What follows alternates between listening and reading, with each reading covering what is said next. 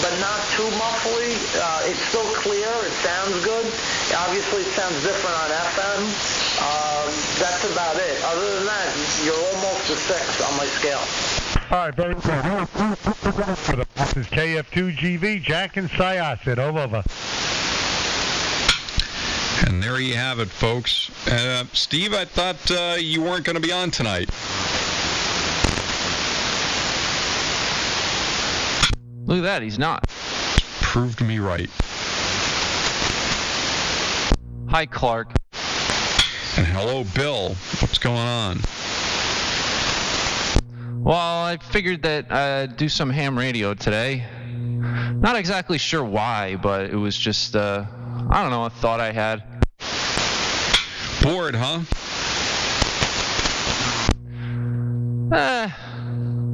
There's plenty of stuff to do, but I sometimes I find enjoyment in this. It usually takes a little while. Well, I found something you might be interested in. I think you should volunteer to do a fundraiser, and it would be a marathon. So you'd actually have to sit on the air and talk on ham radio and do the whole thing live streamed on Twitch for as long as you can stand it. And then everyone would be able to, watch you yawn and lose your mind. But yep, you have to sit on one frequency and operate continuously for, we'll say like 2.5 days. Well, if what is it? As long as I can stand, or 2.5 days? Because I do that every day. I get out here and I operate for as long as I can stand it, and then I go away. No, the longer you're on, the more money you raise. Who the hell would pay for that? Oh, you'd be surprised. Look at all the charities that do, people, how, they give away, mobile homes, and you have to have your hands touching it, and the last person to let go wins it, stuff like that. Or, on-air personalities on radio stations who have to stay on the air doing their shift for like 2 days straight. They only get bathroom breaks and a chance to eat, and that's it, and that's for charity. Yeah, people got money for stuff like that. I guess it would probably be more interesting if it was like a non-radio operator doing it under the control of W2BTK, which is me. Now they want to see Bill squirm, so you gotta be on the radio and be compelling, and you've got like a dual responsibility. You've got your on air and you've got your Twitch audience, and both are going to be focused on what you're doing. It seems like, I don't know. I don't think that would really raise any money. Like nobody would watch. You've thrown down the gauntlet. Now I'm going to float the idea around, and I'm going to put you up for the example. So, who wants to pay money to see BTK stay on the air, live stream, and be on one frequency for 24 hours? We're doing a fundraiser. I'll bet that would work.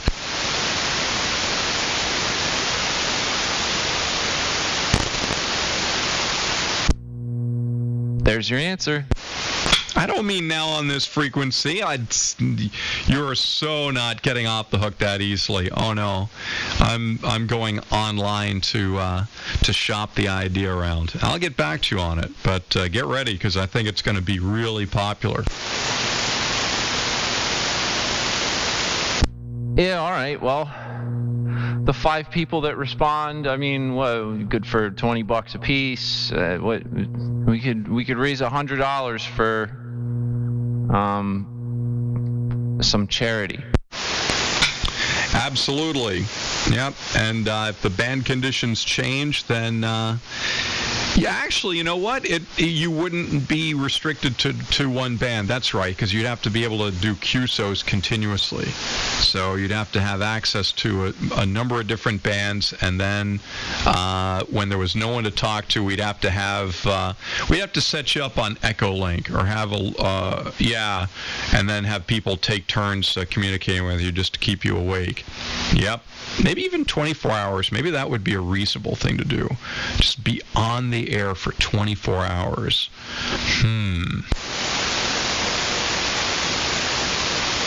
I more or less do that every field day. They're not having a real field day this year in any of the clubs over here.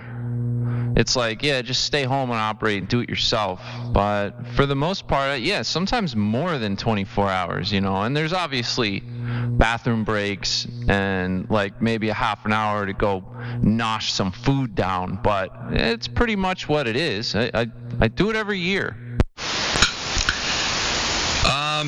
Yeah, but the thing is field day, they have the members of the clubs do shifts.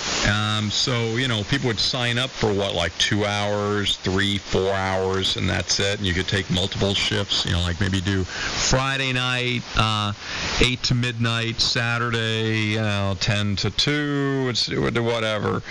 Now, this would be one operator. It would be a fundraiser. Chatting for charity. Oh, my God, I'm brilliant. Well, if you can actually get people interested in that, I'll do it. I don't care.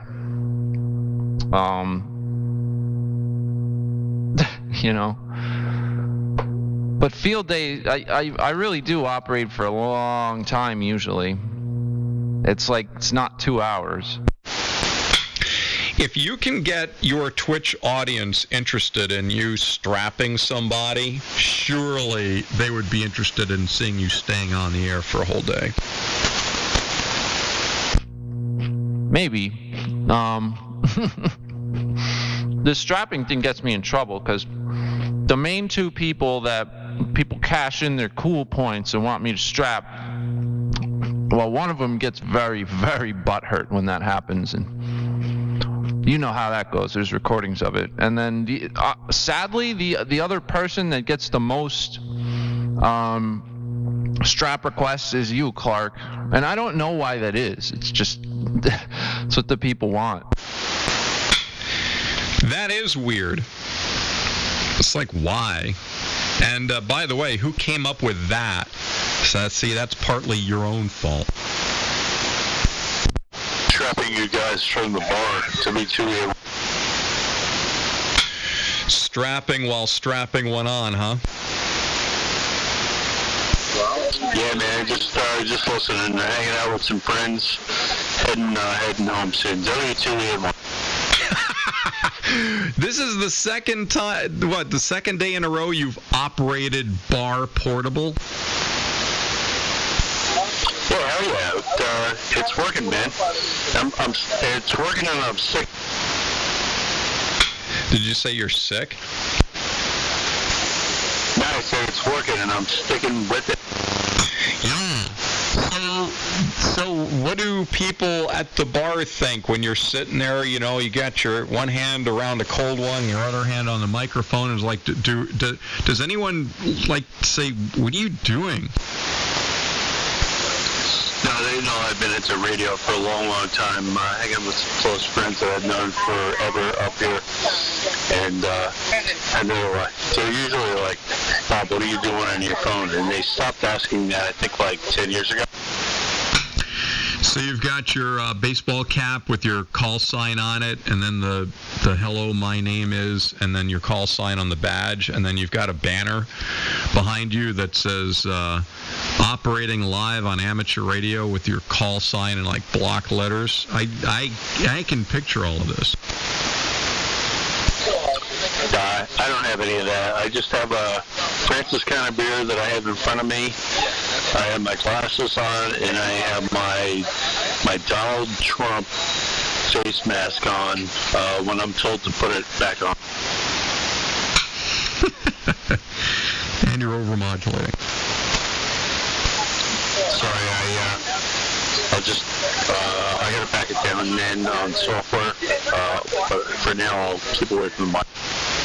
I like this guy. He's got a Donald Trump face mask. I knew I liked something about him. Yeah, there's a guy you can take pointers from for operating mobile.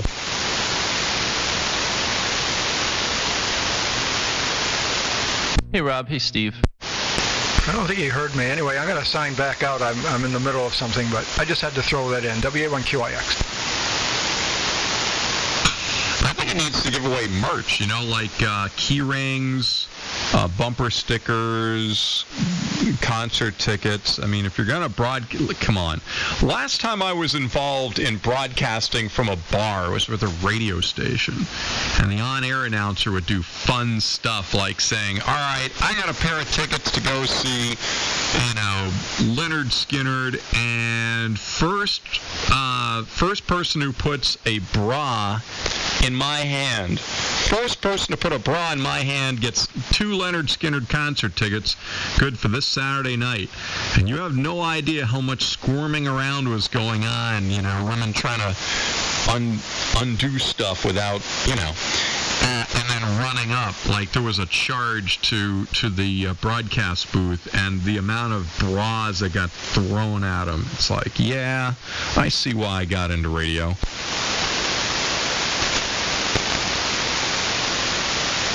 What? See, that's what Rob should be doing at the bar. We got to see now. Oh, okay. Here's how the big picture comes together. So, Billy, you need to do the Chatting for Charity fundraiser, and then that cash that you raise, Rob goes to his bar here and gives it away live on the air to the first. Well, he can be creative just like that. This all works out so well. I am a marketing genius. Obviously. If you're such a marketing genius and you're all juiced in over at the ARRL, how come they're still talking to young folks through magazines and forums and podcasts? Because they ignore my emails. Really? I seriously thought you ran that place. And I'll catch you guys from the home station a little bit. WTVW. Billy, that's one of the funniest things I've ever heard you say, and I'm going to end up quoting that. Rob, let's hear the new sound. See you later, Rob. He was like in a complete fade on that last one. I heard him, and I was hoping to get another glimpse of this. Is he getting the check and heading home? Yeah, he said he's heading home. He's gonna key up from the home station in a little bit. No fading on him here. He has a very good signal, not quite like yours, Clark. You are definitely the channel master, but no fading. Can you imagine that, going to a bar and operating ham radio from there? That's like, so what? Actually, I mean, it's beautiful weather right now. We've got this streak of, not crazy hot, not crazy humid. It's just nice. It's actually quite beautiful for June. People are very excited about getting back out because they've all got cabin fever, so they want to be outside. He's at a bar. Obviously, they know him there, so he's got friends around, and he's doing ham radio. I'm looking everywhere for the downside, and I'm not finding it.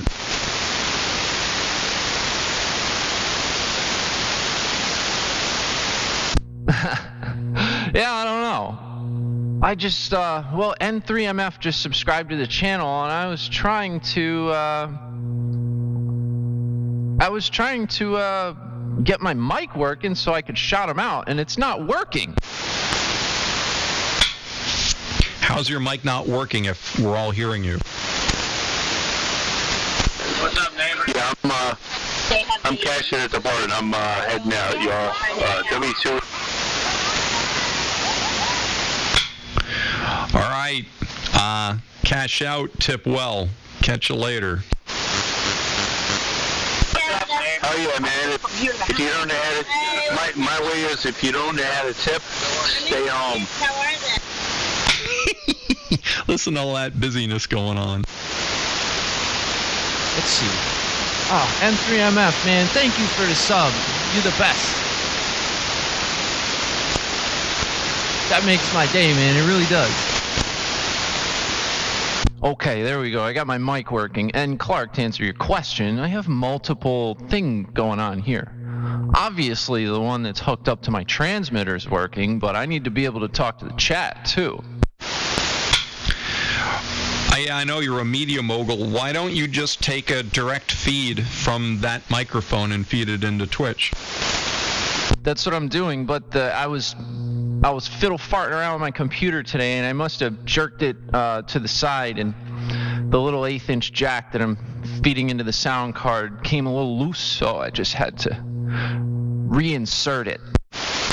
Only Billy could use jerked and beating in one sentence. And reinsert. So how hard? I mean, on your mixer, don't you have like an insert point? You can take just the mic audio out and put that into Twitch. Or I don't know. You probably what else is there? Yeah, and just have that go into that. No, I don't run a mixer over here, Clark. The output of my processor, it's dual mono, so I'm using the left channel to feed a transmitter, and I'm using the right channel to go back into the computer and talk to Twitch. Gotcha. All right, that makes sense.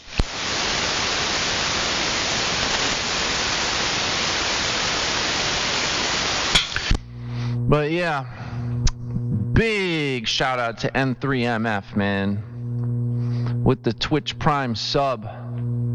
I appreciate that very much. Clark, you don't understand how cool that is. Yeah, that's all right. That's irrelevant. Showing up on your Twitch channel and either getting interested in ham radio from scratch or getting interested in upgrading, like what were you telling me? Is technicians who are saying, wow, I've been stuck on 2 meter and 440 all this time, and I could be doing this, and get interested in doing general. So that's quite a responsibility. So you are like the face of young amateur radio, and their image of ham radio is completely being sculpted by you. That's a hell of a responsibility. Well, I'm not that young. You look at the top of my head, there's no hair there. I'm only 34, which I guess in relative terms I'm young compared to most hams, but I think it's just the way that I present it is not dry and like status quo. Hi, fine business. I am operating on 3.885 megahertz with a blah, blah, blah, blah, blah. No, I'm like, hey, what's up, guys? Doing some ham radio. Mm-hmm. Yeah, well, okay, as far as not being young, do you realize you are still under half the average age of an amateur radio operator? I was stunned by this. Thank God I am too, by a lot. But I didn't realize that you know what? This is not a good statistic to be saying while you're doing a live stream. So maybe you better turn off the Twitch audio before I quote this statistic. I want to hear it. KF2GV. Go ahead. I'm 70 and a half. Over. Well, there you go. See, now if you average everyone on frequency, I'm kidding, Jack. You've already heard this. You know what? You, Jack, and Billy, it's funny, Billy's half your age and you're both instigators. Did you see that, Billy? You can learn a lot from Jack about cattle prodding. Yes, the average age of the ham radio operator is 70. But Jack's a young 70 and a half. And you notice how he threw in the half just to try to make it sound worse? Too bad. He sounds much younger. Jack, you sound younger than I do, actually. But Billy, don't even worry about, well, not that young. Yeah, you are. 34, please. Yeah, boy, if I could have added up all the women I had from age 35 to 70, don't have enough fingers and toes to count them all. See, Jack, now, if you were at the bar with Rob, we'd be hearing all about it. Absolutely, positively. By the way, this is my puny week radio. It sounds all right, doesn't it? Yeah, now it sounds good. Yeah, now I'm going to fix things up. I can hear it, through the expensive radio. But I wanted to leave the 440 446-925 on the city. It's a heck of a handy feature, because then you can find out if you're getting strapped or not. I need to get a beverage refill here. I'll be right back in one BCG. Well, KF2GB. I wonder where Paul went. KD2 TJV. Are you there? KF2GB.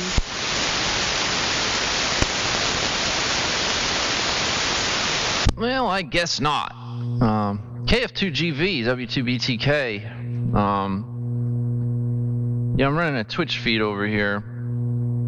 And Clark, if you're still listening from whatever you're doing, you had a really successful question and answer session at the end of the feed yesterday. I helped a guy. He like didn't know where to start, so we went on the ARRL, and like I pulled my browser up, and you could see what I was doing online, and I went to ARRL.org. He told me his zip code. I punched it in. We found a VE session together.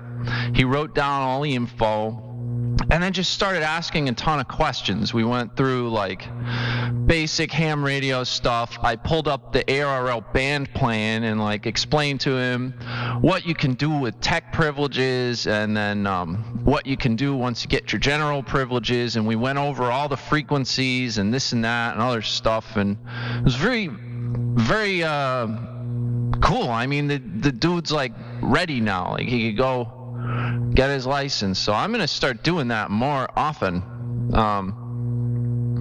because I think it really worked out, man.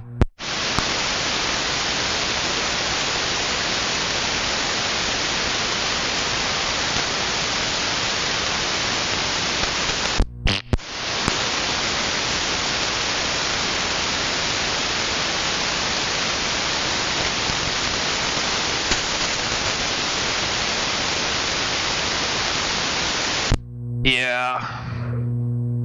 Well, KF2GV, what's going on? Probably said your call wrong.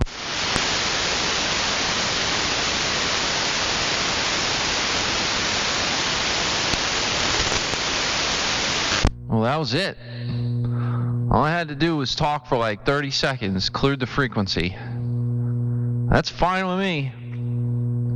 I'm not running anything that has less than 100% duty cycle right now, so I could make one of Clark's long, drawn-out, broadcast-style transmissions where it's really... Oh, God, I'm choking on Triscuits. It's really meant to just attract people to the channel by simply occupying the space for a few minutes at a time. But I'm not as good at it as Clark. And I don't know. I could be very piss weak right now to some people because I'm not running very much power. Anyway, this is W2BTK on Montana Mountain at an elevation of approximately 1,050 feet, with a radial system underneath my antenna consisting of not wire or copper or any of that crap that you usually hear about, but literally steel-belted radials, yeah, from the 70s. They got dumped up here on the mountain way back then when this whole place was a junkyard and a scrap deal and a truck parts depot.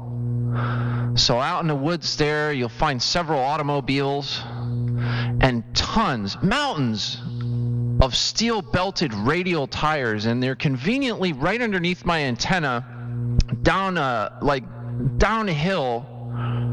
Probably, I don't know, the hill rolls off about 20, 30 feet from where my house is. It's just up on this little bit of elevation. And there's tons of these old radial tires stacked up out there underneath the antenna, kind of. So I attribute that to having any sort of signal whatsoever when I come out here and run like 50 watts or less. You guys should try it. I'm truly convinced that steel-belted radial tires become conductive after they've been baking in the sun for 50 years. And I haven't done any sort of scientific study on it. It's just my assumption, because my antenna system is not that great. It's kind of low to the ground, and hopefully Clark's back. W2BTK.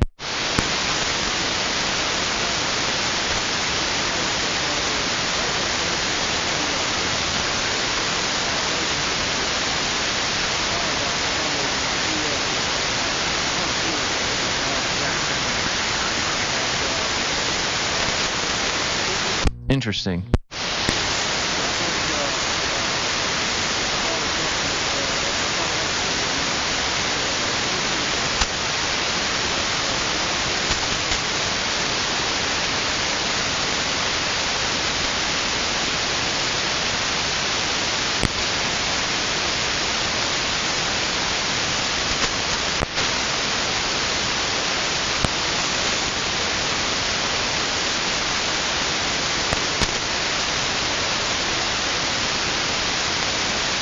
I guess I fired this thing up a little too early.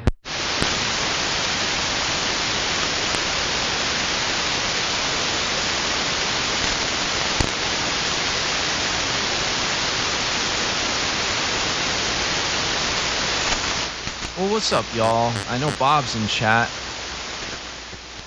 think N3MF might still be here. Who else is lurking?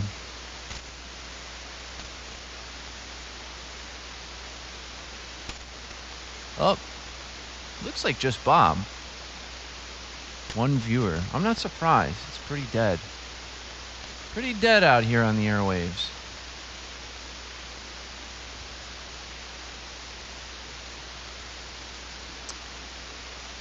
Clark left. Let's just go to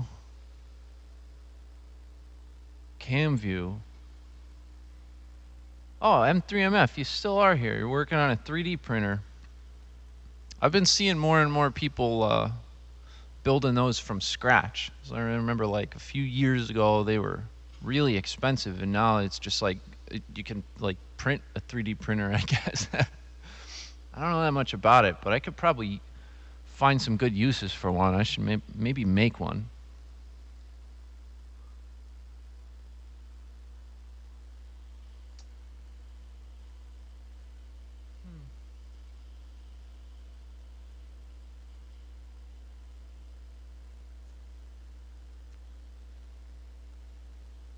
Well, the airwaves are dead. There's literally nobody.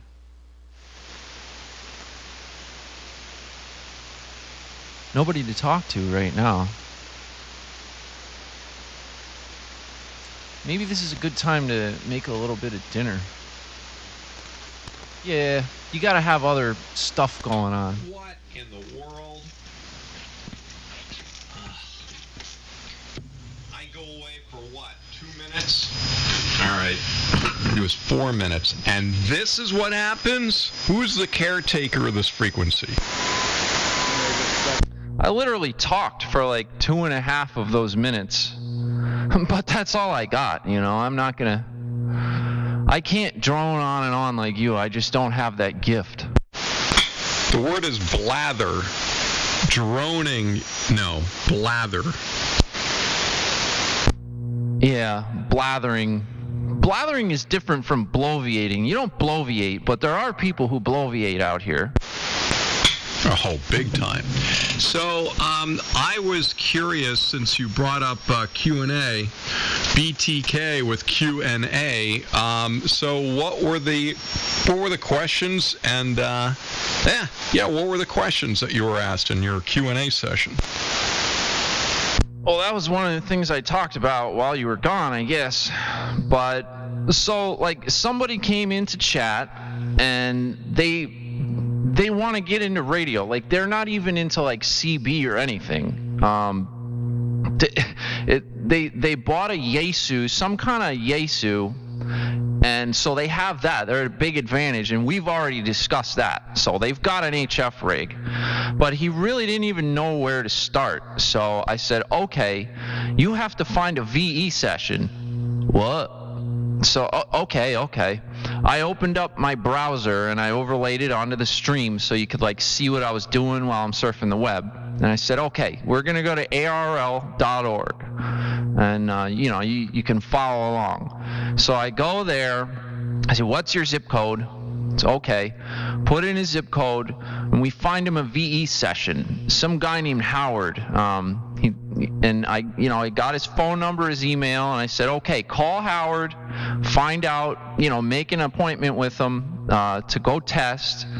He'll tell you what you need to bring, this and that, when to show up, all that crap. So we did that together, and he was like, okay, cool. Like, I'm going to go do that. Then it's kind of like, well, what can I do once I get my license? Like, I don't even know. So, okay. I was like, you pass your tech test, you can do X, Y, and Z, but make sure you take the general as well. I mean, if you want, take the extra, because you're going to pay $5 or $10 to test. So just take as many tests as you're comfortable with. Okay. So then I realized, like, well, just telling you about privileges, like, kind of sucks. You have no context. So, all right, I open my browser again, and I pull up the ARL band plan. And I pretty much just went through the whole damn thing with him and said, if you pass your tech, you can talk here, here, here, and here. I told him about VHF, UHF. Most of that stuff is line of sight. He said, will we be able to talk from Florida to New Jersey? And I said, well, with a tech ticket, you might be able to find a repeater that links over the internet that could key up over here, but pretty much no, it's line of sight unless you use a repeater or Echolink or something like that. So, and he's like, all right, well, what happens if I fail the tech and pass the general? Well, you'll get your general class license, but that never happens. So then I start going through the general class privileges, 15, 17, 20, 40, 80, how those bands work. Let them know that during the day you just make worldwide contacts on 20, and during day and night I'd probably be able to talk to him in Florida with low dipoles anytime. So he was excited about that, and then we just kept going through all the privileges, showing him the band plan, and there were like 8 or 9 people watching and not leaving, so I assumed that there were more people than him learning something from it. So I spent about 10 minutes going through the entire band plan, and then he asked me some questions about lightning, like what happens if there's lightning, and I kind of made him feel a little better about that and gave him some stuff that you can do, lightning arresters, putting sharp points on the antenna, this, that, the other thing, and I guess that was about it, but it's up on YouTube. I mean, I snipped the 20 or 30 minute Q&A session and made it its own video and threw it up there just in case it would help somebody. He was asking about APRS and stuff like that. So we talked a little bit about that because his radio can do that. And I let him know that I know some about it, but I'm not the best guy to talk to about that kind of stuff. I'm a little bit of a dinosaur, run vintage transmitters and mostly talk on AM. Homeowners insurance. Yeah. But, I let him know that a direct hit is not that likely, and there's just stuff you got to do if there's nearby lightning, you can have it dissipate, this stuff. Yeah, lightning arrestor. But that was basically it. I mean, if you're really interested, you can go to my YouTube page and watch the Q&A.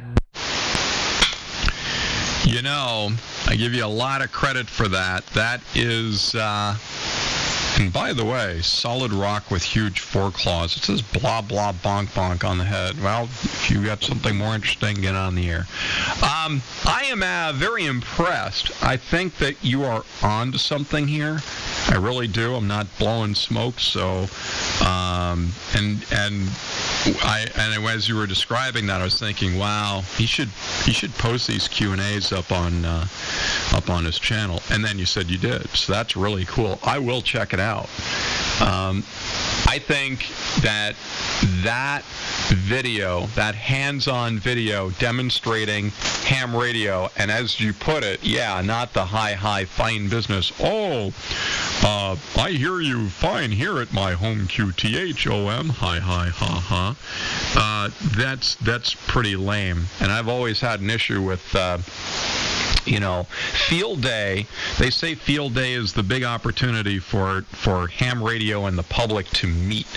And it's all about the first impressions. And the problem with field day is that when you have, and I'm not knocking the field day folks, because, you're out there doing field day and you're excited about it. But the problem is that, when people say, well, why should I do all this? The answer is, well, because it's fun and it's this and it's that, and it's like, yeah, that's your reasons for why it's fun, and it's not their reasons for it's fun. And even though field day does give people an opportunity to see what's going on, what are they actually seeing is going on? You guys are blasting out your grid square letters and numbers and stuff, and it's lightning fast contacts because you're doing field day, so the club gets points on numbers of contacts, which I think is kind of a mistake, especially if you're trying to show people what ham radio is like. That field day, that's not ham radio.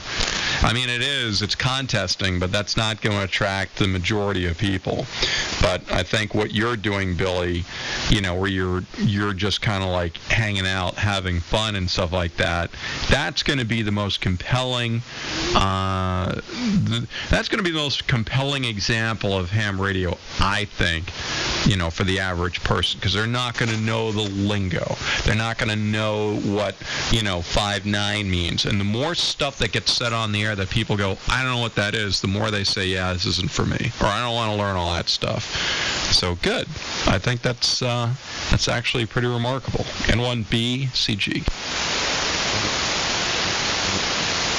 Yeah, it seemed to be pretty cool, and I had fun doing it, and it makes me think about stuff that I haven't thought about since I tested for the technician. I even opened up it's not all in the Q&A. We kind of did the V session thing before the Q&A while I was still operating, and I even opened up like a tech practice exam and like answered a couple questions just so they could see and this and that. We went over like antennas a little bit and what he can do just to get his Yaesu powered on. I told him just lay a piece of wire out on the ground, make it kind of long, and you can run coax out to it, or hell, you can shove it in the back of the radio, and do not transmit, but you can receive all kinds of stuff like that. I pointed him at the K3FEF site. He thought that was cool. And just basically let him know like what he could do to get that radio turned on and receiving signals, and like use it before he has his license. But do not transmit. You need to make the thing resonant and get it up in the air first. There you go. So how often are you doing the Q&A? I'm gonna try to do them like some point during every stream. Like usually toward the end of the stream there's a few more people in here, and if there's people asking questions and stuff, I'll definitely do it. But I might just start doing it at the end of every stream, or I might schedule like just Q&A sessions. If I can get enough people that know about it, I'll be like, hey, I'm gonna be on Twitch at 4:30 on so-and-so day to just like chat with you guys and hang out and answer questions. WA2DVU.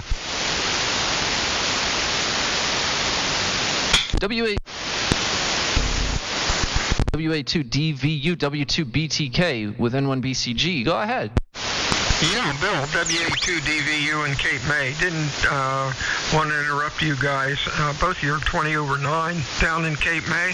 Name is Bill, and we're just playing around with the rig and making sure we're not overdriving it and sounding okay. Over.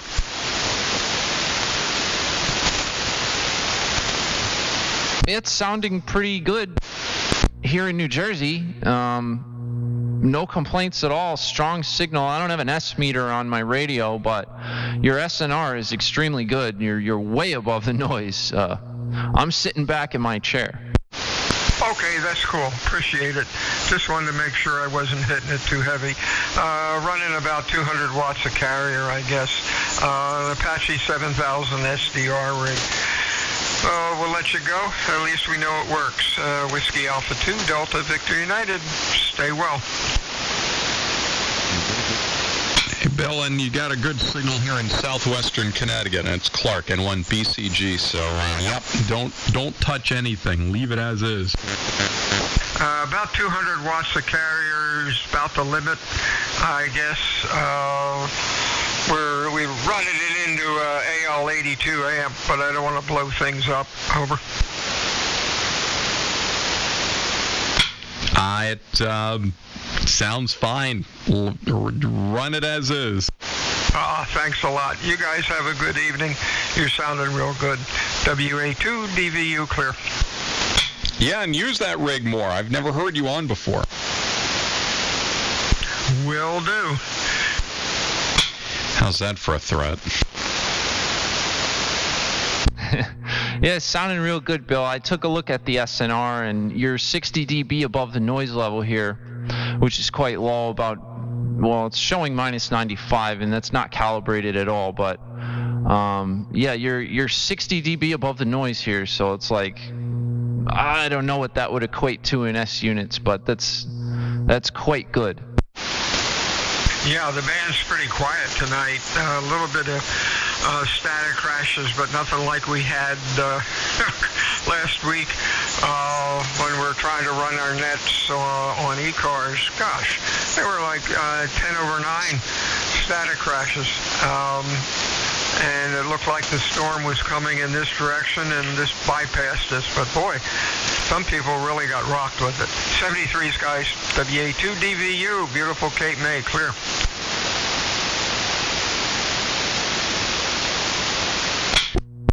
Oh, this is what I like about ham radio, is you never know who's going to wander into the conversation. Yeah, sounding good, Bill. We'll catch you later. W2BTK.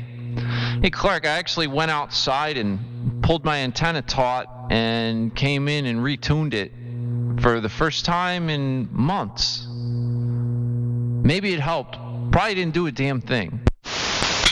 Got that bad boy retensioned, huh? It's good to do from time to time. DVU again. Give me your calls phonetically, if you would. I got Whiskey 2, Bravo, Tango, Kilowatt, and I'll ship you out a card. Yeah, you got it. Whiskey 2, Bravo, Tango, Kilowatt. That's me, Bill, here in New Jersey. And what was it? What's your call up in Connecticut? Over. It's N1 BCG, November 1, Bravo, Charlie Golf. Got it. Okay, you're about 10/9, and BTK's running about 20 over. But hey, both of you guys sound real good, and AM is cool. First rig I had built back in the 50s from the handbook, and then got a DX100. And then from then it was downhill from there because I had gotten the built a Marauder sideband rig, and we're using the Apache now, and before that we had a bunch of Collins toys. But AM is cool. 73s again. WA2DVU, and I mean it. Good evening, guys.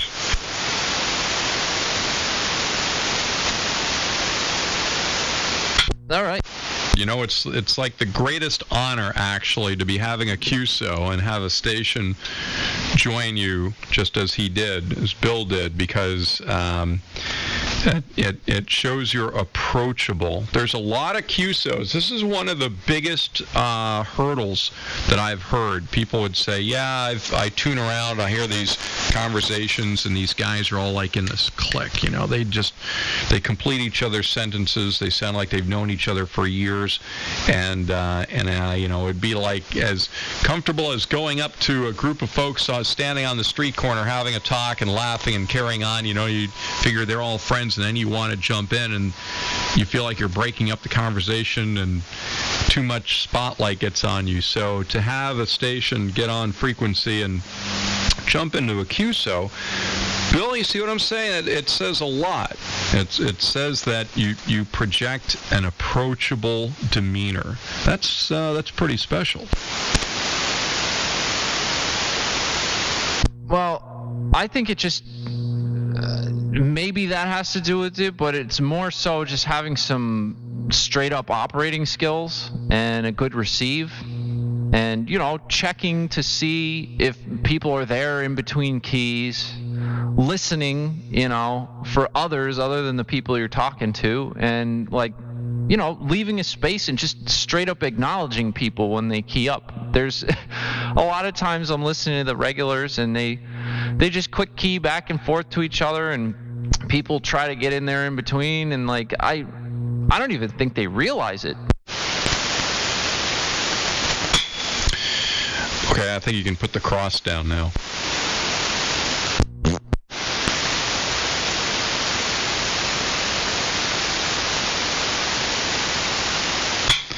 Yes, it's evangelical Bill.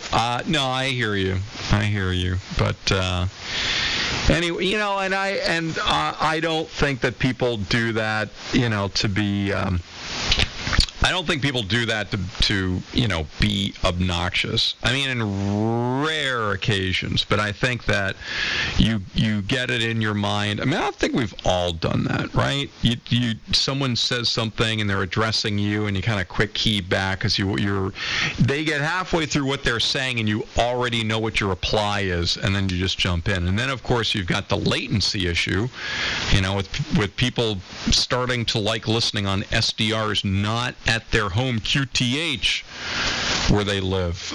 You get that internet latency, so when they hear stuff, it's already late, and they don't notice that someone's already keyed up. So these things happen. Not all malicious, though.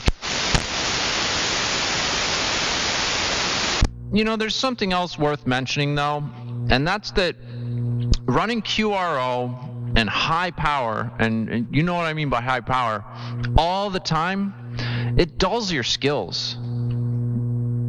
And I just wanted to say that because I really believe that's true and a contributing factor.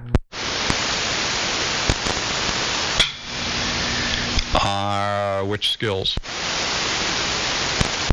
Operating skills. Well, I mean, I think that,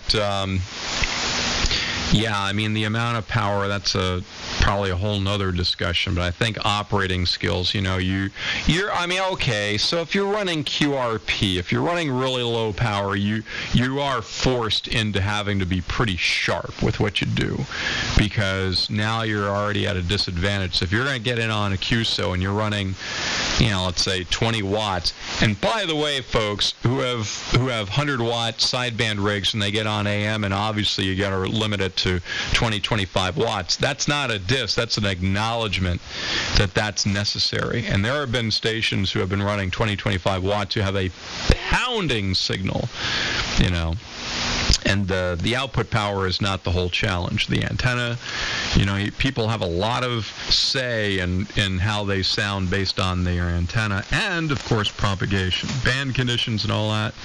So that can work too. But I generally agree with what you say. Not 100%, but generally. Well, you inadvertently reinforced my point anyway, so I can tell.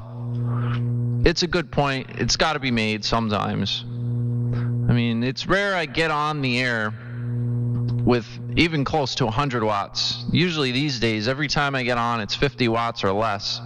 I mean, yesterday I got on with 5 watts, and I was S9 to everybody, and talking to everybody until, you know, the legal limit stations fired up and put like 45 over S9 into everybody's receiver, and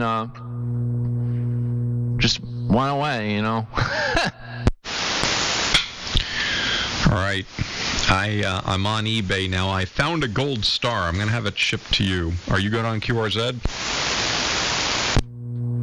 Yeah, but I mean, it's an uncomfortable topic because like all your friends are guilty of it, but it's true, man. It's totally true. W2BTK.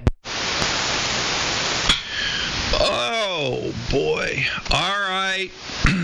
I think that takes some things but not everything into account, but okay. I would rather get back to talking about using video and effective media, which is plural for medium. A lot of people don't realize that. Oh yeah, mediums. Ugh, that makes me crazy. That makes me more crazy than Heising. To encourage people's curiosity. I'm not going to say do things to encourage people to become ham radio operators. I think that that's very hard to do. But if someone's curious, as you've found out, Bill, with your Twitch channel, if there are people who are getting interested in ham radio, to encourage the curiosity. You know, I like that. Encourage the curiosity, because what that means is you're not selling them on it. You're only encouraging their interest in it. Yeah. You know, there's a fine line there, trying to talk somebody into becoming a ham radio operator and encouraging their curiosity. I'm gonna remember that. TJV. VJV. Hello. Hey guys, sorry to interrupt your QSO. I'm just going to say 73s. I've been listening this whole time, but I got to go get dinner going. Just wanted to say have a good day, Clark and Jack. And I don't know, I know there's another station there. I apologize, I didn't get your call sign. KD2TJV, Paul, Bronx, New York. 73s, everybody. I'm going to go clear on your finals. All right. Well, always good to hear you on there, Paul, and it was nice meeting you a couple of days ago. So jump in any time, N1 BCG.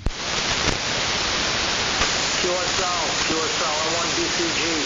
Yeah, definitely, Clark. I got it saved, so I won't be a stranger. Thanks, man. Have a good one. Oh, no, we'll handle the strange part. See you later, Paul. See ya, all right? Crap. Oh, now here's an example. Paul is a great example. You know, first time I ever heard him, which was like yesterday or two days ago, and now he's feeling comfortable. He's coming back. You know, that guy Bill in Cape May feels the same way. It's amazing. If you cultivate an inviting and fun culture on the frequency, then people are going to want to do this. And if you just get on and you exchange 5 9s and, well, your signal is 82 here, or whatever that signal to noise ratio stuff is, then that doesn't, Bill, don't make a face. See, the tech talk does not encourage people. It sounds too, that's so stupid. But if you get on, you have a good time like this, hey, I'm having a great time. You should too. And that's exactly not the argument. But you guys know what I'm talking about. Yeah, QSO, man. I know I said I'm going, but I'll leave you on this note. When I find a really good repeater, the frequency, a good group of guys, I like to hang out. That's what's the inviting part. I do not, I don't like talking to people that aren't nice. Who doesn't? That's not my kind of crowd. But you're definitely been very welcoming with open arms, you and the rest of the operators, and it's appreciated for a new guy like me. Definitely makes the hobby worth a while, and it spreads the good vibes. So, on that note, catch you later, man. 7-3 from KD2TJV.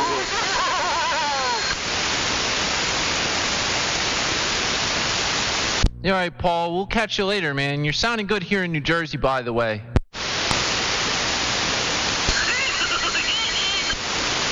W3 MMR. Good evening, everyone.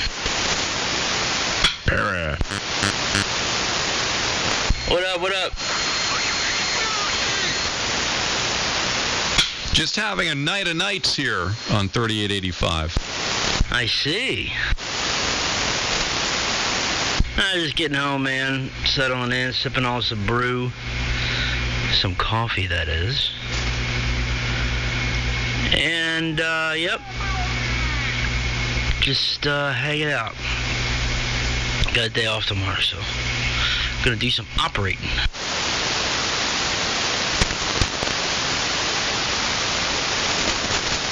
I'll be right back. Switching over to the dummy load. The dummy load. Gotta tune up. All right, we'll probably hear you better on the antenna, but give it a shot. Yeah, I'm gonna tune up and use this new Bird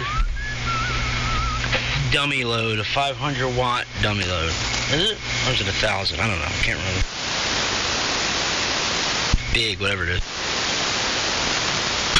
You know, so I've developed a new FT8 resurgence. Oh my God, look at all those wide eyes and drop jaws out there. That's right.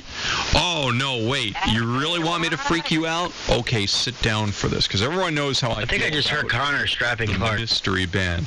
What the hell's the mystery band? Okay, y'all, that's Y''AL, call it the magic band. You know, 6 meters?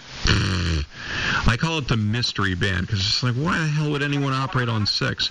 Not only have I built a balanced antenna tuner for 6 meters using zip cord for a lamp. Yes, a 6 meter and balanced antenna tuner using zip cord. That's another story. But I am now the FT8 official gangsta of 6 meters. Yep, 50.313, baby. Listen for the big N on there and collect your FN31 points.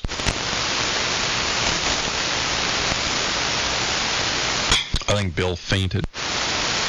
No, I was leaving a space in case Connor wanted to jump in there. FT8, dude, did you see the PSK reporter that I sent you? That was VW, and he was doing, he was in Australia and Japan and all over Europe, blanketing Europe on 10 meters. What was that, 2 days ago? 10 meters was on fire. It was. Actually, 10 meters has been, Saturday? What was it, this past weekend? Yeah, it was Saturday. 10 meters, 10 and 6 were crazy. They were just like, to borrow the Jamaican phrase, they were a Lego beast. Out of control. A friend of mine refers to it as raped ape syndrome. Craziness. And I dove in, not on 10, but on 6. And last night I got on 40 and hit the Antarctica German research station again. That's becoming like a regular now. I was on 40 meters. Was at 7074. That was amazing. And I'm using low power. And I was calling CQ, and it got so bad for probably about 15 minutes that there were like several stations coming back to me, and I had to run fully manual to try to go back. I had to defeat the watchdog and go back and try to grab people. It was amazing to get through all the stations that were responding to the CQ call, and that was last night. That was very rewarding. So for people who slam FT8, wow, get a life.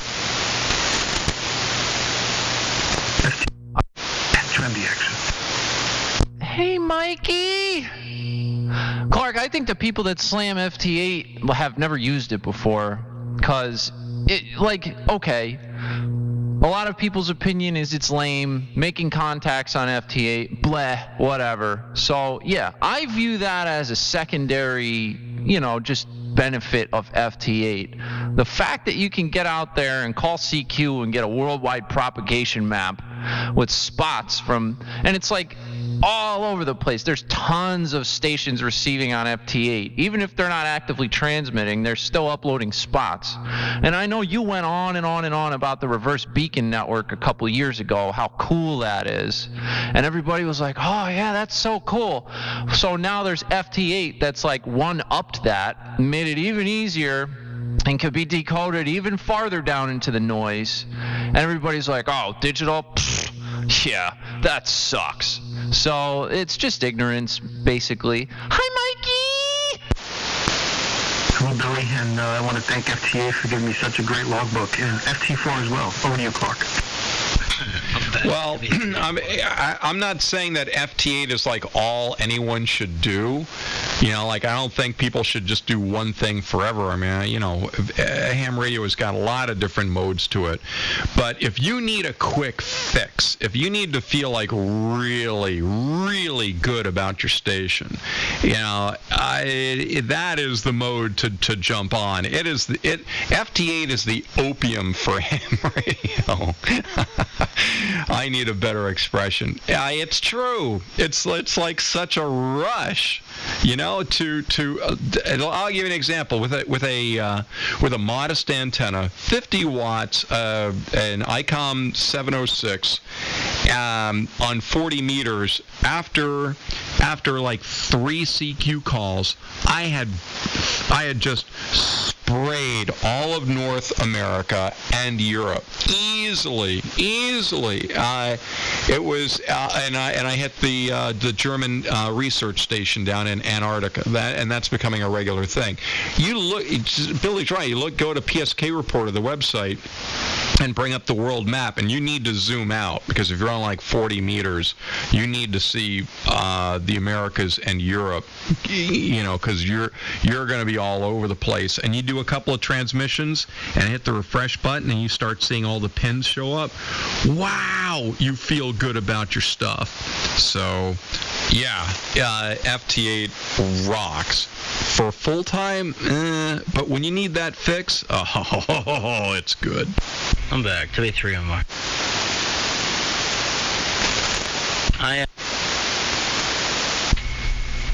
It's funny you mention FTA because I didn't do any FTA work. Good evening to Mikey, if that was Mikey out there. For a long time, for a few, like 4 or 5 months, and I just started probably a week ago again on 40 and 20 and 17 and here, and I mean, I'm not ashamed to admit it. I've, used my amplifier on FT8 before, trying to get, a rare DX contact, like T30L, T30L with Western Cura body, and, it's still 40 with a compromised antenna, so I had to pump some power into the thing. But lately, man, I've been honestly seeing how little power I can run and still make contacts and still get out. Plus, I like using Whisper on WJSTX or whatever, and run like a half a watt and see, for a few hours and see how good you're getting out. And hello, Perry. How are you? Living the dream.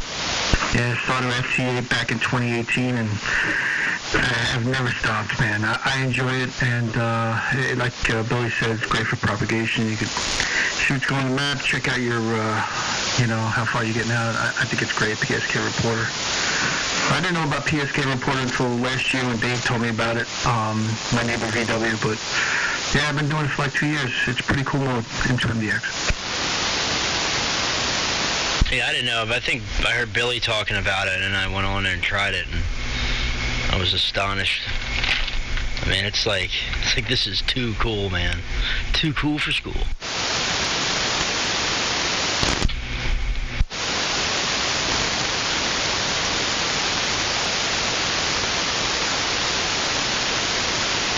That's right.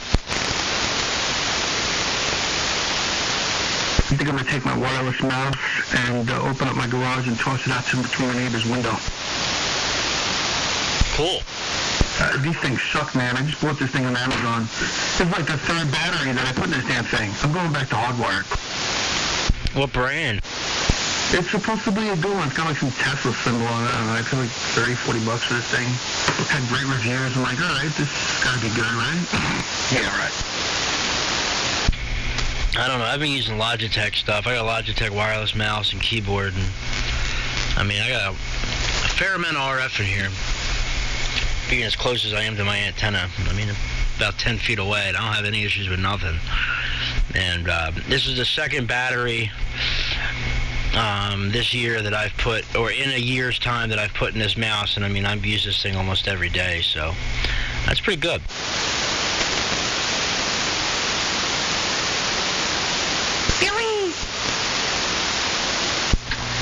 Yeah, right on. W2ENY. Back in the shack. Come on. Came out.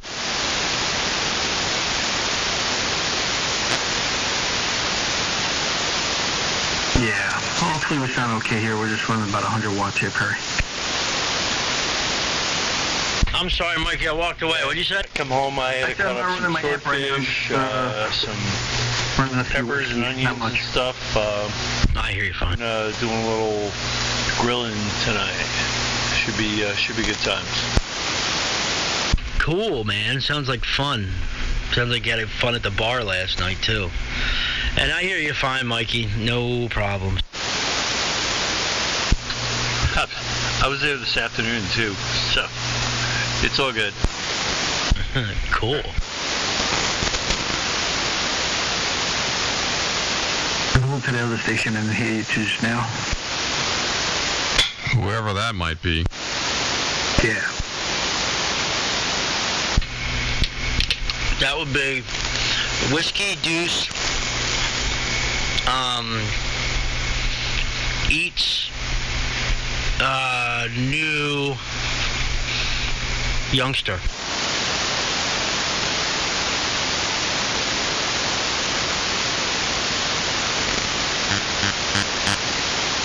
No takers? Okay.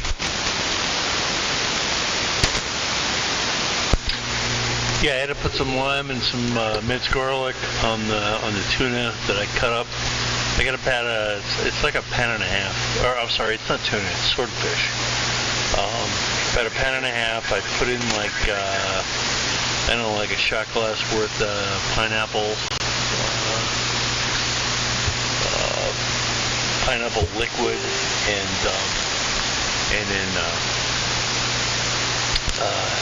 then some lime. So I just shook it up. I'm doing the skewers here, and as soon as I'm done down here, and anyway, it's all good, fellas. W2ENY. Just need some audio gain, just a little.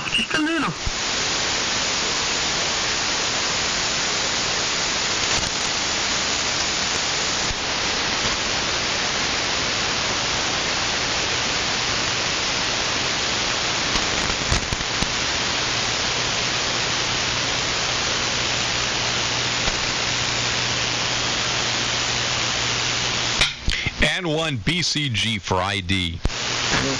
W2BTK. Because that is the dumbest thing I could think of saying at the moment. That's it? Oh, no, I could top it, but just that's what you're going to get on a moment's notice. And there's a Collins KW1 for sale on QRM. 14 grand takes it. How much? $14,000. I got Gene is selling an M9 NOS. He posts a lot of stuff, but yeah, 14 grand. I know. What's his Joe PJP? I think was selling his, wasn't he? Clark. I have no idea. Well, there you have it, folks. We don't know. Let's see. Buy a muscle car or buy this Collins. Let me think about this. Think resale value. Really? Or just like buy $15,000 worth of marijuana and then forget about all of it. There you go. You can make your money back too, and then buy KW1 and still have money. Still have all your money. You just didn't just sell the profit or use the profit. Excuse me. I'm bad. So you know what? If I know Joe, he took like totally took that thing apart and revitalized it. He probably took the chassis to like some car body shop to have it like repainted and remodified. I mean, Joe's a class act with what he does with his stuff. Another scam call hang up, dang it.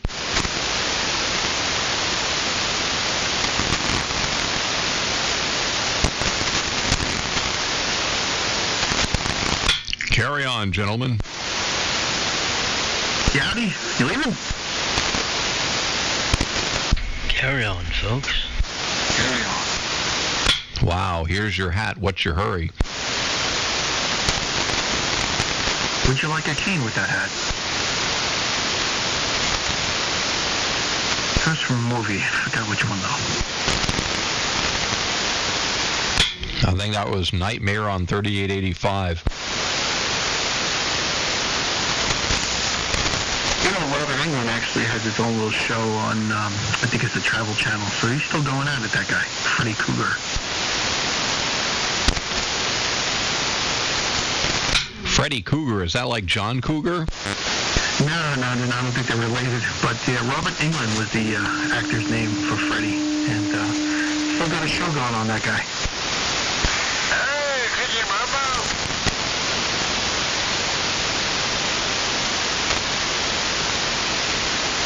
Hello to Alibaba, if that's Alibaba out there. Hey, Cookie Mama!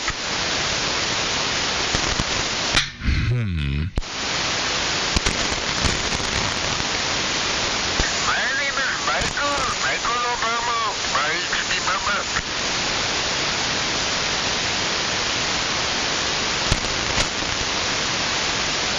Excuse me, what a whole bunch of... One of your friends, Perry. Surprisingly, no. You know what? I'll bet that is Mr. Softy, because it's right about now that he's got the truck all packed away, and maybe you inspired him to get on ham radio. Actually does sound like him. Oh, really? Yeah, it does. They kind of have the same accent. And doesn't it sound like he's saying that from a Mr. Softy speaker? It really does. It's like, come here, kids. Come, everybody, come. Thank you, Obama. Oh, my God. Mr. Softy, I have an ice cream for you.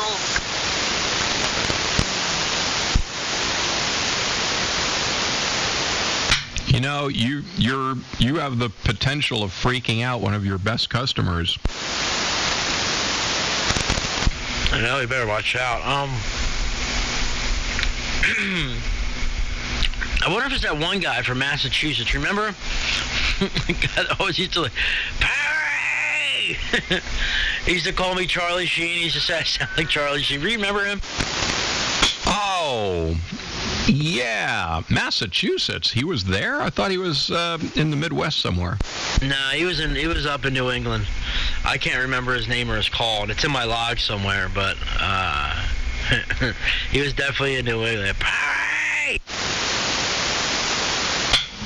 He had a 9 call. Was it a 9 call? Yeah. Yeah. I think he had a 9 call. I'm going to have to try to remember this now. You better watch out. Mr. Softy's creeping up on you there, Clark. Yeah, Mr. Softy is what? I say he's creeping up on you. He's trying to keep up with you, trying to strap you.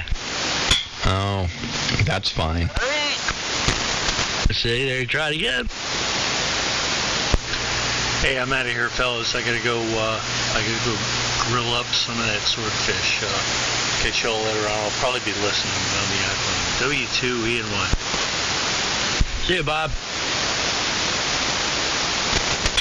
Yeah, and keep us on the radio next to the barbecue. Yep, make sure you turn it all the way up, too. Watch out for the grease. Didn't I hear Phil in here a couple hours ago? Yes. If you need to talk to him, you're a little late. I was just thinking, I was listening to work and I heard you guys. I was just curious, I forgot. I wonder what happened. What did he leave? What time did he sign? I don't know. It was a couple hours ago.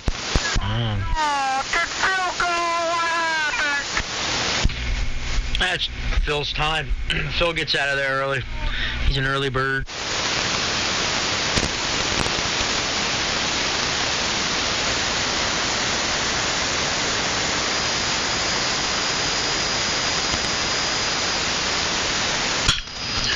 My goodness.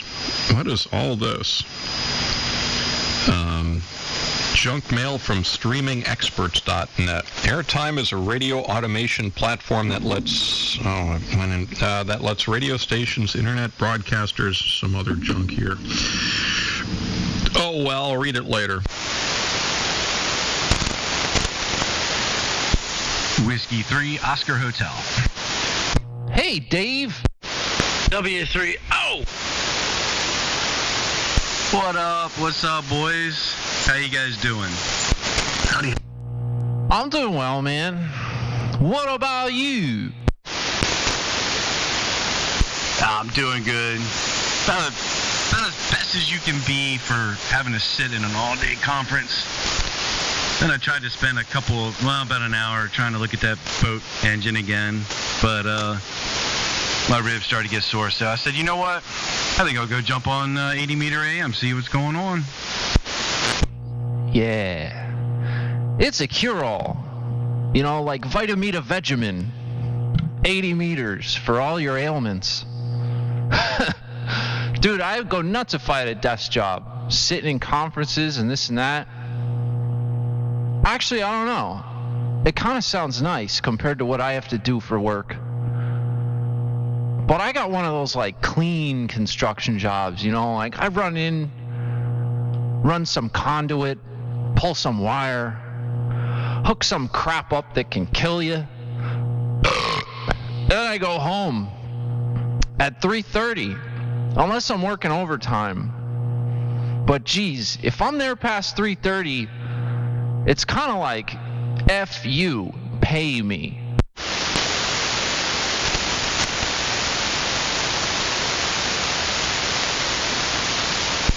Yeah, my employees get mad because they're like, why didn't you just IM me?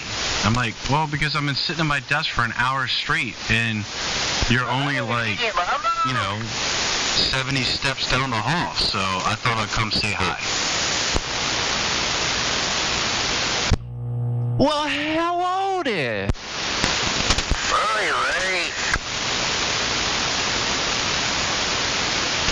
What's going on, Perry and Clark? Oh, you know what? I guess I didn't realize it's already almost 7 o'clock. Wow.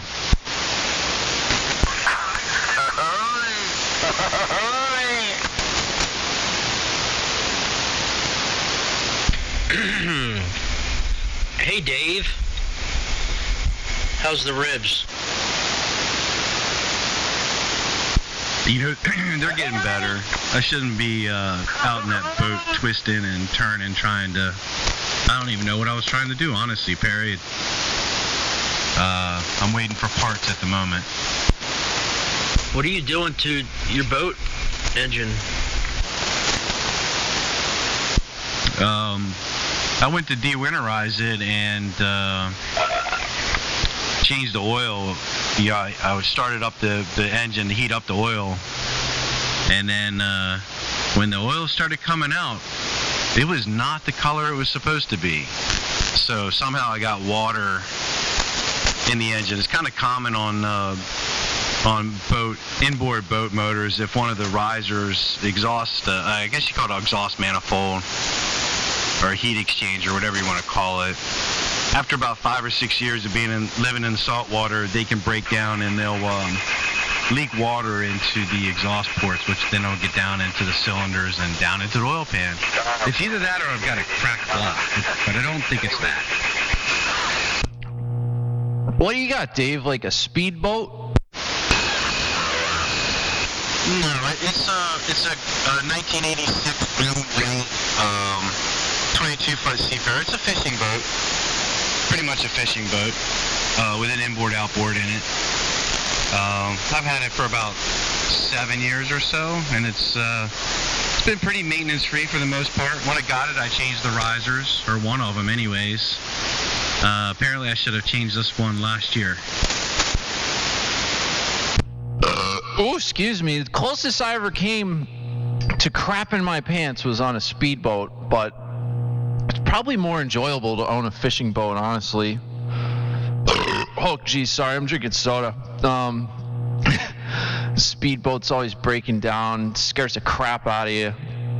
And then you could just go out fishing. My buddy had a similar boat to that, outboard motor, up in Arizona, man, Canyon Lake. I don't know if you've ever been to Arizona or know what I'm talking about, but that's like the most fun I ever had fishing.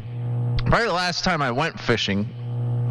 But I think ENY, Rob, he's like a big time boat guy.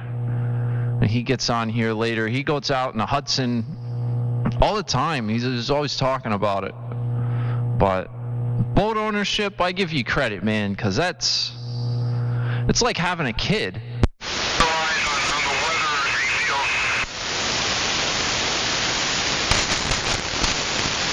I was leaving a little space there.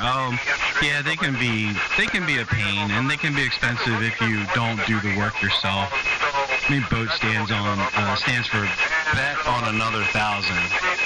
But that's the one. I'm sure Perry. I think Perry's in the automotive industry. I'm sure he can attest. It's the one advantage of having an inboard. It's a 4.3 Chevy engine, just made for marine use.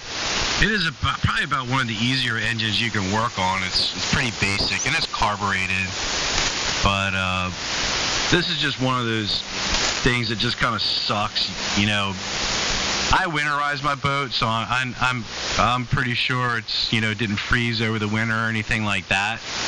I think it's just the riser broke down and water started getting past the water cooling passages, and once that happens, the engine creates pressure and sucks that moisture in there. So hopefully it'll be all right. I was just out there. The other thing I got to do now, and this is the part that sucks, I got to dump. I got to go through 3 or 4 oil changes now to get it all cleaned out before anything gets rusty in there. I don't know. Maybe I'll have. I need to have Perry and Brian over, and then we'll bring you over, Billy, for any electrical issues which pop up, and then we'll just have Clark for entertainment. Yeah. Let's put him on the. Don't forget Secretia. Yeah, those 4.3 Chevy engines are pretty bulletproof. They're the same exact cylinder displacement, a single cylinder displacement as the Chevy 350. It's just basically the same engine block with 2 cylinders cut off. This is the 4.3, and a very, very popular motor. And we had one of those, same thing, Merc Cruiser 4.3 inboard outboard. My dad had we were growing up, we had a 99 C-Pro 210 with cuddy cabin walk around fishing boat, fiberglass hardtop, Raytheon radar. W2BTK. It was super nice, and then it sat for probably 15 years. It was in our barn, and then he pulled it out because it was in the way, and it sat outside uncovered for that long. And he was like, "Look, you clean it up, you can have it." I was like, "What?" Trailer, everything. I was like, "All right." I cleaned it up, got it super, super nice, detailed it, and was about to get to the point where I was going to try to start getting running again. And then I had a whole bunch of stuff happen, so that kind of went to the back burner, never got finished, and ended up giving it back to my dad, and he ended up selling it. So, but no, they're good motors, man.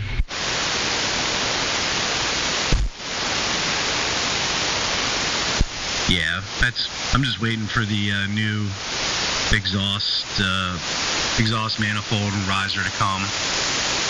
I'll slap it on there, and I've looked at that. That's pretty much what I was doing in there. I mean, it's probably hard to find a crack. I was just checking it. I turned it over just briefly for a second or two and checked for any water leakage. I didn't see anything. It's a little hard to check. I checked the spark once I got the riser off on the side I suspect is bad. I checked the 3 spark plugs on that side. The pressures looked good. Each one of them was about 179. One was maybe 2 psi lower, so they're good.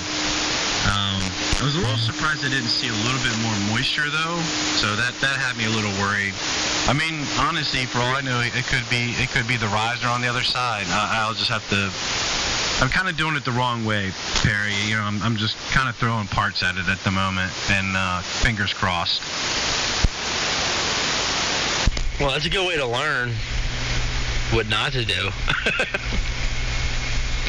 Man, again, everybody's got to learn, man. There's nothing wrong with that. What was I going to say, though? Oh, man, I was going to say something I completely forget. I think you're going to promote the Xanax hour at 7 o'clock tonight. Nah, I didn't fill out my prescription. Yeah, no Xanax for me, man. They gave me those when I was in the military for some anxiety stuff, man. And whew, there was a few parties that I don't remember anything.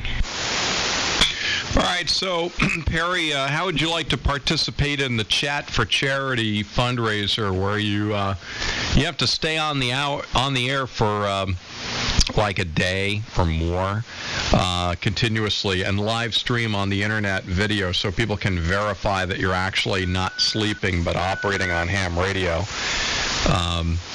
I'll sign you up, right?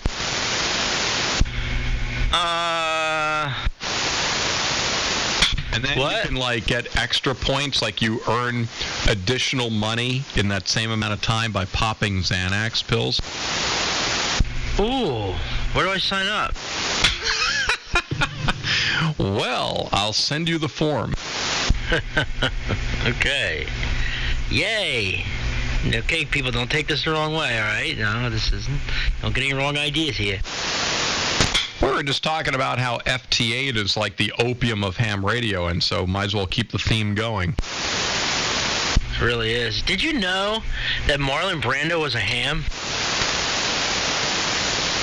Yeah, FT8 is like demonized, though, Clark.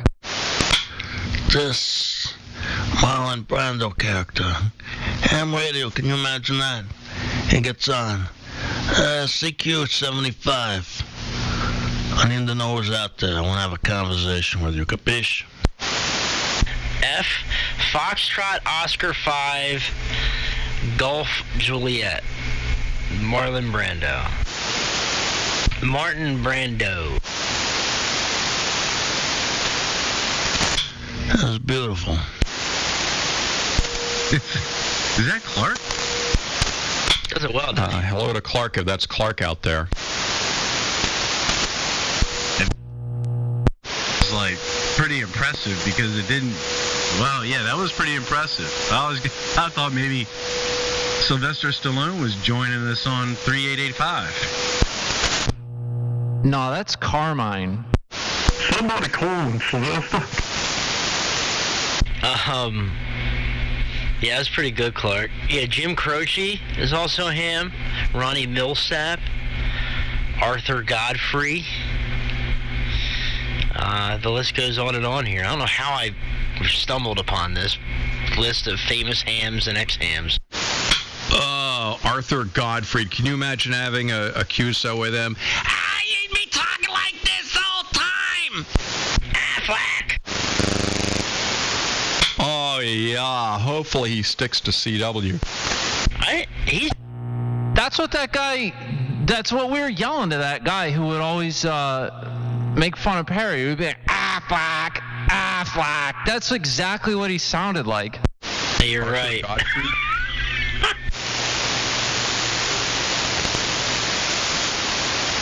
Affleck. See that? Ham radio is just a cross-section of normal society. How scary is that? No, that's Gilbert. You're thinking of Gilbert Godfrey. Arthur Godfrey was an American radio and television broadcaster. Arthur Morton Leo Godfrey. Oh, you're right. close though. Perry, your display on the waterfall here is probably one of the strongest I've ever seen a signal. I mean, it's like red from the center of the carrier out both sides. I've never seen that much red in a signal before. Maybe I need to turn my gain down. I've been working out at the ham radio gym. Yeah, Clark's making me miss my clack. Head into my signal, Dave. 300 watts of red-headed signal coming your way. Right now, what kind of QSO he was referring to? Well, you guys are all coming in strong, but Perry's, I should take a picture of it and send it to him, and it's like bright red for at least 5 kilohertz on both sides before it starts to, settle down into the yellow. Red-headed signal. I'm telling you, man, I have a red-headed stepchild signal.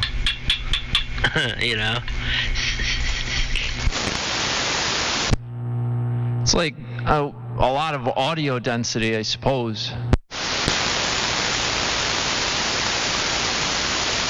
Yeah, I've just never seen the signal that strong. I mean, it could be, I don't know. I mean, I don't usually mess with the gain display here. It could be, I don't know. The band sounds really good too, so I guess I'll leave it the way it is. I'm not going to mess with it. Well, put it this way, Dave, you're the strongest here right now. So I think it's just conditions between you and I. I mean, because you are up there. This is probably one of the strongest signals I've heard from you. So. Yeah, my carrier is probably it's probably a little higher than I normally keep it. It's my carrier is at 145, but I want to do 300 watts carrier, man. I have to build an E-rig or something. Well, I'll tell you this. When I switched from this AL80 to this, going from 200 watts to like 300 watts, I mean, there's no difference. Clark can't tell the difference in signal when I switched from the Anon, which is 100 watts, the DX100 the other night on 100 watts, when I switched over that from this at 300 watts. So, a couple hundred watts, here or there. The real reason I got this amplifier was for more headroom, honestly. Not to really run more power, because that power difference is negligible.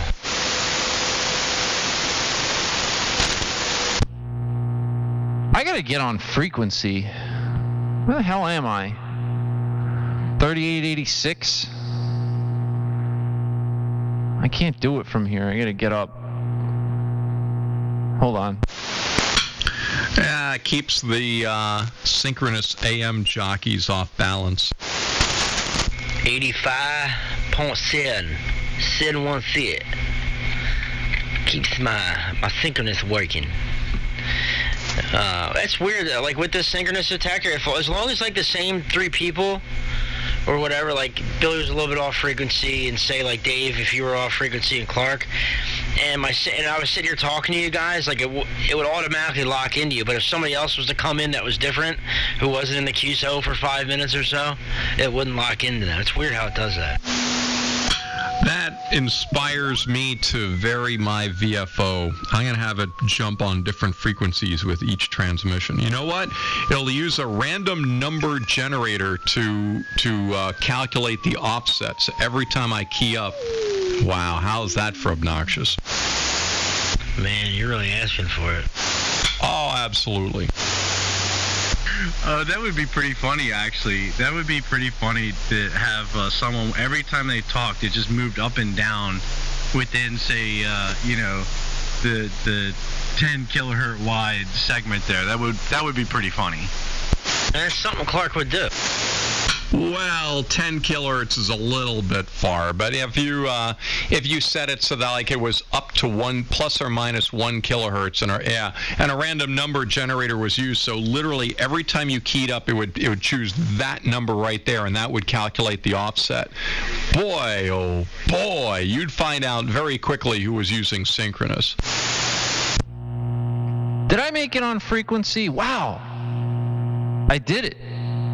That's quite a feat. I have to like unplug stuff, crank the volume in this room so I can hear you guys, go in the other room, flip it into spot, and like viffle around until like I don't hear the spot anymore. First try, look at that. I really gotta get like some kind of a modern rig going over here where I can actually like change frequency and stay there. Oh my god. It's tough. And don't even get me started on like changing bands. That's like I gotta clear my schedule to do that.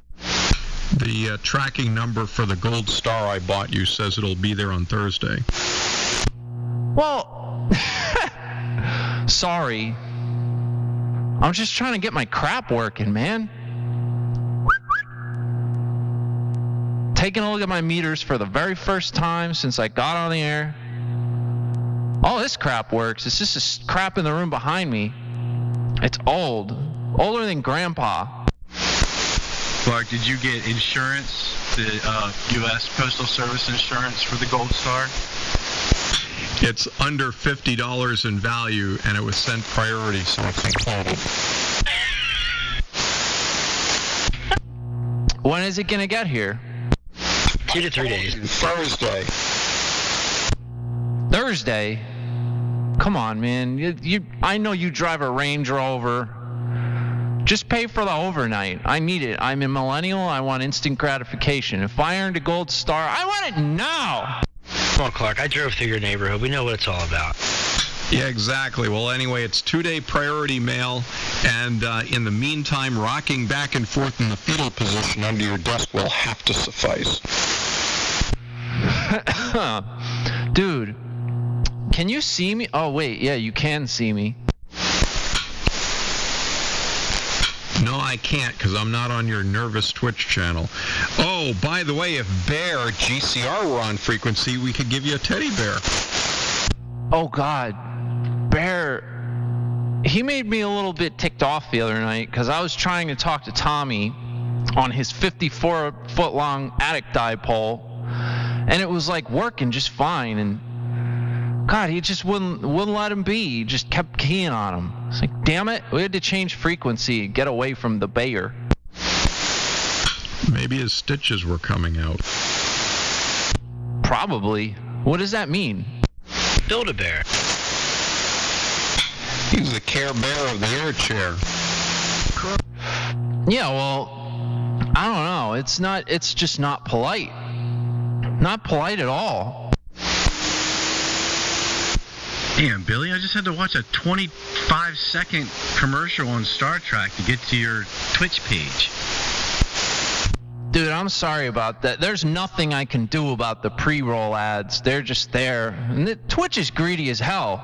That's another reason why you never get discovered on Twitch. Because, like, think about it. You go to YouTube, you can go to, like, 5, 10, 15. Say you go to check out 15 new channels on YouTube in a sitting, right? And maybe half of them have, like, a 5-second and skip ad. Okay, I could deal with that. But nope. On Twitch, if you want to check out 15 new channels or even 10, you're going to waste upwards of 10 minutes of your time watching ads for stuff you don't even know that you want to see. It's super greedy. And they give me the ability to run ads like during my stream. I never do it, man. Like it's just stupid. Twitch is greedy as hell. Billy, what did I do? You keyed all over Tommy, man. I wonder if you could pay for Twitch. Like, I don't have any ads on YouTube. I wonder if there's, like, something similar with Twitch. I know there's with a lot of other things. I keyed over who? Tommy. Whiskey 2 Extra Gonads. He was running an attic dipole that was only, like, 50 feet long on these frequencies. And he was doing okay. I could hear him, but then who was that other guy that keyed up and he just like he didn't listen at all before he jumped in the QSO, and he was making like 5-6 minute transmissions about this or that or the other thing while we were all waiting. And like finally he was done, and I started talking to Tommy again, but then you came in and like flattened him. So I was like, oh man, that's it. And we just QSY'd. Yeah, Tommy is located where, may I ask, WB2GCR? East Rutherford, New Jersey. Yeah, and his signal here was S0. He wasn't even a blip. He wasn't a blip. He was invisible. I didn't know he was there. I couldn't hear him. El Blippo. I heard him name, and then John came in, and I just wanted to say hello to John. Then John took off because that's John's nature. He buzzarded. And then you guys QSY, and everybody was okay. And I didn't want John to buzzard. I just wanted to say hello and ask him a quick question. But what are you going to do? It's ham radio. Well, it wasn't so much you. It was just the last needle. You know, it was the straw that broke the camel's back. And we were all just like, that's it. Let's go. Yeah, well, that happens. You think that's the first time that's ever happened to anybody? I mean, it wasn't deliberate by any stretch of the imagination. So, you know, not the first time that's ever happened. It wasn't deliberate. I wouldn't get worried about it. Now you know how it feels, Billy. It was screw that threaded the apple. That's right. And hello again to Mikey. Hi, Mikey! The Mikey the Theft? No, Mikey the Mike Dog X-Ray down there on Beechwood Mountain.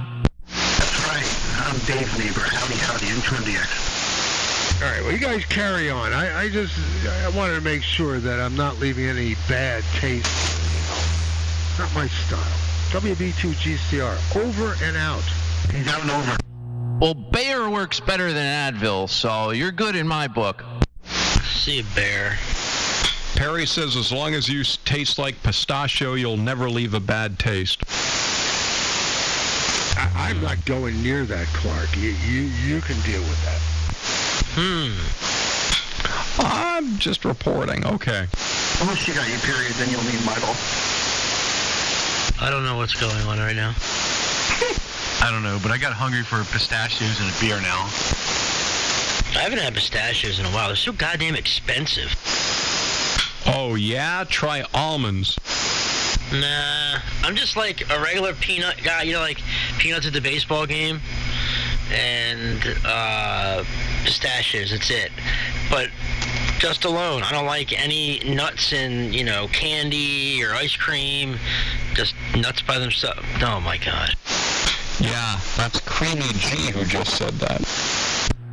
Yeah, nuts in your mouth. And Clark, you aren't kidding about almonds, man. That's screwed up. They got a real racket going with that. It seems excessive. Like, I love almonds. I usually, like, one of my favorite 9 o'clock break snacks to bring to work. I'll load up, you know, one of them Tupperware things with some slices of ham, some pepper jack cheese and Triscuits, and a bunch of almonds.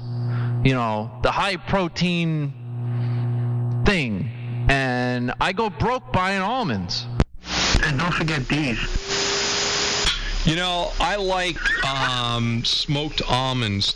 I get them sort of like, you know, as a treat for me. And it's $10. $10 for a bag of smoked almonds.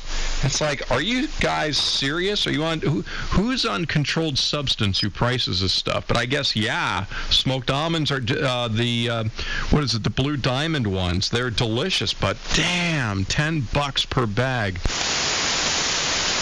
I'm telling you, man. Man, if any of you guys, like, we were talking about this not too long ago, going over to Five Guys, you know, they got the in-the-shell peanuts. They are so good. I was just kind of curious. A friend of mine, 20 years ago, I noticed he was eating them without cracking the shells open. And I was like, what are you doing? He goes, oh, they're so much better. Think about it. Elephants eat them that way. He goes, they're so much better. You don't have to crack the shell. And so I tried it. And I was like, man, that's the way I eat them now. They're so good. They're saltier. Now, I wouldn't recommend it right now with the whole pandemic thing going around. But, wow, they're so good to eat that way.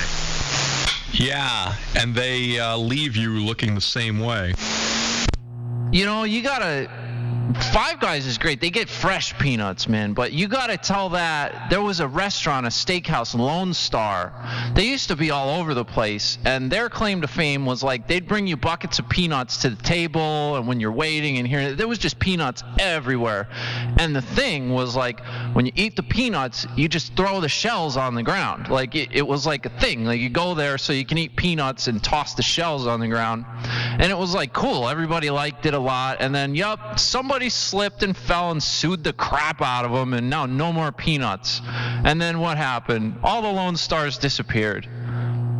Yeah, I'm pissed. W2BTK on Montana Mountain in beautiful New Jersey. And it is beautiful up here.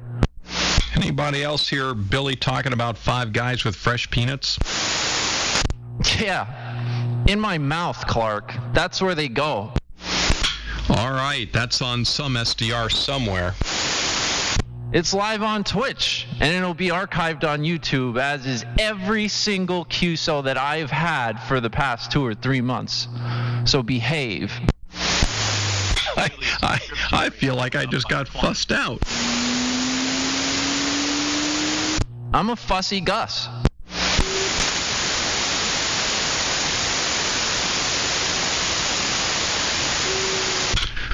Well, that's giving everybody something to think about. N1 BCG, good evening, all. W3 MMR. Whiskey 3, Oscar Hotel. Yeah, no, Clark gets us in, he keeps us on track with the call sign thing, doesn't he? Oh, yeah, I am not... David, I'm the guy with the sign on the back that says construction vehicle, do not follow. I thought, so the front of your, is where on the front of your shirt it says, I like ham radio and maybe like 3 people. That's pretty accurate. You know, I get behind those trucks that say construction vehicle, do not follow. And sometimes it's like on a 1-lane road, and they're going like 30, and I just think to myself, what legal way could I not follow this thing? I can't stop in the road. I'm not going to pull off to the side into the shoulder, because technically, you're not supposed to do that. What are you supposed to do? But then I realized that sign's there because trucks often turn onto construction sites and they don't want civilians there. It doesn't literally mean do not follow. I think you're the guy who puts those signs up on the back of those trucks that says follow me to the party. I should show you some of the stickers that I have on my hard hat.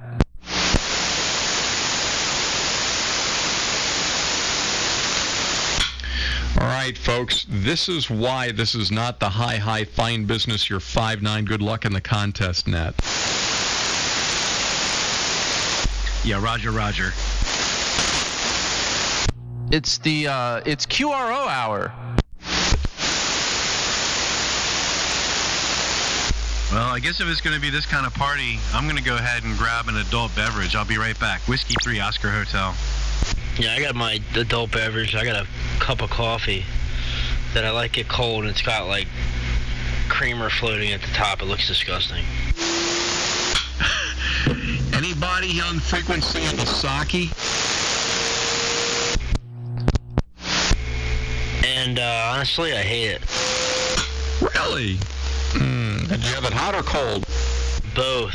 And I think it tastes like dirty gym socks. Good God. All right. Well, it's a taste thing, I guess. I don't know. It's not harsh by anything. I don't know. I just don't like the taste of it. And I would rather have it warm if I had to have it either way. I had it in Chicago a few times when I was out there. What are you chuckling about? That was a double. It'd be so worth it to go back and pull cuts off of this recording. Dude, you could piece it together and really make us sound like a bunch of homosexuals.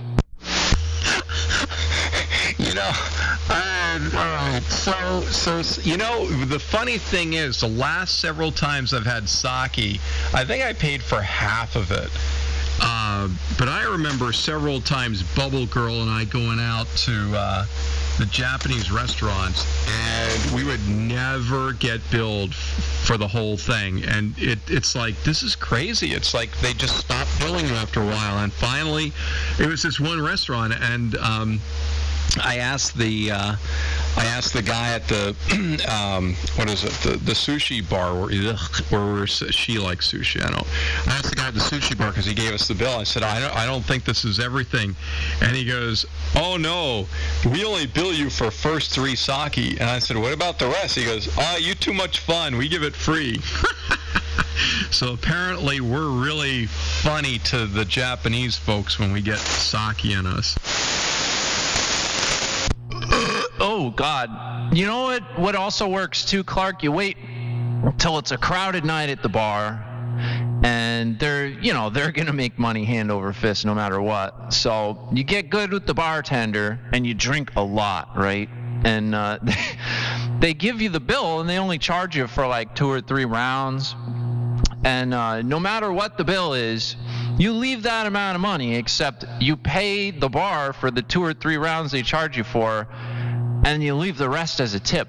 And then they start doing it every time.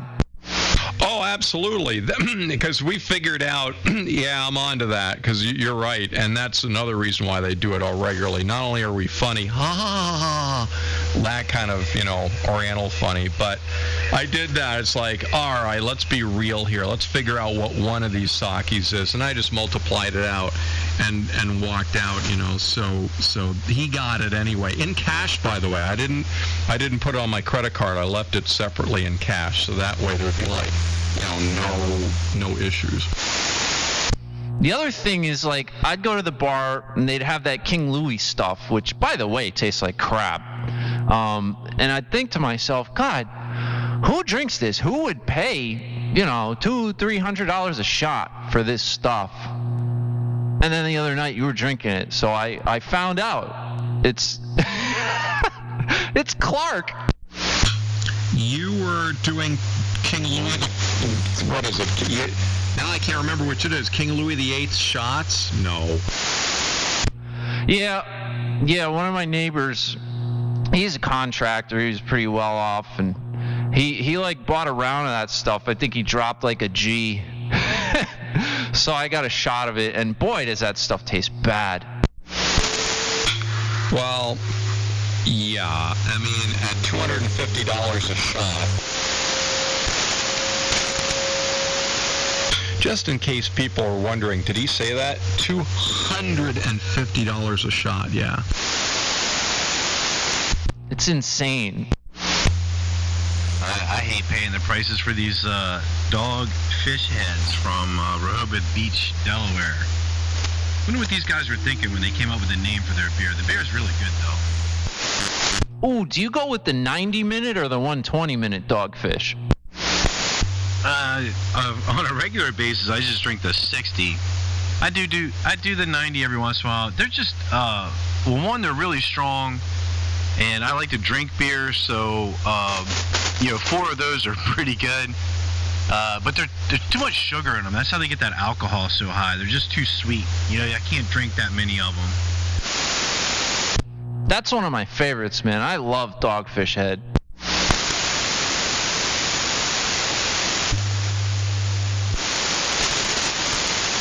Yeah, it's my go-to IPA for sure.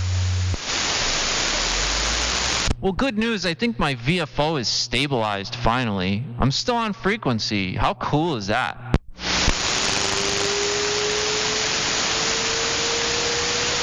And so is this carrier.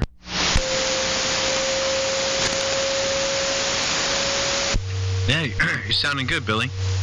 I mean, you were fine where you were. You were close enough before. But, anyway. Cool, man. How was your work day? My work day? I haven't been working. Apparently, we're going to go back on the 22nd, and this job is going to start. And let me tell you something about this job. It was supposed to start 3 months ago, but they haven't pushed the end date back even one day. So it's either going to be like 300 electricians at this place working asses to elbows, or like a crew of like 20, 30 guys working 712s. So like if I disappear for a while, you'll know why. Yeah, ouch. Well, I guess you'll get a chance to make a good fair amount of OT.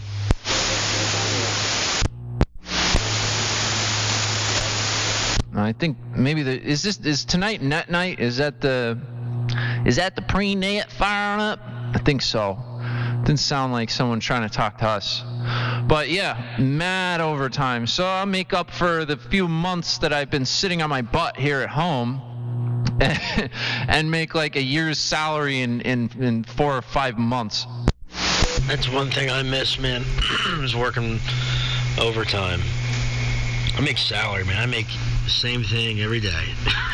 So, oh man, but it was nice when I was working 712s, the oil refinery. I was like 18, 19 years old doing weld x-ray. I was an assistant radiographer at an oil refinery here in Philadelphia, Eagle Point, Sunoco. It's the one that blew up in Philadelphia like 2 years ago, that giant explosion in Philly.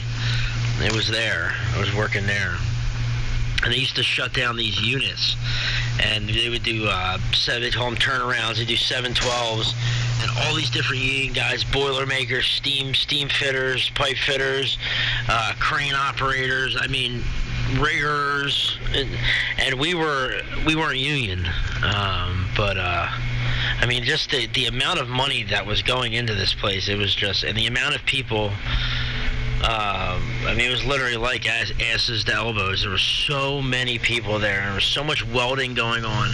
The amount of welders in this place was astonishing.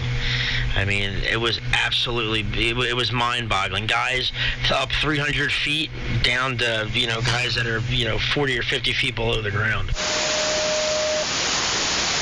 Scabs. Man, it's like, sounds like a building you have to walk through with the welding helmet on 24/7. No, they're all like, around every weld they build like a little welding room. They put curtains up. Blankets, yep. Whenever they do that around our jobs, you need a hot permit, and you need a spotter to make sure there's no fires. But that's the disadvantage to like being on a non-union job. They don't always do that. It sounds like they did that on that one, but anywhere we were working, you need a hot permit and you need a spotter.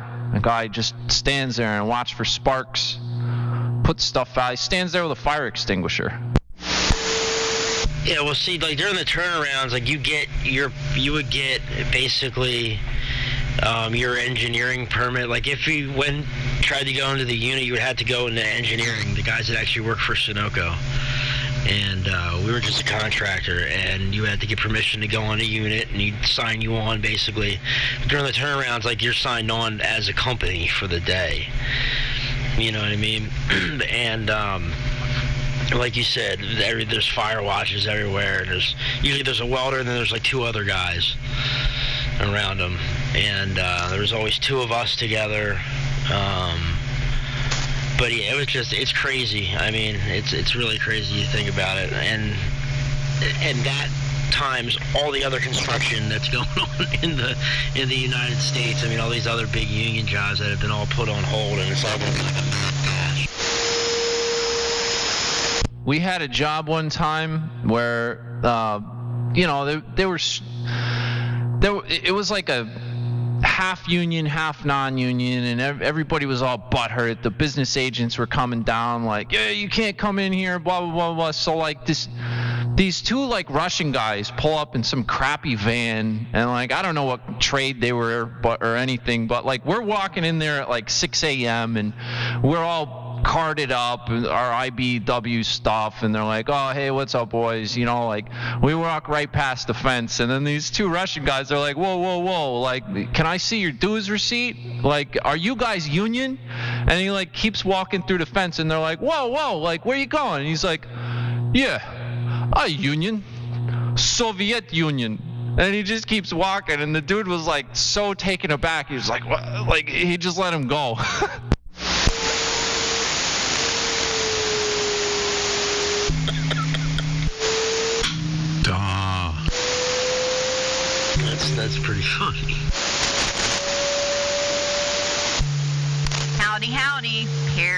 Billy and Clark. Oh my God, straighten up and fly right. It's the Big T. Who's that, Lisa the Logger? No, sir, try again. Oh, I'm sorry, Tanya, I'm not good at this. That's Karen. It is Whiskey 3 Oscar Hotel's wife, Karen. Wow, we're all wrong. No, I got it right. I just kept getting keyed on because I'm weak. Hello, Karen. You sound fantastic. All right, I'll say it. You all sound the same to I'm up us. against the microphone. I don't know why. But anyway, nice to hear y'all. I was just stopping by.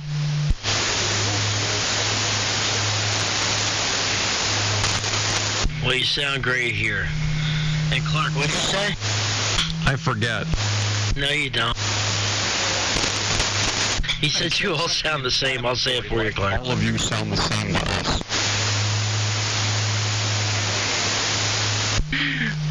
Very nice. Yeah, you know, you heard what? Well, what were the guesses out there? I said T. Someone said Carrie. Someone else said Lisa. And there's just like a bunch of like shots going off into the distance and, you know, totally missing the target. So what do you want from us? We're just a bunch of dopey amateurs. I have a question. Do supermarkets, you remember like at supermarkets at the checkout register, they used to sell the repair kits for glasses? Do they still sell those? Notice how we asked that question when a wild gets on frequency? No, like, come on. Yeah, come on. Okay, I'm sorry, what was the supermarket question again? Oh, God damn it. Oh, I'm so bad at this. You know at the checkout, they used to have the little eyeglass repair kits with the little screws for like the hinges and a little screwdriver? Perry, Karen said go to CVS. Okay, thank you. Oh, is CVS a code word for somewhere else? See, I have an old pair of safety glasses that were my great grandfather's, and they're like super old, you know, with the little side shields on the side, and you know, they look like Wayfarers. I mean, they're really nice, and I lost a screw on one of the hinges, and I need a screw. You don't use those things for safety, do you? No. I was, my mom gave them to me, God, probably 3 months ago, and then I was like messing around with them at the house, and then I just noticed one day I picked them up and the arm fell off. Yes. So, Perry, you were messing around with them at the house. I mean, I think you're going to have to provide a little bit more detail on that. I was wearing them, you know. I was like, man, these things are cool. Of course, I had to try them on, you know. And I was, you know, rocking them at the house and talking to myself in the mirror. And, you know, things got out of hand and I lost a screw. Those are the best glasses for sure. Yeah, I emailed you guys a bunch of pictures. These things are, like, so cool. W2JBL. Those things are great. My father left me a bunch of them left over from when he was an engineer at Union Carbide. Those are the world's greatest shooting glasses. I hate it when I lose a screw. Brown, Chris, good evening. W on the front. Like where the, you know, right in front of it, where the hinge is. On the front side. Opposite side the hinge, it's like a W. It's pretty cool. Anyway, I'm gonna shut up. Good evening, guys. Yeah, Perry lost a screw. We're playing with antique glasses with 5 guys and nuts. I love it. Real safety glasses with real tempered glass laminated freaking lenses. How cool is that? Hello, Brian. Hello, Brian. cleared the frequency already? Nah, Chris, man, come on in. The water's fine. We got the pre-net going on down there, so why don't you try to check in? I'm up here in northern New York, and they're pretty loud. That one boy in there, he's drifting about 1 kc every 30 seconds. I don't think they can hear me all the way down there. Well, let me fire up the old George SDR and see if we ain't making a splash down there on the pre-net. I reckon it could be one-way propagation, though, as they say. W2BTK on Montana Mountain in New Jersey. I'd be curious if I'm making it down there, because I actually hear a lot of those guys better up here in northern New York than when I'm home. But that said, I'm not home. I'm not running watts a kilowatt. I'm running 300 watts out of an SB220. 300 watts carrier out of an SB220. I don't know how much damage I'm doing.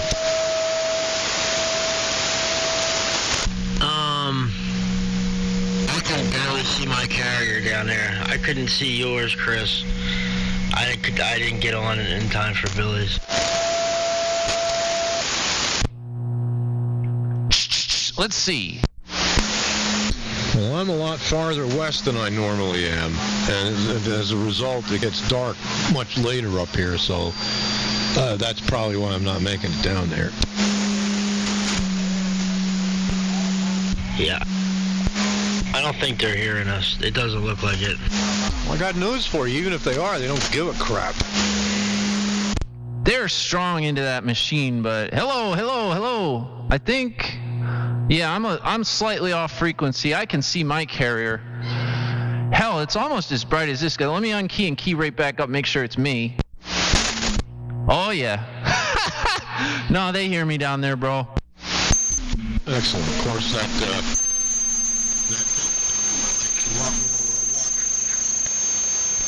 Yeah, I can see my carrier on there. Yeah, they're hearing us. You more so than anybody. Look at that, they just slid up a little bit. I have to try and make the net twice a week, Tuesday and Thursdays. Hey, you guys are going to hate me. Oh my God, you guys are going to hate me. It's open up here. I went into town this morning. I walked into Walt's Diner, voted best in the Adirondacks, sat down at the counter, took my mask off, and had a giant plate of scrambled eggs, bacon, home fries, and, a little toast and the whole nine. 45 minutes eating this breakfast. Nobody's wearing a mask. Oh, God, it was heaven. Hopped in the hot rod Chevy, flogged it down the, I know I'm buzzing, flogged it down to the Walmart Supercenter in Lowville, New York, in cow country, and my God, half the patrons weren't wearing masks. I hooked up with a couple of 40-ish MILFs, and the three of us had a wonderful time shopping together unmasked. Very nice. Oh, God, it was great, and nobody said a word about being unmasked. Man, I went to Home Depot in Jersey City on Sunday, and it was a madhouse. Like, it was packed. There's nowhere to park. The line for the checkout was, like, around the thing. It was hot in there, and most of the employees, they had their mask on because they wanted to keep their job, but it was pulled down past their nose, barely covering their mouth. Like, nobody gives a crap. The governor here in New Jersey is I don't think much of him.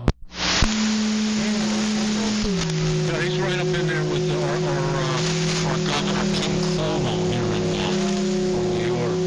That guy's a freaking...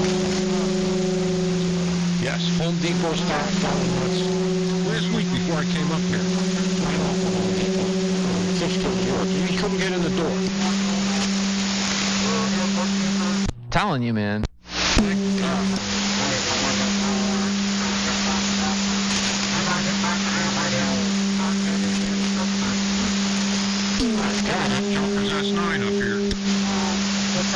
Yeah, they're getting a little stronger.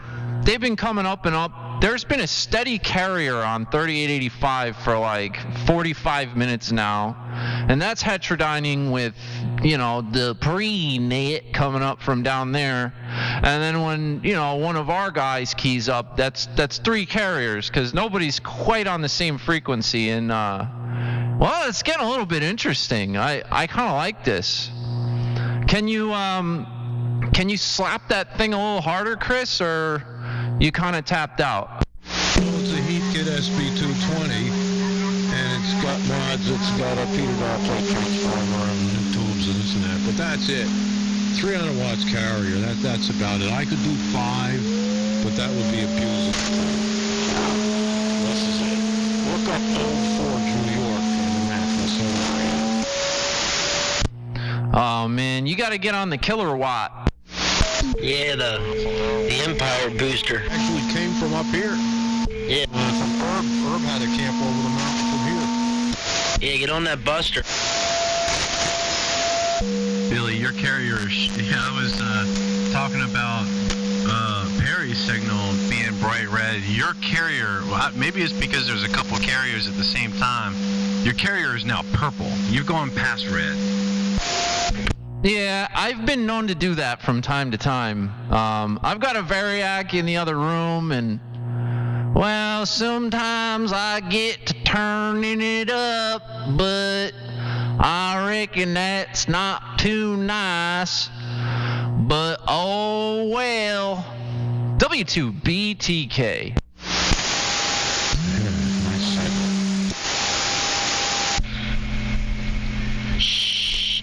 Yeah. W3MMR. I haven't said that in forever.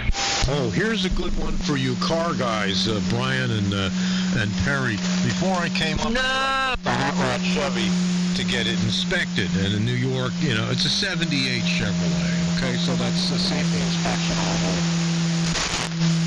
Drive the thing in there, talk to the young man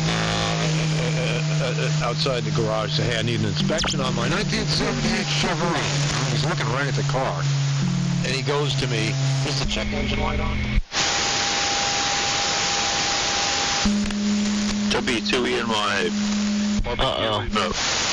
Crap out. I couldn't keep a straight face, and the kid's boss burst out laughing. Oh, God. Right. Then I popped the hood and showed him, the race motor and all the crazy goings on under the hood. He'd never seen anything like it. You probably brighten the kid's day. Oh, in the end, yeah, he started asking a lot of questions about it. But, God, I wish I had video of that. Is the check engine light on? That's pretty funny. Yeah, that's one where you don't need to pull over the whole diagnostic cart over to the car. Yeah. I had so much fun with that car. And I got and Brian also, I got a surprise today. You remember the video that I shot, racing that thing? Well, I went down that road again today to go to Walmart, and I got just past the pavement where they repaved last year. And for the next 5 miles, they had, the good part of the road, they had scored the pavement, and they were getting ready to repave it. So, I mean, it was scraped down to the previous 20 years ago pavement. You couldn't go 30 miles an hour over there. I was bummed.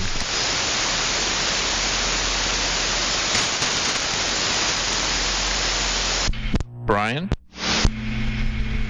So, Chris, how much power did you say you were running? 300 watts? That's what my 8 kilowatt meter says, yeah. Okay, no, I was just asking. Just, trying to, see where you were at for your signal strength to where you're normally at. 40 miles due east of Watertown, New York in the Adirondack Park.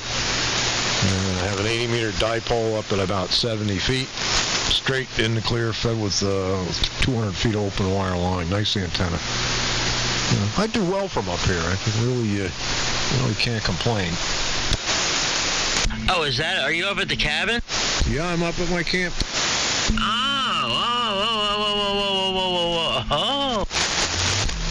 Yeah, so I don't have the Johnson kilowatt. Of course, the Johnson kilowatt is only 375 watts, but that extra 75 watts, man, that really packs a hell of a punch. Well, plus you're a little bit closer too, and I know you got a good ground screen too. Don't forget about that. Don't forget about ground radials, open wire feed, antenna tuner. It all matters. Oh, okay. No, I don't think I've ever talked to you up there before. No, maybe I did last year. Okay. No, you sound good, man. You're coming in fine here. You're well above the noise here, man. You're good 20, 25 over. My noise is about a S8, so. Yeah, I've done well from up here. No, there's no screen under the antenna. It's the iron ore in the rocks underneath the antenna. Up here, I'm literally up here in the forest. Oh, here's another one you guys are going to want to smack me, especially you guys in the city. My noise floor is about minus 120. Holy crap. I've never even seen that up here, but I have no way to calibrate this thing. What I want to say, Chris, is it's because you run a non-resonant antenna. Yes, non-resonant antenna. That's why you get out. This is actually a 133-foot resonant 80-meter dipole with open wire line. I don't think it makes any difference. Oh, well, that's why you're not quite as strong as usual, I bet. Well, I've got the whole mountain of pretty antennas on, and at some point, I'm going to put up some more antennas. I have this, and I have a 160-meter dipole at about 30 feet that stretches up the mountain. It's 400 feet from the house. I get 300 feet or so open wire line going through the forest up to that. And that's not all that good on this band, but I'm going to do more. Yeah, my noise floor here is, the lowest it gets is about minus 77 dBm here. We calibrated this. The old man came over and calibrated, S9 to minus 73 dBm and 50 microvolts. Use a signal gen on it, and but the preamp on this thing is like super. I don't know. It seems strong on this thing. It's like the signals sometimes people give me are just like, up there. So I don't really, pay much mind to this. The S meter. I just try to figure out how good I'm hearing it. You know what I mean? And just put it that way. Yeah, my noise level here on 75 is about the same as it is on 10 meters on a good day. It's that quiet. Well, look, by the way, the preamp meant for 10 meters or 6 meters or 15 or something like that. You're not even supposed to use them down here because it contributes to overloading the receiver. Jeez, I just shut my mouth. Your father probably told you that. I mean, I run attenuation. I run 20 dB of attenuation here normally, sometimes more, depending on how crappy it is. No, I never had to deal with that. I use R398 receivers. They don't overload. I've transmitted it to them. Not overloaded them. Literally, I had an antenna relay weld one time, and the transmit and the receive ports were welded together. Gee, because I monitor myself. Gee, the S meter's past the pin. What the hell's going on here?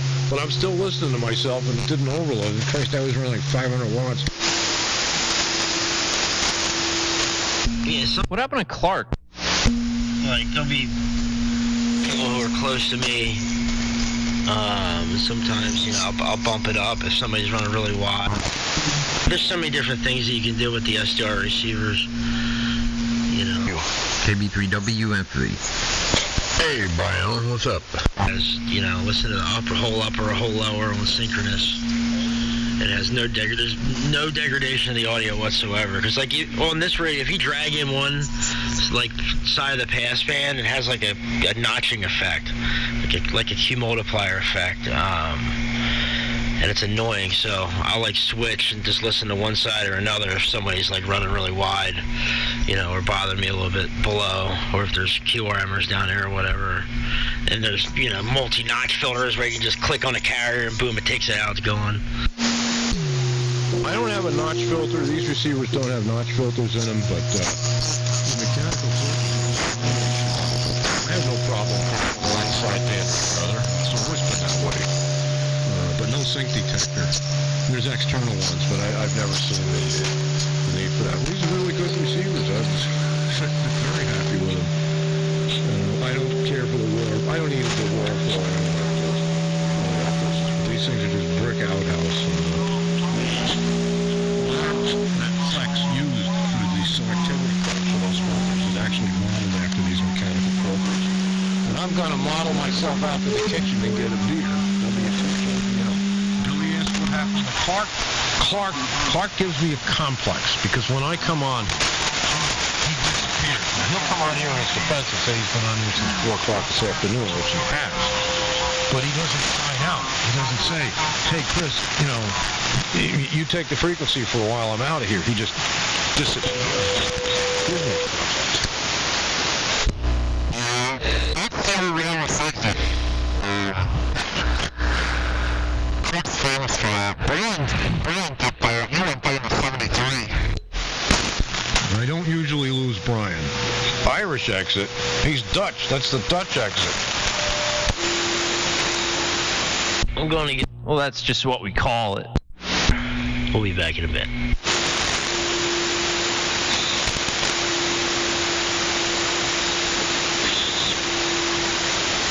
Well, I'm going to try to check into the pre-net. Oh, go for it. Hey, Clem, I hear some Yankee in there out in the distance.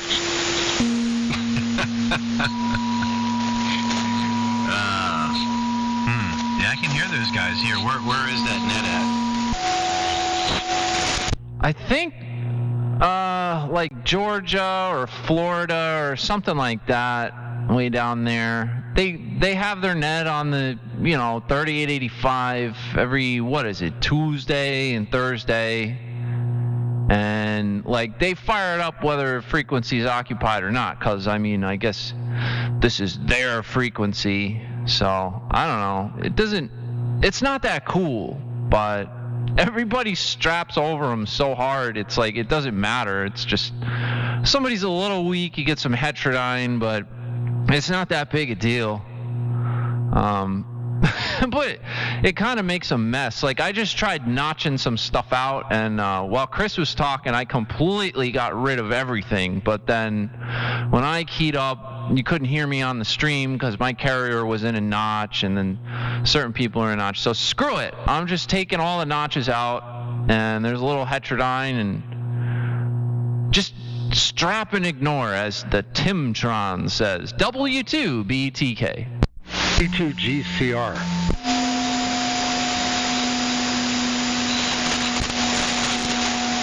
Oh, man, the chloroform just flowed out. Station breaking in, W2.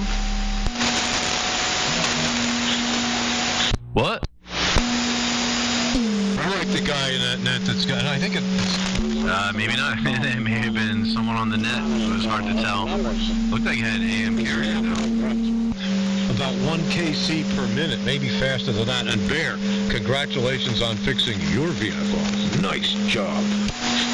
It was very difficult, Chris. We had scientists in here, technicians, NASA approved, working for hours in difficult conditions. Was it just the tube? Yeah. So if you want a Johnson VFO to drift, just get a tube that's about ready to croak. It'll do a great job.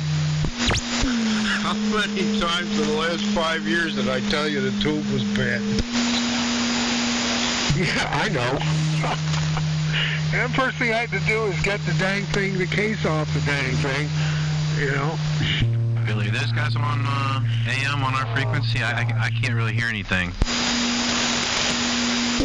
Well, that was Bear talking. That's Bear, W Bear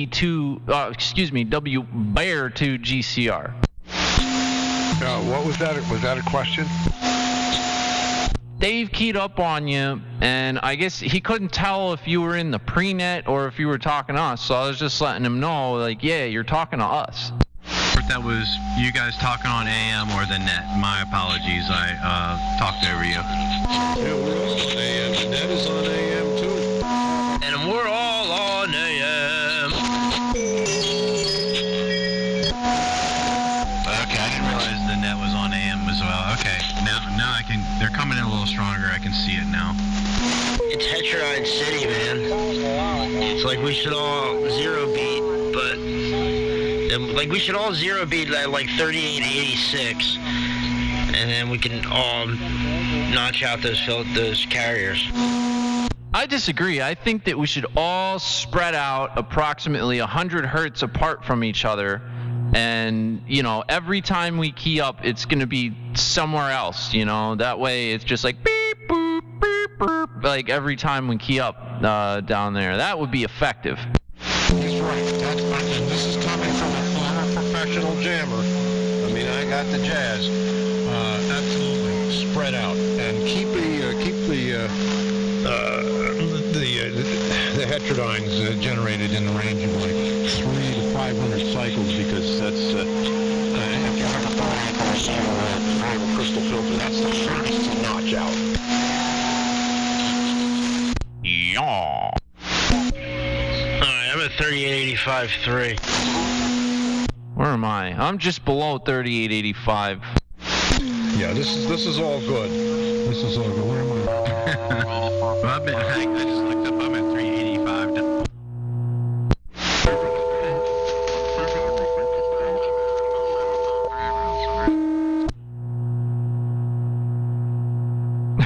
What? This is getting interesting.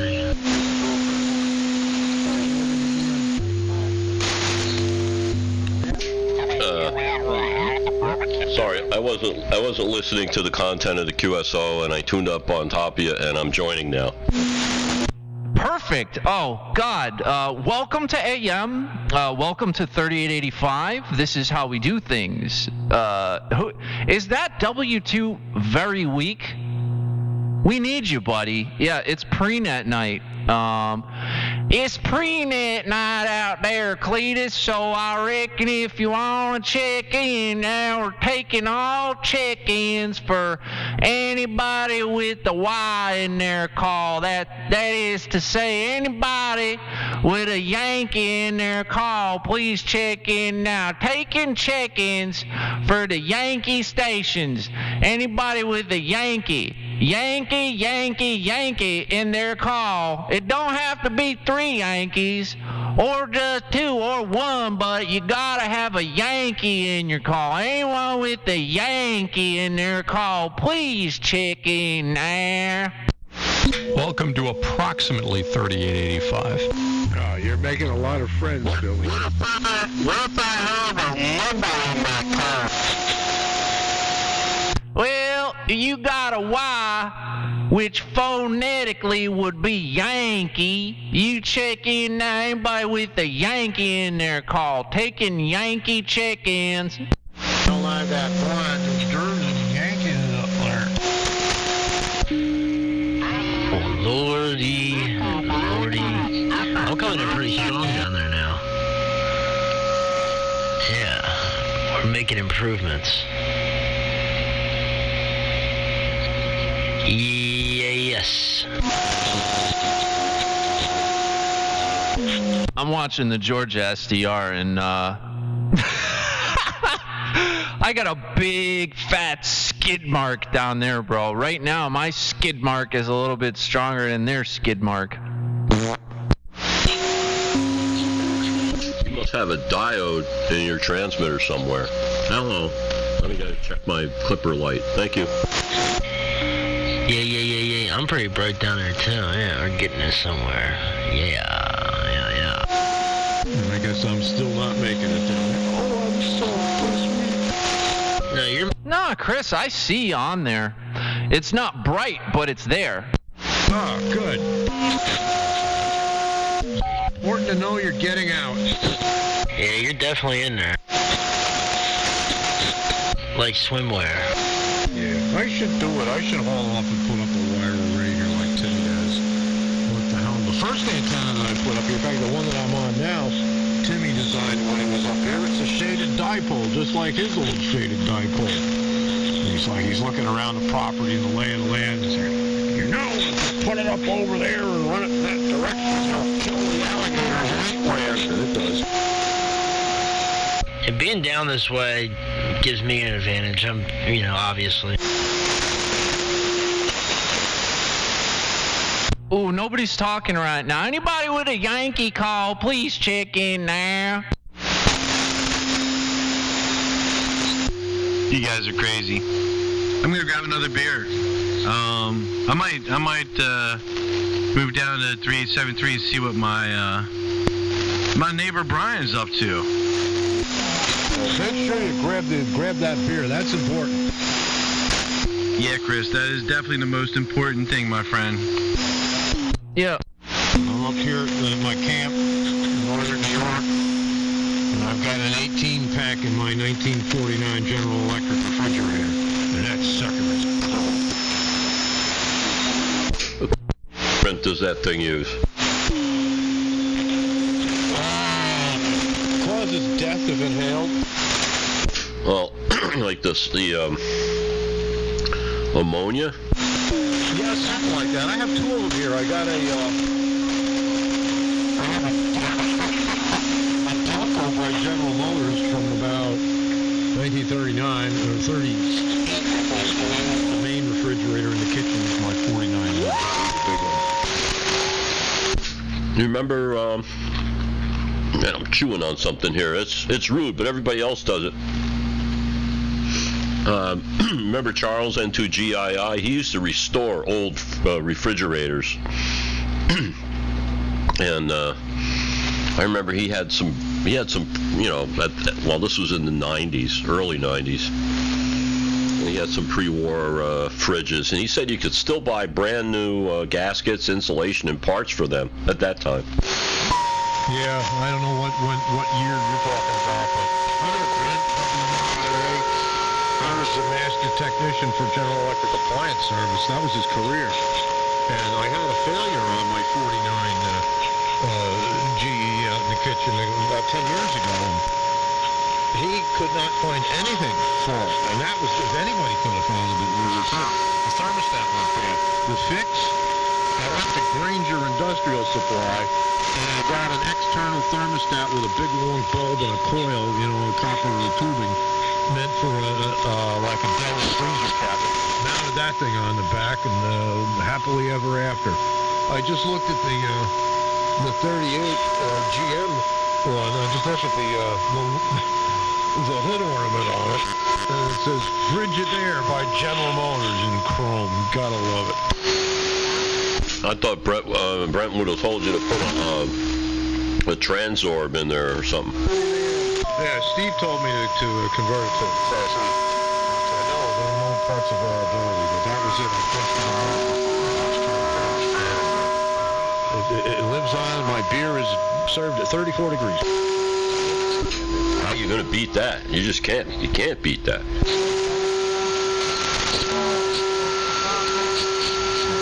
Now that we've hijacked the QSO.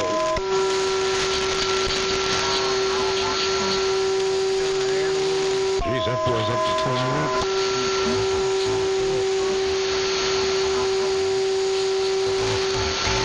21. Well, oh man, yeah, that's brutal stuff. Yeah, yeah, brother William, that's really something. Well, oh man, yeah, I've got the Georgia SDR overlaid on my SDR, just so everybody could see.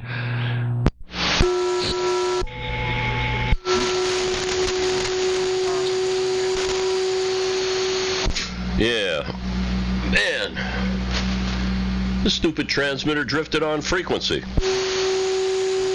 Almost. I walked in the other room and I farted on the VFO and it put me slightly above 85, so I should be drifted on down.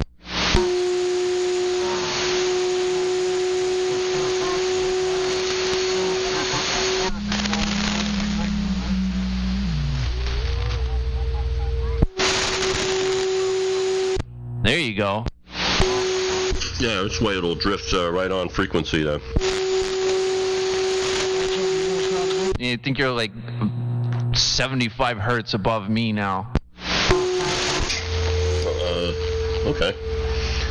All right. Well, it's like the weather. If you don't like it, it'll change. Hey, Dave? Yes. When you saw my 4x1 RF deck, you suggested that I plate modulate. And how about something a little bit different? Did you ever mess with a passive, non-resident grid circuit? On a plate modulated rig? Yeah, why not?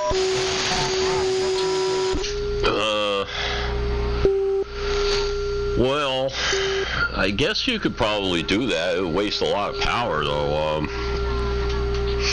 I mean, you'd have to, you know, if you use like a transformer, like some people do, like a balun on the input to get the voltage up, because it's voltage that you need. But man, you know, that'll make the drive power as bad as. I'll bet you the drive power would be really, really. Requirements would probably be close to as bad as a triode. That's what I figured, that it might take, you know, a good 75 watts of drive or something like that, but it would make that job a whole lot easier. It really would simplify things. You know, wouldn't have to worry about neutralization. So I'm thinking about it. You know what? I think JJ did that a while back. I should talk to him. I just thought I'd bounce it off again.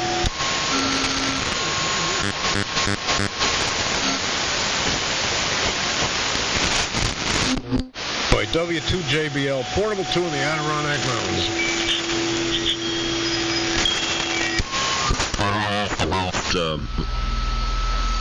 The hardest part of any of that is getting the tuned input working right, especially in more than one band, and getting it neutralized and having the neutralization hold over more than one band. That's easily more difficult than the whole rest of the shooting match. Oh, I know. This isn't my first rodeo. Well, it would be the highest power rodeo that I've rode in, but that's what I'm thinking, is I could avoid all that BS. Yeah, I think you're going to have to make it deliver power into grid current at the lowest you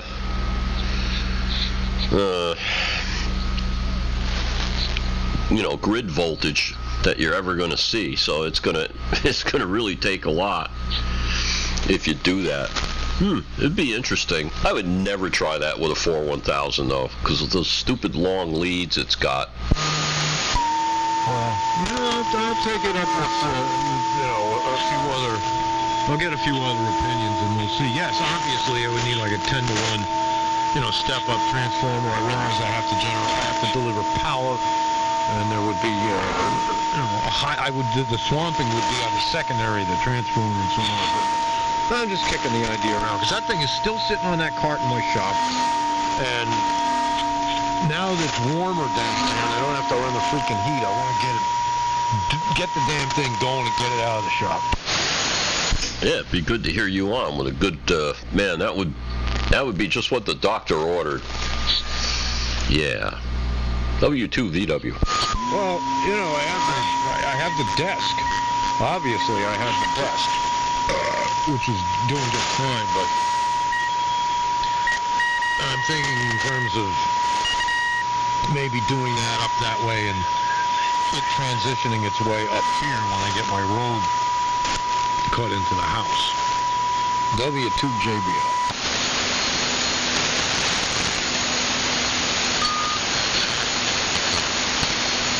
What?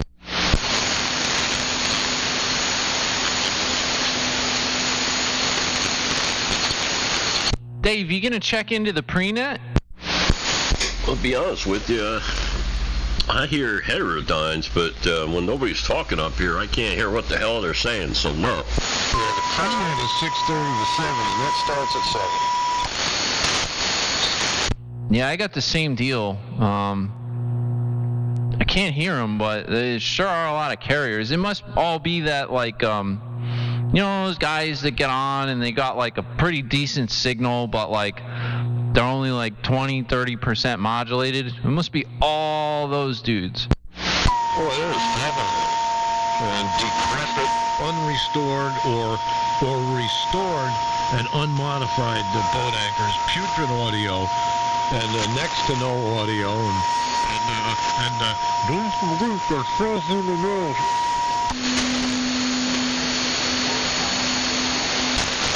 Yeah, what's up with that?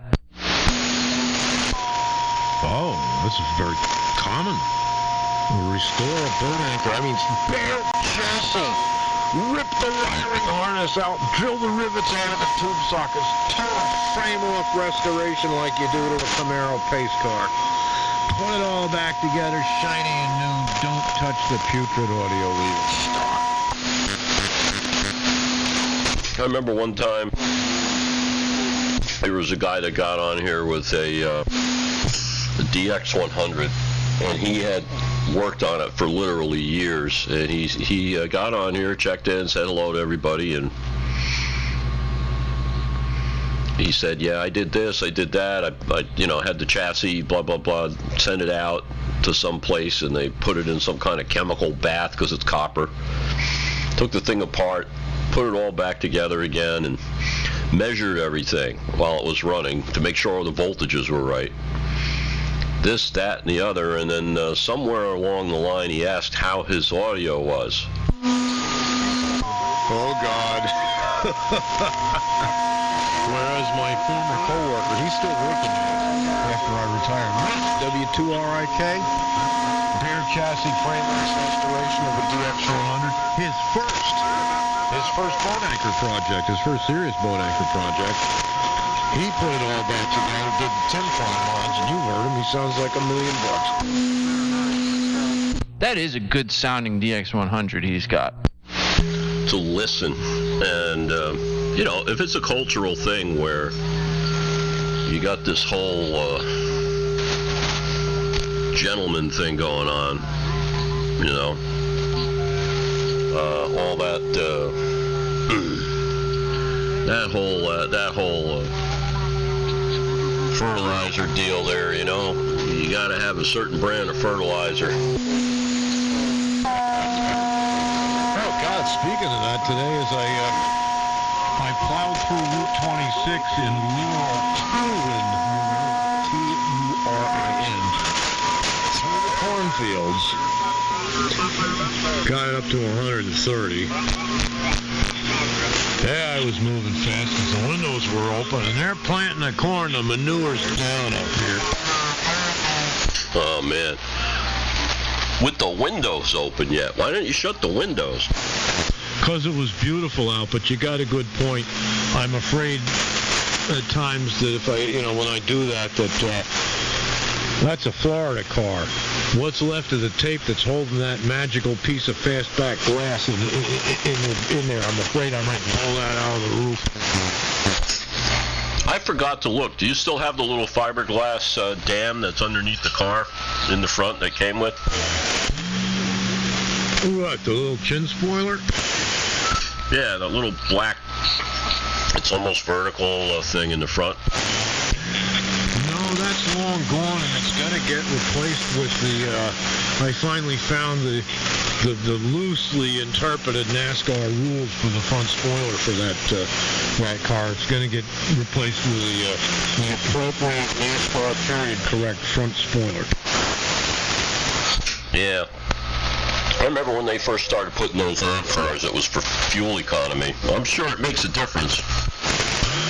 Yeah, well, when I get up over 120 or 130, yeah, I've been there and more to come up. So the first thing I did was an old racer's trick. I pulled that big roller strip that seals the ass end of the hood off from the windshield. You pull that weather strip out.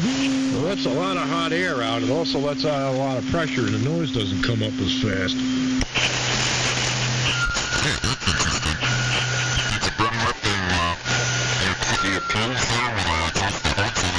Noises? You know those rubber stops, and they're threaded in? I guess in that car was there one right in the middle, and a couple by the hood hinges? No, I haven't replaced those. They're hard as a rock. I remember mine in my Cadillac when I got the car, and that thing, every time you hit a bump, it sounded like the dashboard was going to crack in half. Yeah, it's tough driving an all-metal car. So you're talking about raising the front of the hood? No, the NASCAR approved and still is, and they measure it to raise the rear of the hood slightly. Yeah, I get that, but I'm saying that if those, the rubber, I don't even know what you call them, the little 1 inch in diameter rubber jobbies that the frame of the hood sits on, you know, to adjust the height, that's where the height is set. Obviously, if those things are dry, man, they get noisy. And without a weather stripping, I would imagine it makes it even worse. But I guess yours are good. No, they're hard as a rock. And when I slam the hood, and that hood is about 100 pounds, I slam that hood, you're familiar with this. It sounds like it's set up an Oh yeah. No insulation either, so it's even noisier. You ever see, I just think of service too. You ever see the aluminum hoods? None of my Caprices or Impalas ever had one. My Cadillac has an aluminum hood. And it's actually pretty funny because you can take that hood off by yourself. Pick it up and move it by yourself. You have two doors, Bill. How many men does it take to mount a door on a two-door Cadillac or my Caprice? My God, my doors might cost a $200. It takes one man and some 4x4s and a floor jack. Yeah, I done that. This makes a real good at using a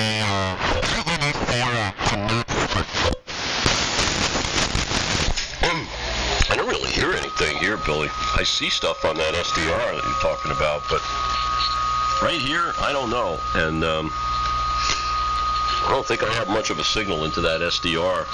I did when it was still winter, but not now. Well, the mechanical filters in my hardware-defined receiver are so sharp that if I put it in 4KC and put it off to one side, even a 300 or 400 hertz heterodyne disappears. You got some signal in there, Dave, for sure.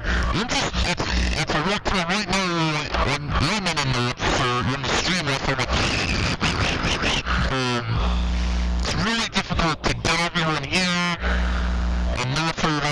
I have myself in there, but I keep running back and forth to the room with the VFO, and so I gotta throw it up a little bit.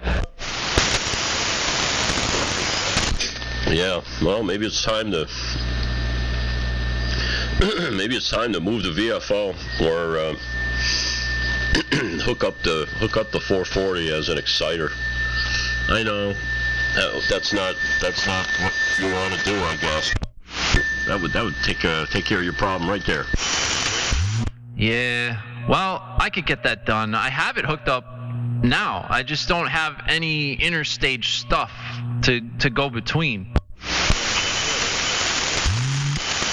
Like I'm driving my Johnson Kilowatt an Icon rice box right in front of me in the main ham shack. The transmitter's in the basement 75 feet away.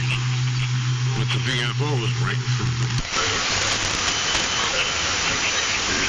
And it's weird because some of these carriers, man, they're like just as strong as Chris. I mean, I'm getting hammered over here with all this crap.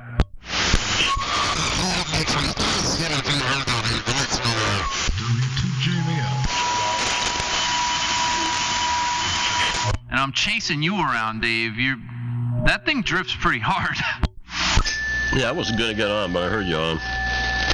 Figured I'd fire up, so I didn't warm up the rig. I usually won't get on here unless the rig's been running for a while. And, of course, I listen to the content ahead of time. You know, that's a must. But I didn't really do either one of those, so you got me. W2VW, who's rude.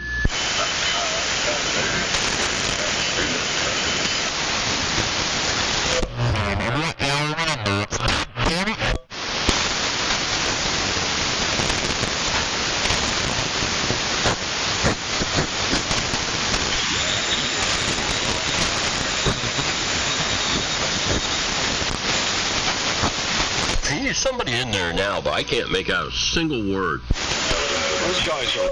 I don't... am I in a notch again? Oh, no, I'm good. I can't hear any audio. Like, that's it. But there's so much heterodyne. Like, it's insane. Nobody's watching the feed. There was like 10 people watching, but because of all the heterodyne, like, it's literally like, it's starting to give me a headache. I hear audio. They're strong. They're quite popular here. Jeez, I just looked at the clock. I'm going to get out of here. God, it's absolutely gorgeous out. I'm going to go sit out on my screen front porch. Because there's no bug. Actually, I just go sit outside because there's no bugs up here tonight. And fire up the 811 rig and grab my guitar. So we'll see you a little further down the radio highway. Good night all. This is W2JBL Portal, 2-year-old Forge, New York, in the Adirondack Mountains. Now it's signing off and clearing. Good night, Erwin, Richard, wherever you are.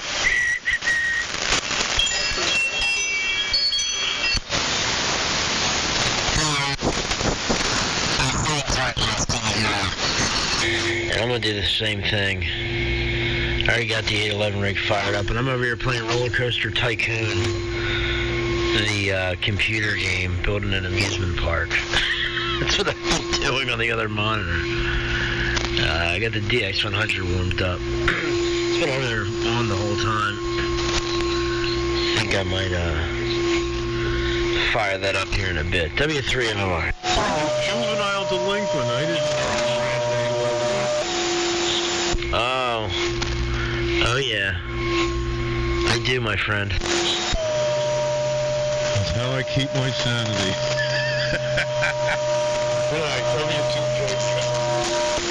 That's a whole nother QSO. Good night. Nice talking to you, Chris. Yeah, see you later. Hey Dave, you want to slide up to 3886.5? Cause then I could just throw a big notch across 3885. No heterodyne, no muss, no fuss. It's all good. Does that sound doable? Yeah, if that's clear, let me do that. Give me a second. All right, you go there and transmit for a second, and I'll run in the other room and zero beat you.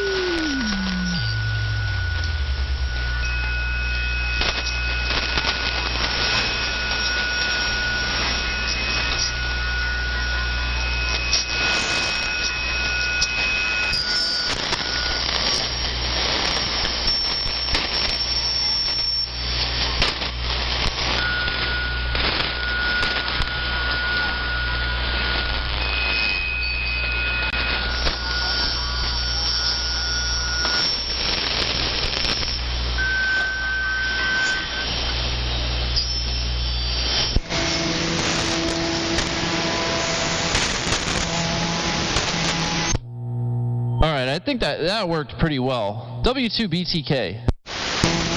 Yeah, how was that for the amount of time that you needed there? I had a guess. Oh, that was perfect. Hold on, I forgot to turn the blower back on, though. I'll be right back. Yeah, me too. I got to get some supplies.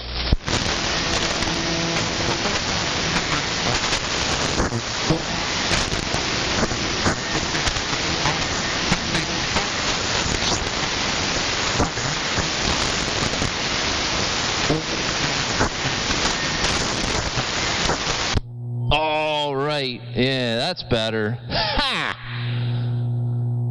Look at that. It's quiet now. Oh, I was starting to get a headache, dude.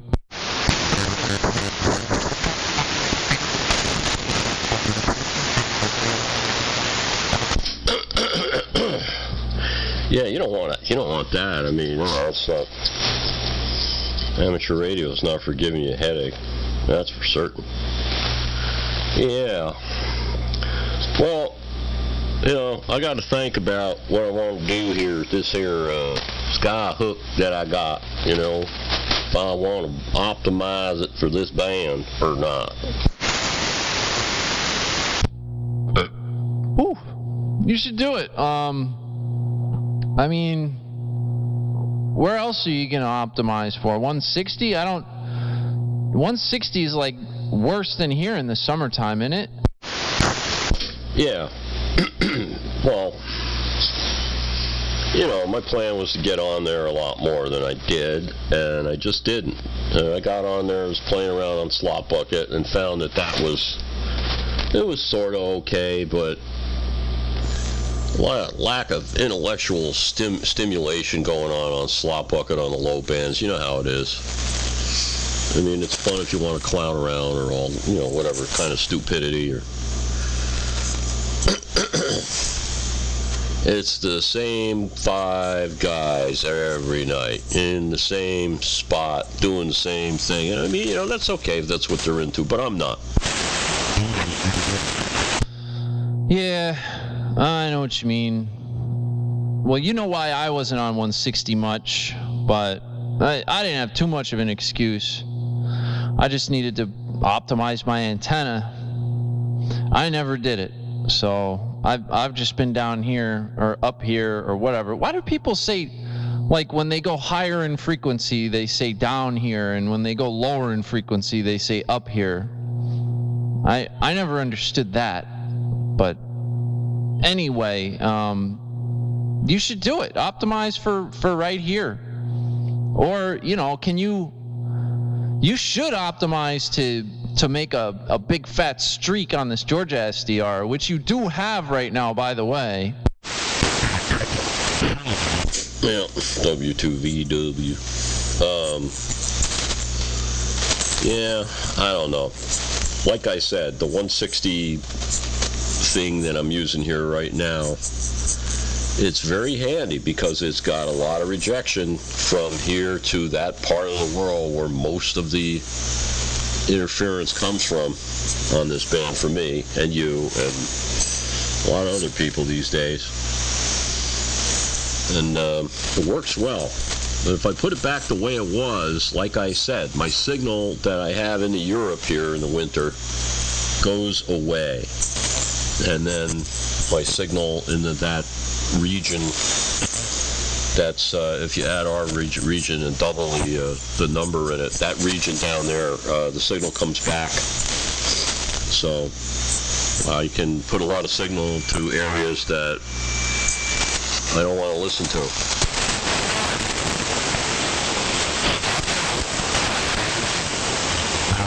Yeah, that makes sense.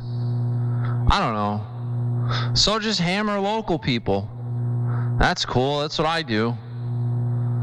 Looks like they probably started that net. What time is it? Because all the crazy amount of heterodynes and stuff went away. Or somebody just who's piss weak is making a long transmission.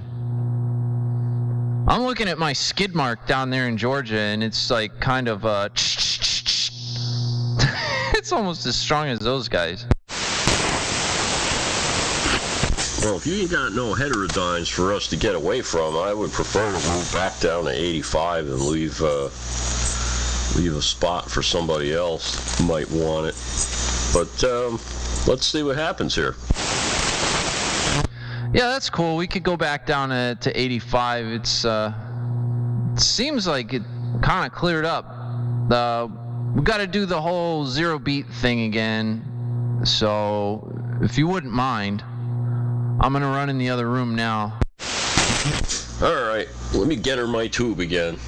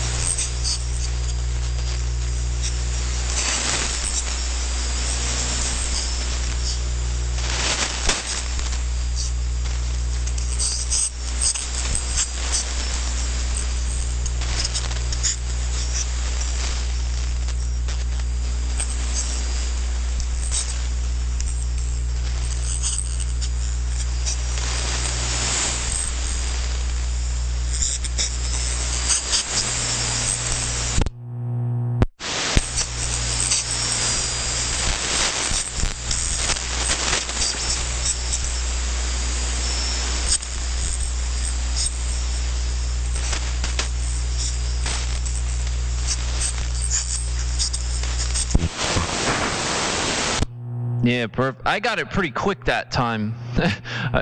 So, man, well, I don't know if you're watching the feed. You can see when I run back in the room, but there might be a 20-second delay. I don't know.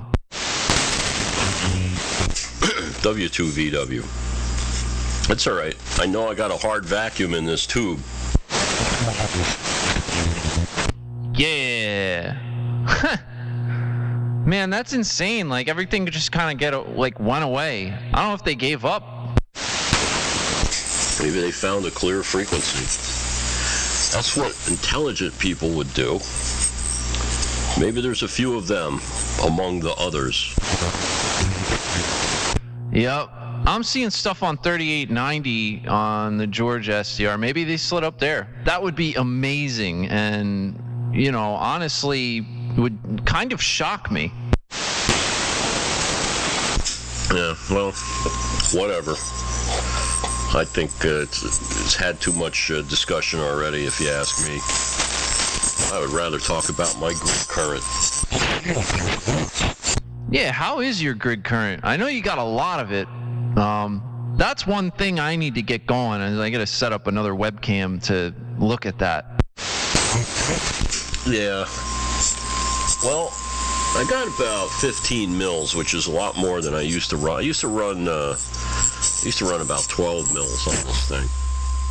But I found out that it just does not 555. Like here, it's yeah, this is hanging on there.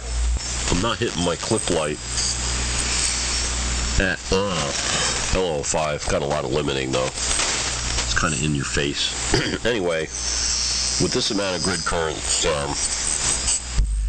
if I turn the grid current down about 3 mils, I'll see that clip light come on the modulator, and it tells me that I'm running out of emission.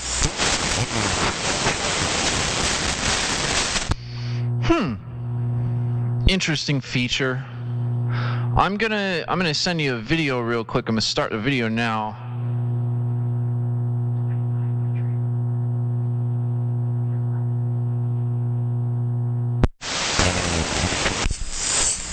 Hey, Dave. Yes. It's Paul, W2JTD. How you doing, son? Hey, Paul. How you doing? Good to hear you. Sounded good here.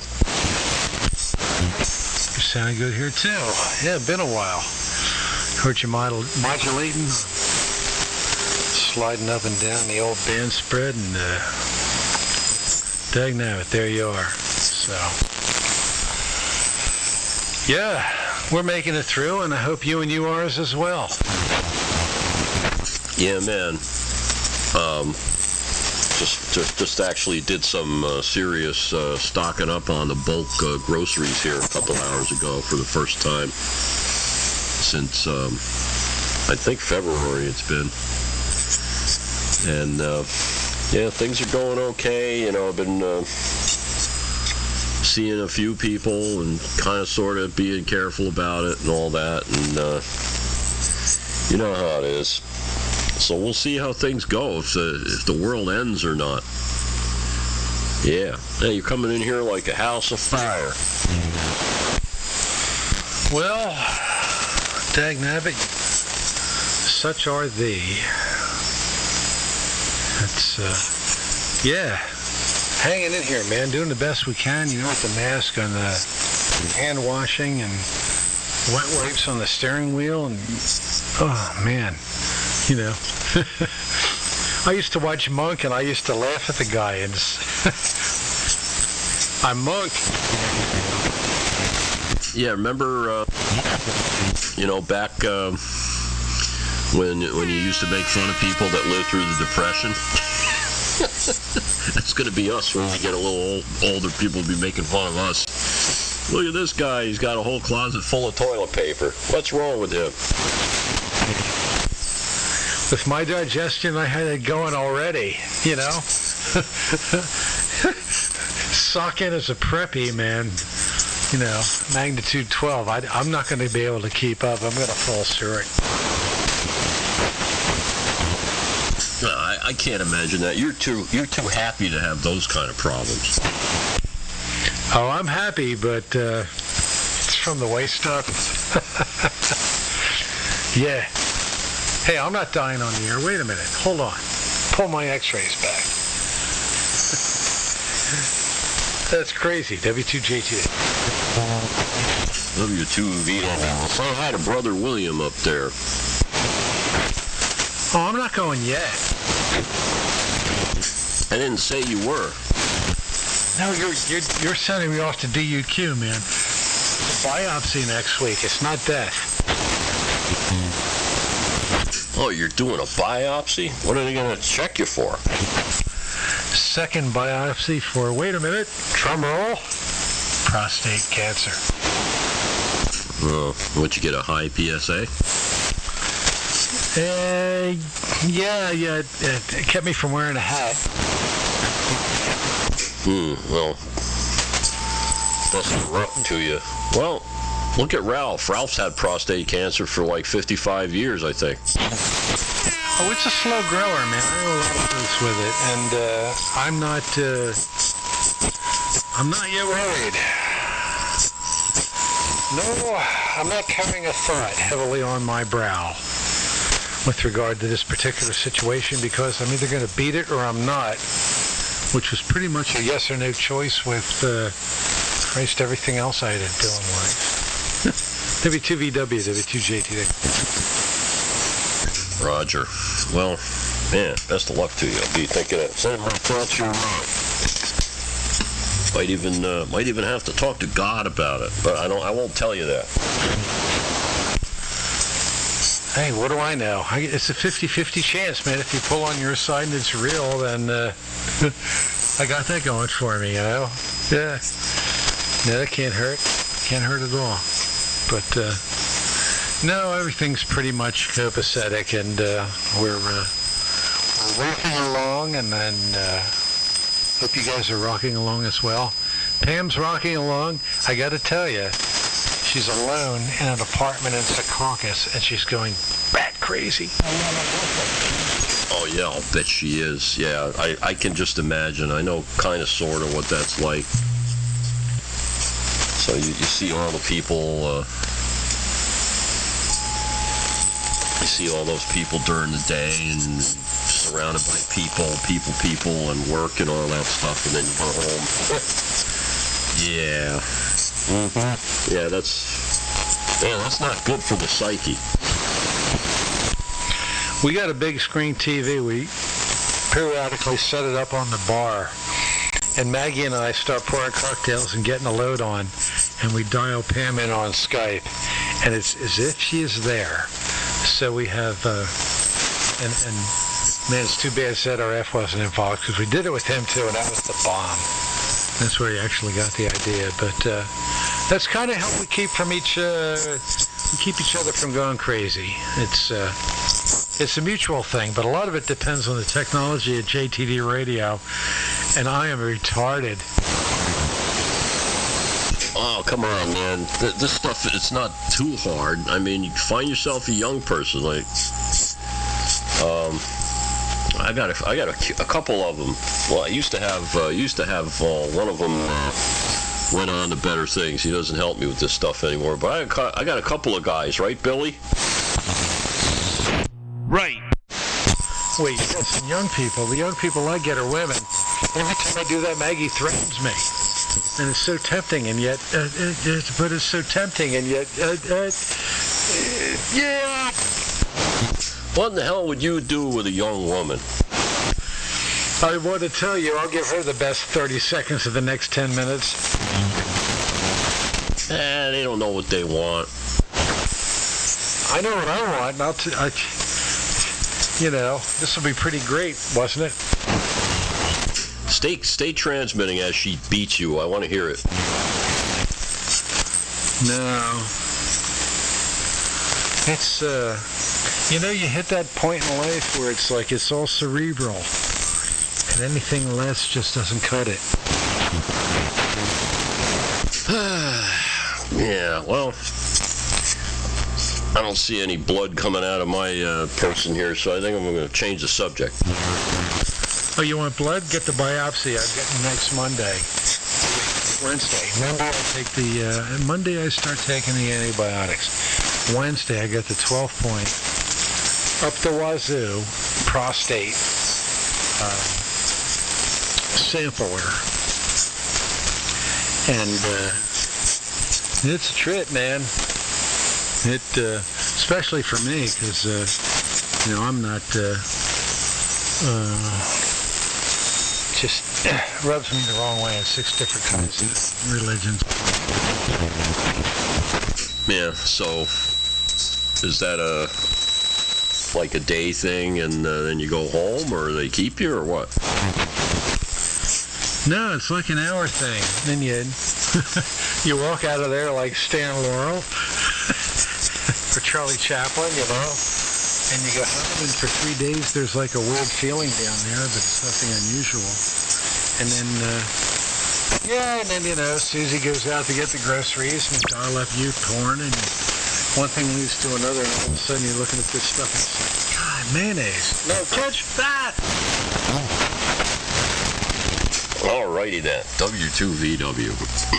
I'm good on QRZ if anybody would like to write us about this conversation. It's very important. It's men's health. It's human health. Anybody that bitches about people talking about their health on the air is a blithering jackass. Anyway, Dave, I'm not dying, man. Everything's cool, so, W2BTK. You are as well, W2JJ. I just got a real quick checkup with my GP, which I haven't seen in a while, and I gotta go for blood work. But we're keeping on top of stuff. But that's one of the things that I get done with the blood work, because I have a history of prostate cancer in my family. My dad had it. My grandfather had it. I think there was one other person. So doctor's like, we're going to keep a very close eye on that. So that's one of those things. Yep. Well, I hope it goes well for you. But hey, man, it's 2020. It's not 1955 anymore. So that part's really good as far as medicine. That medicine part goes. As far as be able to get good gasoline, I don't know. Yeah, we're further along, man. I got a lot of dead relatives trailing back through various cancers and whatnot. And, about the time Maggie came along and she beat uterine cancer, she's 5 years a survivor. And we've got a couple other folks around. And if you look at Maggie, with her muscle tone, you're going to...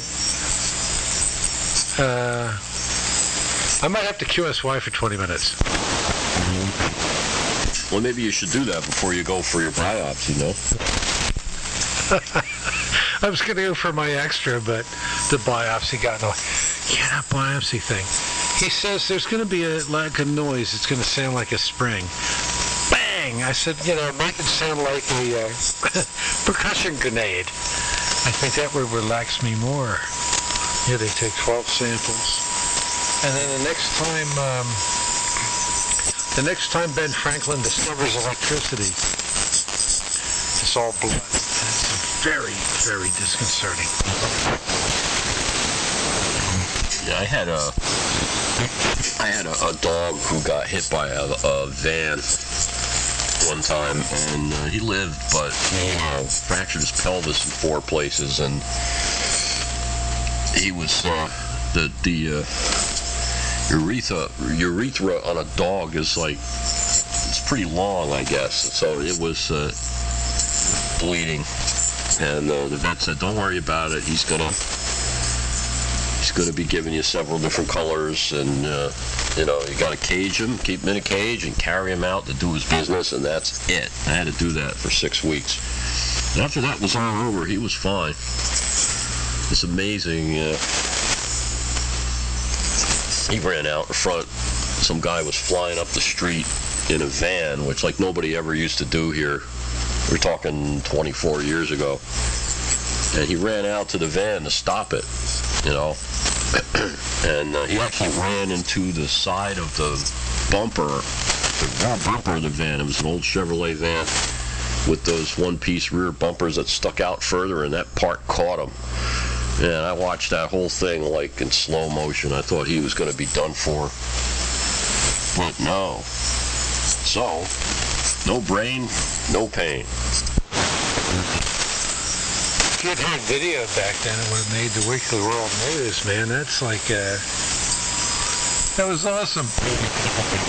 Oh, yeah, it was great. The guy took off up the road, and people were over my house, chased him down and caught him. They're like, what do we do now? And they decided that they weren't going to make him look like the dog. Well, whoever said the future wasn't going to be televised was kind of naive, because I'm a diggity dog. I might be under surveillance now. I got a cell phone. Oops, an iPhone 6. Nope, it's blind. Anyway, son, nice hooking up with you. I got a screw. Roger, well, good to hear you, and hello to Mags. Say hi to Pam when you talk to her next. In one of these years, I'll give her a phone call and see how the hell she's doing, and we could talk about the place up there. I actually talked to one of the last real engineers that I know in the place a couple of days ago. And I guess he's going to be departing, so that's it. I'm going to know like one person. See you later. Thanks for stopping by. To JTD from W2VW. Yeah, I'm retired. I'll tell you, within 2 or 3 years, man, the whole gig was completely reseated. Unbelievable. But, yeah, give Pam a buzz. She would dig it. You know, at your convenience, but she would dig it. I think you recall she would take pretty much at 2 in the morning. 7-3, son. W2VW radio from W2JTD, Cape May Courthouse, New Jersey, on the peninsula.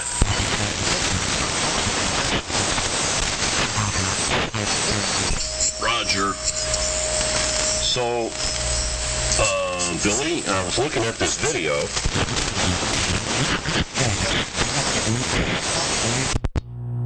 What?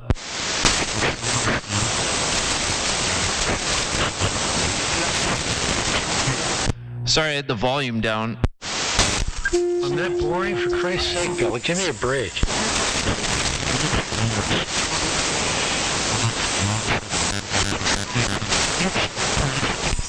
Maybe not. I'll regress. I'm an introvert. W2JT.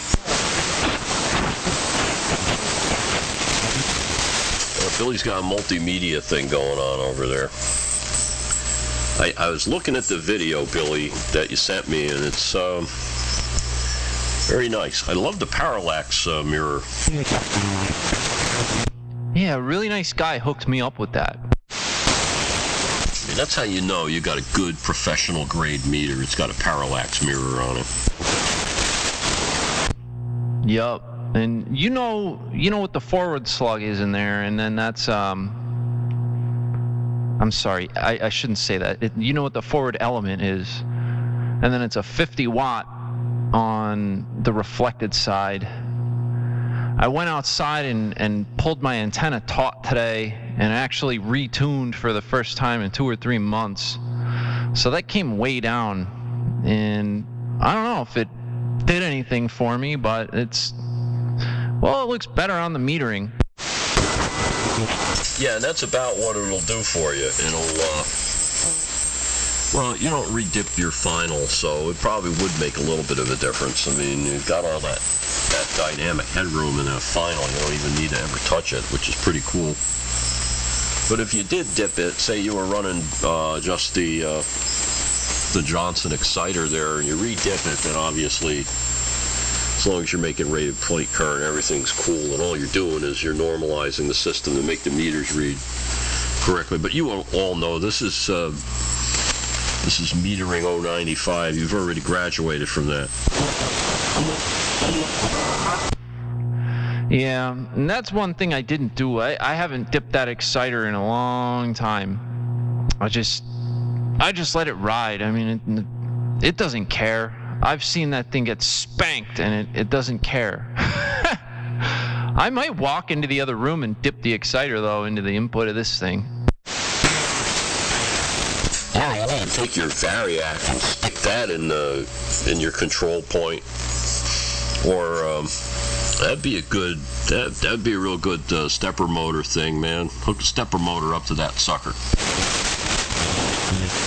Oh, I'd have to call my buddy in New Zealand to get some pointers. I'd probably just remote it with Romex, and that's not a bad idea, but I don't have any room in a rack out here. I would have to come up with something to mount it, and it does make a pretty healthy buzz, at least the one on the exciter, because I have it hooked up the wrong way. Oh yeah, I know about that. W2VW. Mine that I had here was a little noisy when it was turned way down, but I put a much larger variac in here because it's the only one that I could panel mount. I showed you a picture of the knob. I don't think you saw the variac. The thing is ridiculously sized. Came from our friend there, Black Lives Matter, came from him. Aha. Yeah. Well, yeah, I don't know what to say. I could hook it up the right way, but I feel like the fact that I don't have like a choke input when I'm like really supposed to, and it's fine.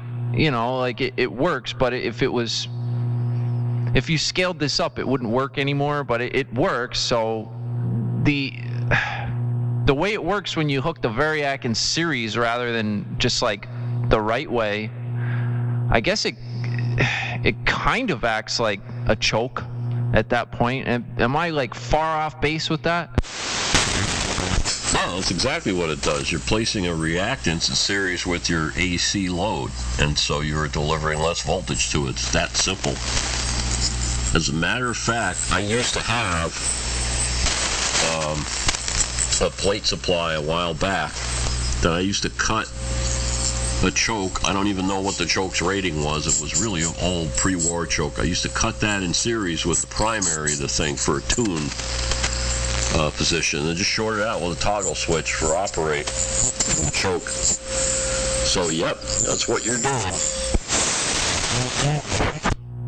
Yeah, it works fine for years and years and years, and it makes people mad when I talk about it. Oh boy. So I'll never change it. In fact, wow, my scope is calibrated one box up, one box down, and I'm 100% modulated. That's really cool. Let me go dip this sucker and see if anything changes. I'm gonna key up from the other room. So let's see, 5 or 6 seconds to walk over there. I'll key up, 5 or 6 seconds to walk back. Just so you know what's going on. W2 BTK with all kinds of weird crap going on.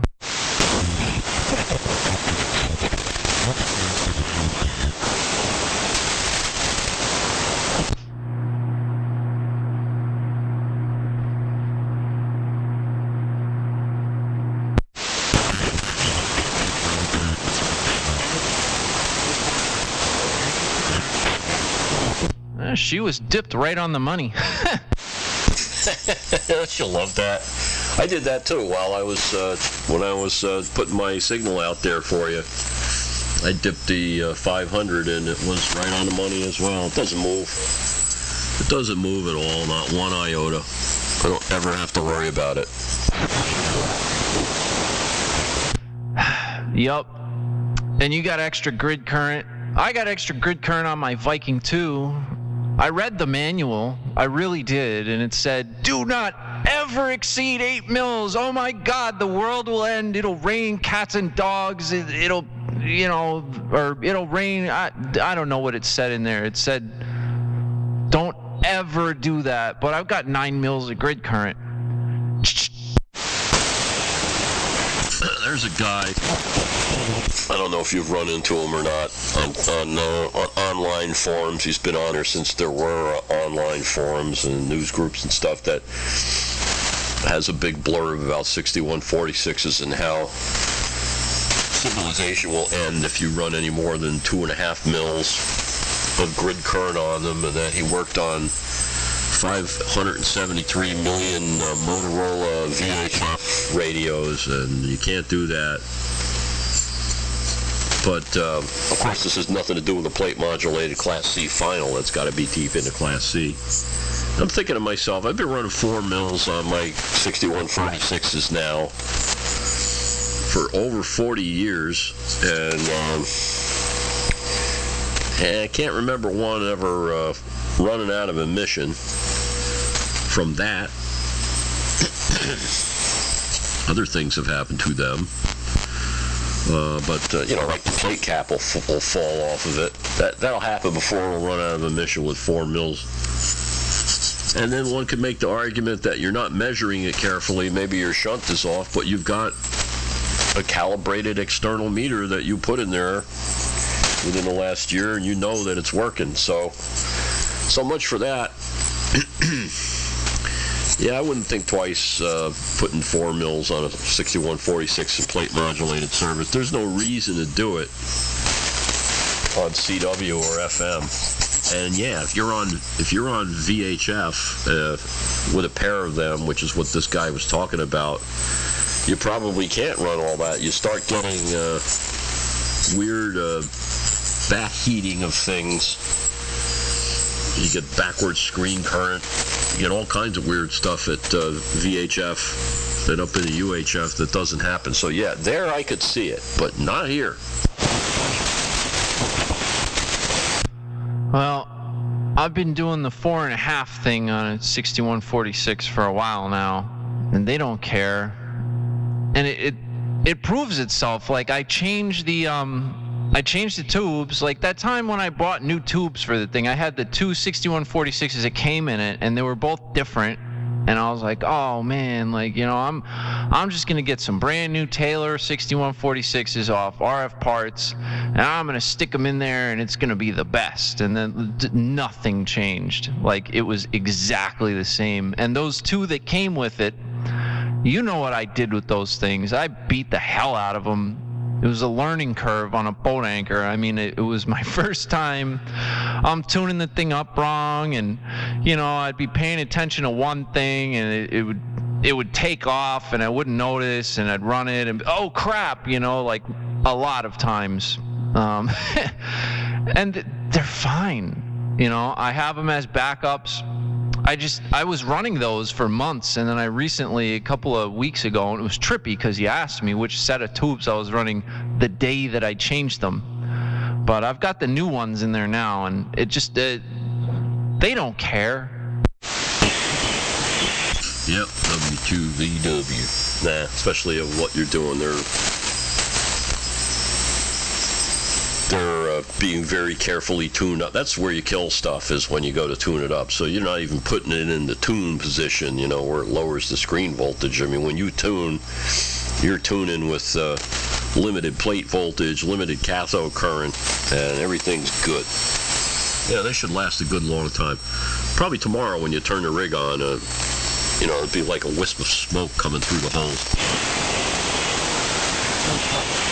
Man, yeah, well, that's how it goes. But no, they're happy. They live a happy life. I turn them on every day, and they're rewarding me with just, being good little 6146s in Class C plate modulated service.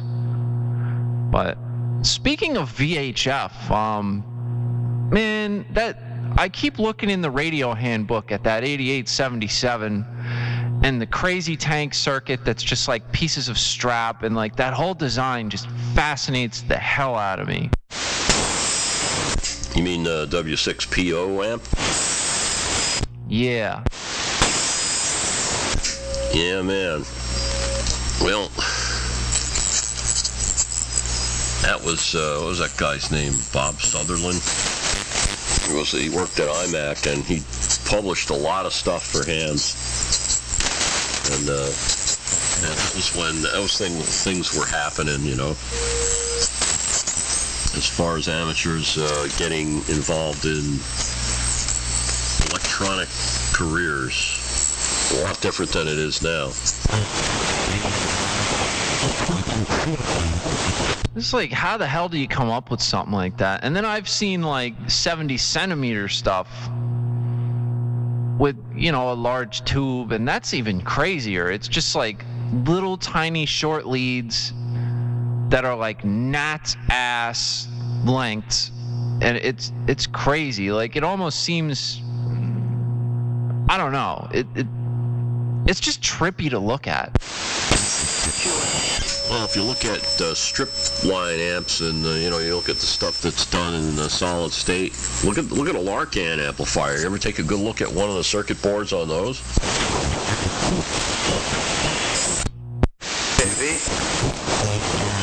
Oh yeah, somebody's trying to get in there. And no, I haven't.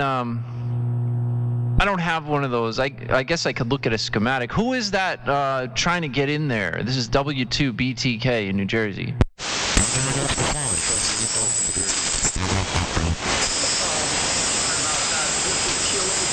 Oh no, I think that's the net. Talking with Clark earlier and Kilo 2, Foxtrot, 3.885, New Jersey,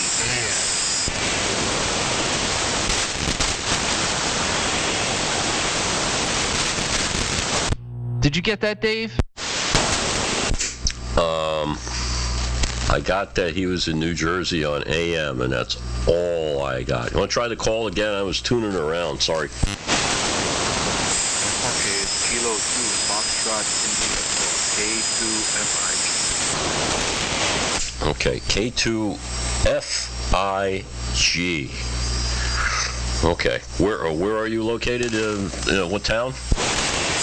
I'm located in Phillipsburg, New Jersey. Oh wow.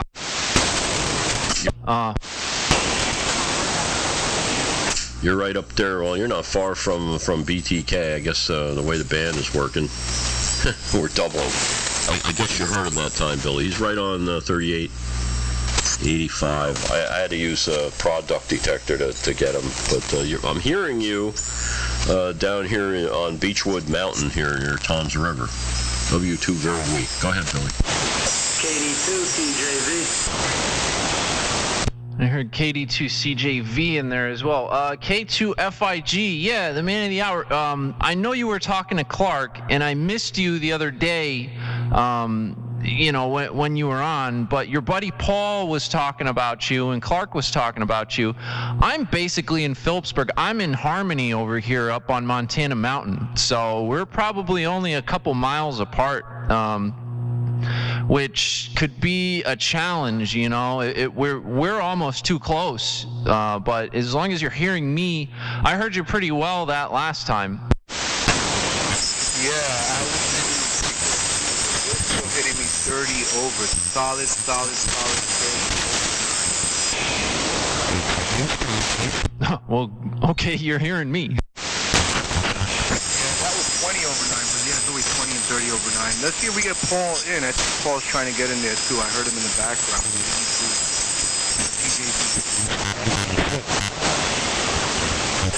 KD2TJV. Yeah, good evening.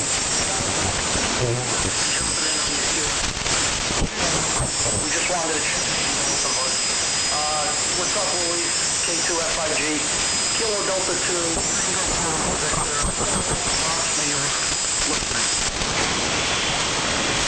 Hey Paul, I'm not sure if you copy me. Let me see if I can add power.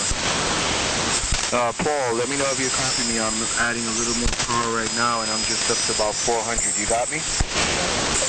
QSO, I read you. Okay, roger that. Sorry, didn't mean to interrupt. Just want to make sure Paul gets in. You guys hear me a little better? Oh, hell yeah. Okay, cool beans. I just didn't know I needed the power, but I'm just putting a little more out. Glad to be heard. Wow, we're doing AM. How cool.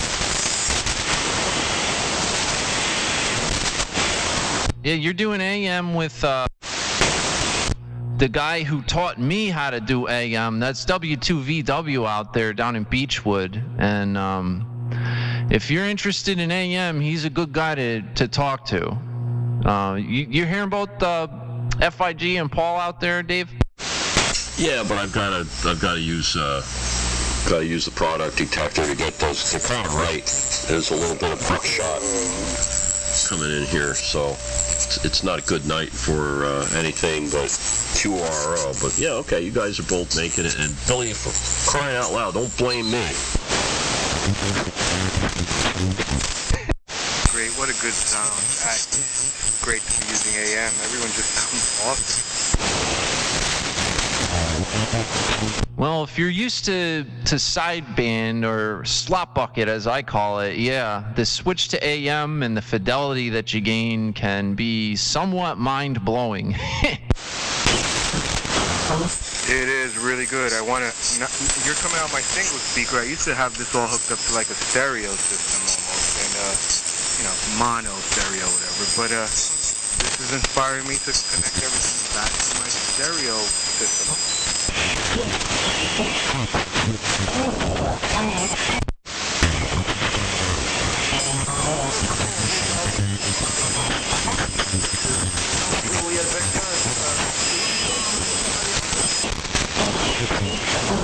Hey, Paul, I'm getting you in there. It's a little light, but I'm getting you in there, and just noise levels and spikings are coming up over you. Yeah, copy that. We've got a little bit of noise coming in and out. There's nothing we can do about it. Maybe the band's not being happy. W2VW, you hear?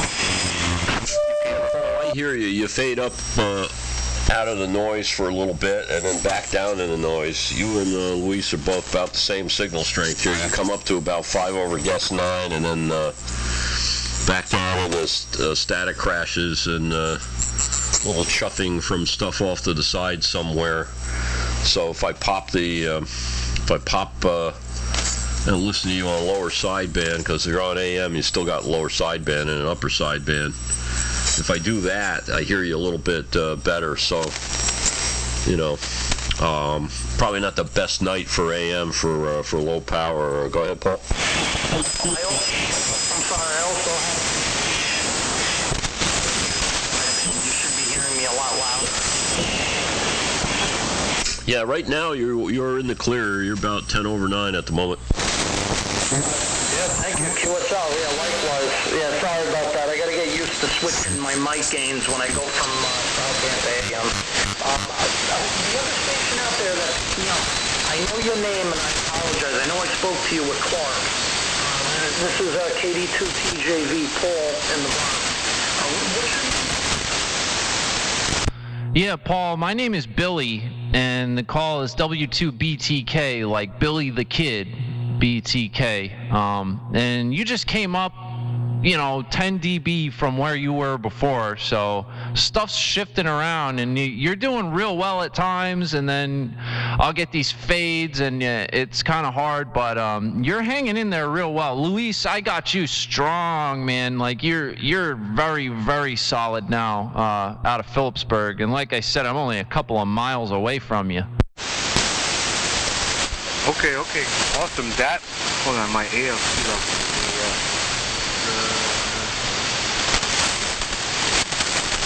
It doesn't matter, my ALC level is way up. Okay, well, I'm at about 24 on the gain, and my ALC is just smacked in the red, so I know I'm getting pushed back down, and then my SWR is something like 1.5. Yeah, you have a super strong carrier, but you're not very heavily modulated. It doesn't matter. I mean, I'm hearing you fine just because you have tons of signal in my receiver, but it might do you better to lower the power a little bit and get out of that ALC.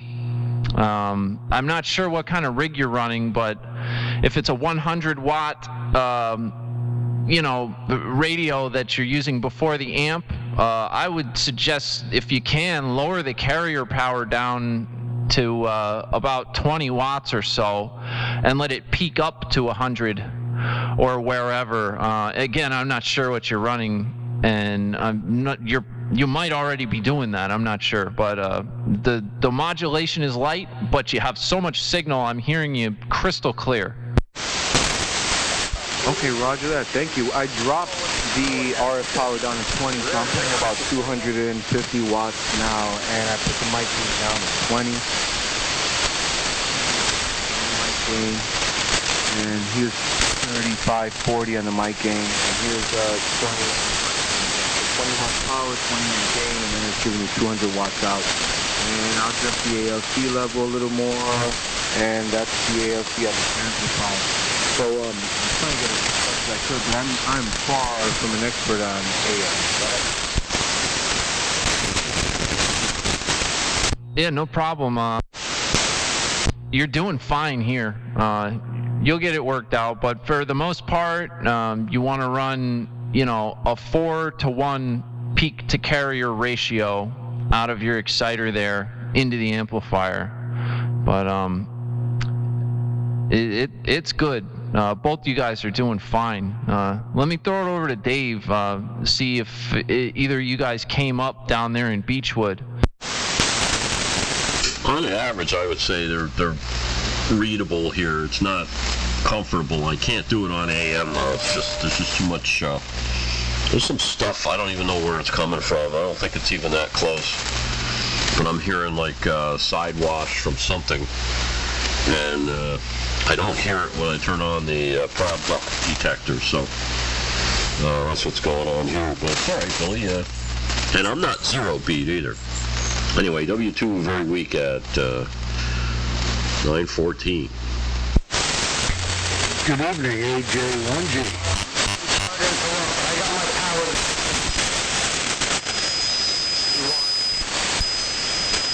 Yeah, W2VW, W2BTK. Yeah, good evening, AJ1G.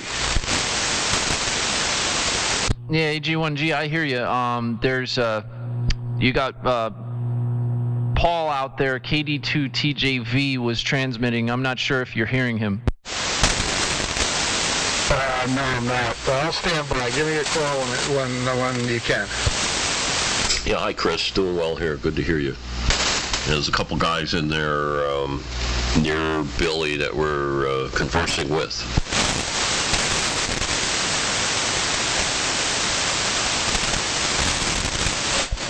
Billy, give me a couple of seconds. Let me go zero beat. Pretty good, and my noise levels are kind of low here. I'm getting right. I'm zero beat on Billy.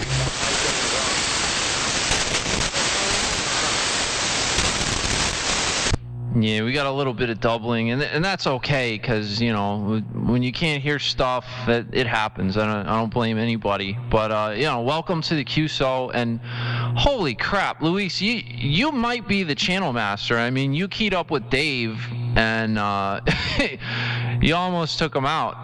But that's to be expected. We're only a couple miles apart there. But yeah, let me shut up for a second. W2BTK. No, please don't shut up, man. You're freaking great. Yeah, we just might be doing so great because the thing's so rare. Because usually the closer you are, you don't do well. But yeah, but everyone's doing well. I'm hearing everyone really good. I mean, I got Paul in there from the Bronx. I got everyone really coming over to 7, 9. Paul's a little out there, but he's making it. I'm hearing everyone.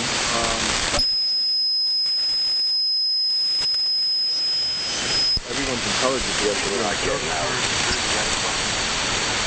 See the bridge from my window.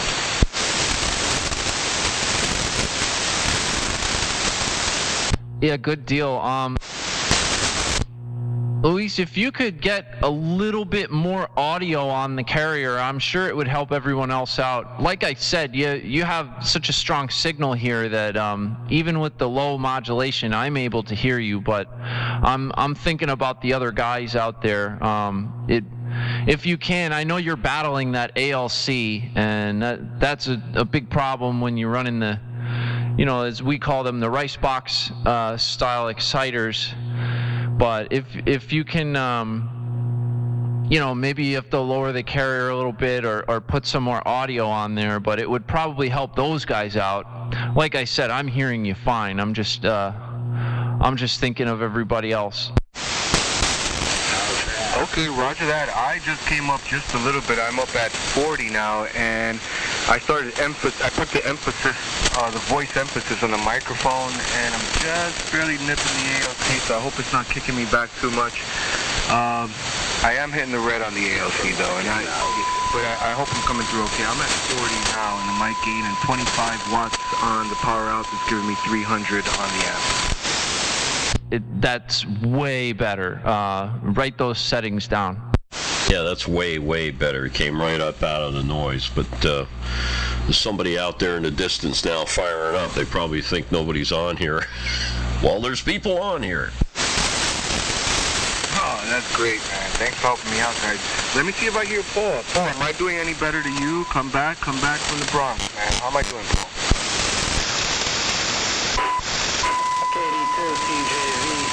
Katie, I hear you, but you're going in and out. Okay, roger that. You hear me, but I'm going in and out. All right, I'm trying to make it to everybody. Probably put a little bit more power in and see if it's where it gets me. I'm lower down his ALC. All right, well, I'm just putting out about 400 now, and hope you give me a...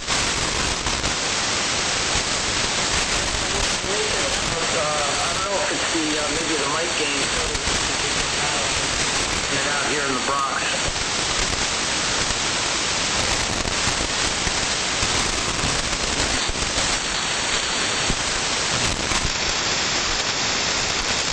And who was that third check-in? I'm sorry, I forgot the call by now. It seems like Dave knew who you were.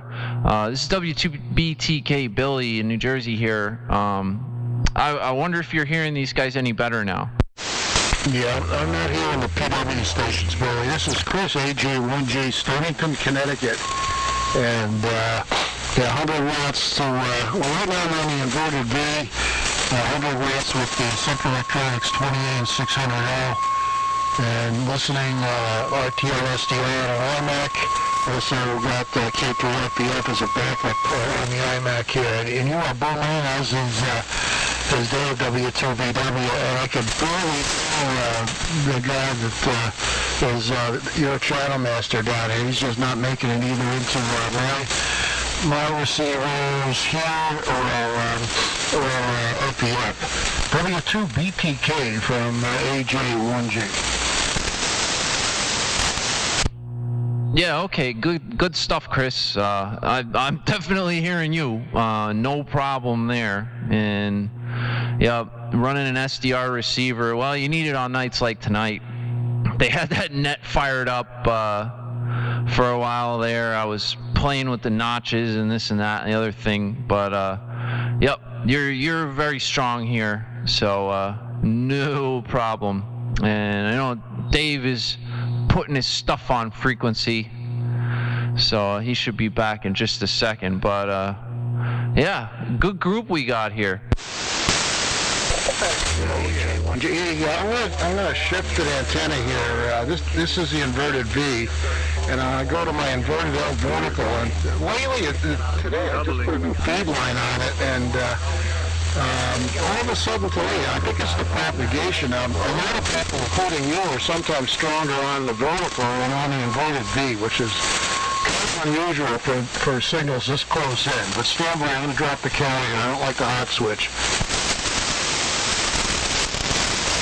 I didn't get a copy on that. That kind of came through quickly.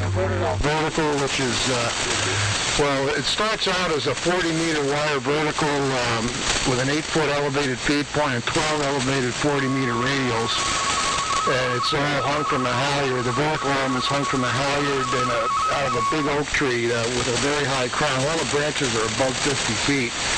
The vertical section for 40 is 34 feet. There's an 8-foot post that's the feed point above grade. And then the 12 40-meter radials. On this band, I lower the vertical element and clip out another about 35 feet, and it's all segmented with jumpers to resonate here and right on this frequency, and then down in the DX window and down in the CW window. And I just put a new feed line on it, and Ralph Brand was actually, I laid it out, and she buried the feed line in the lawn, but now it seems everything survived that, okay, and let's check my swirl here. Oh, there is none. Perfect. Okay, very good. Yeah, it's a perfect match right on this frequency. And yeah, I wonder what if you hear any significant difference in signal levels. You're either equal to or sometimes louder on the vertical. AJ1G, back to W2BTK. Yeah, okay. Get some jamming attempts in there, but they're pretty piss weak. Some like digital crap, I don't know what it is, but yeah, your SNR was about the same on both of them, a little less on the vertical, but hovering right around 60 dB above the noise. So really strong copy. I'm not sure, I don't have an S meter, so I can't give you an S meter reading, but as far as how well I hear you, you're 60 dB above the noise on pretty much on both antennas. So I'm running a low dipole fed with the open wire line and a double balanced tuner. So it's up about, I don't know, between 35 and 40 feet. So my local signal is pretty much it's like a blanketing local signal, and I don't do squat for DX. So I'm not surprised. We're not too far apart, it looks like. So yeah, good stuff.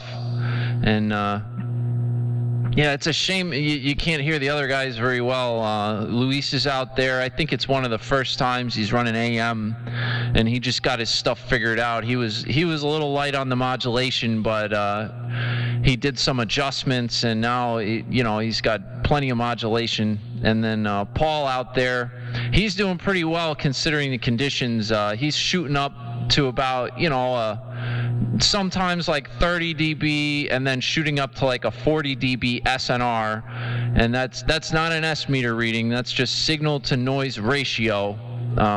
So 30 to 40 dB above the noise here, which is pretty good. So I've got a good copy on everybody, but my location is a little better than average. So, and it's very, very electrically quiet here, so I'm able to hear stuff that would otherwise disappear into the noise floor if there was a higher noise floor. Anyway, W2BTK. Hey Billy, it's Figgy Fig over here. Let me see if I got it. I hope I'm not stepping on anyone. Okay, I got it. Yeah, I just was curious as your system. I think we're both. I thought I heard you say you're horizontal, and I'm horizontal also. So I'm just curious as the rest of your system. I know you're horizontal. I don't know how much power you're putting out, and I'm not sure what balance you got going there for your dipole. Go ahead. Well, it's a horizontal antenna, about 130, 140 feet overall. I'm feeding with open wire line out of a double balanced tuner, so not really using a balun. There is an input balun, more of a choke on the 50 ohm side of the tuner, but I'm tuning out reactance with a couple of series inductors and a capacitor in parallel on the hot side of those inductors. If you want to actually see exactly what I'm doing as far as antenna, I made a YouTube video about it. You can look at my YouTube channel, which is 631NJ. That's 631NJ at YouTube. And if you look in my recent videos, you'll see the video all about my antenna system, and I go through the tuner and I climb up on my roof and show the feed line and the entire antenna system. So you could check that out to see pretty much exactly what I'm doing, and that's well, I guess that'd be the best way. Okay, I got you. 631NG. I just subscribed to your channel, by the way. So this way you know who I am. And I also have some YouTube on the antenna that I was using before, my vertical, but I'm actually on a horizontal dipole 901. Thanks for Paul, helping me out with that. He hooked his up, and he was doing such a good job. And I said, Paul, I want to duplicate that. And I kind of did at the 901, and it's really working good for me. So I appreciate Paul helping me out with that. But yeah, this is awesome. You guys are meeting up here every day, every night. What goes on? Yeah, I mean, I've been getting on pretty much every night on this frequency or 3875, you know, right around here. And there's always a good group of guys on. If you want to come do AM stuff, you know, it's every night. And in addition to that YouTube channel, I live stream on Twitch anytime that I'm operating. Like right now, I have the live stream up, and you can go check that out. Like if you just go to my QRZ page, W2BTK, you can find all the links to this crap. So if you want, come pop in and say hi and chat, you know, and it's also a good way to know, you know, who's on the air and this and that without having to fire up. No, absolutely. This is really, really good, really fun. I didn't know how many people even did AM. Really. Thanks, Paul. I don't know if you copied me, but thanks really for hooking me up, because this is really cool. I didn't even think anyone was really doing it AM outside of when they're doing the contest. So glad I met up with you guys.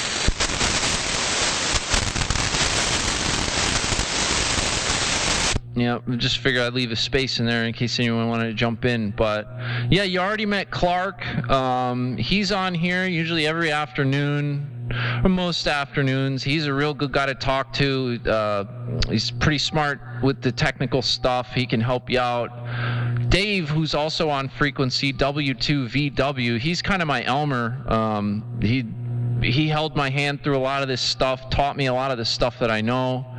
And there's no shortage of like just straight up smart people that you can find here operating AM who will help you get into it. So I'm glad that you're finding enjoyment in the AM mode, because that's what I like to do. I mean, I do get on single sideband every once in a while, but for the most part, all my operating is done in the AM mode.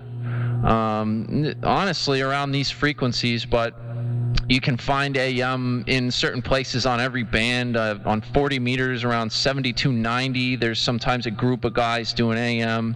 Obviously here, we kind of call this the AM ghetto, 3885 or thereabouts. And then 160 meters, you got, around 1885 or 1945 or big AM frequencies. So it's out there. And then, hey, when 10 meters opens up, there's tons of good AM up there, and it's DX, so you can have a heck of a time.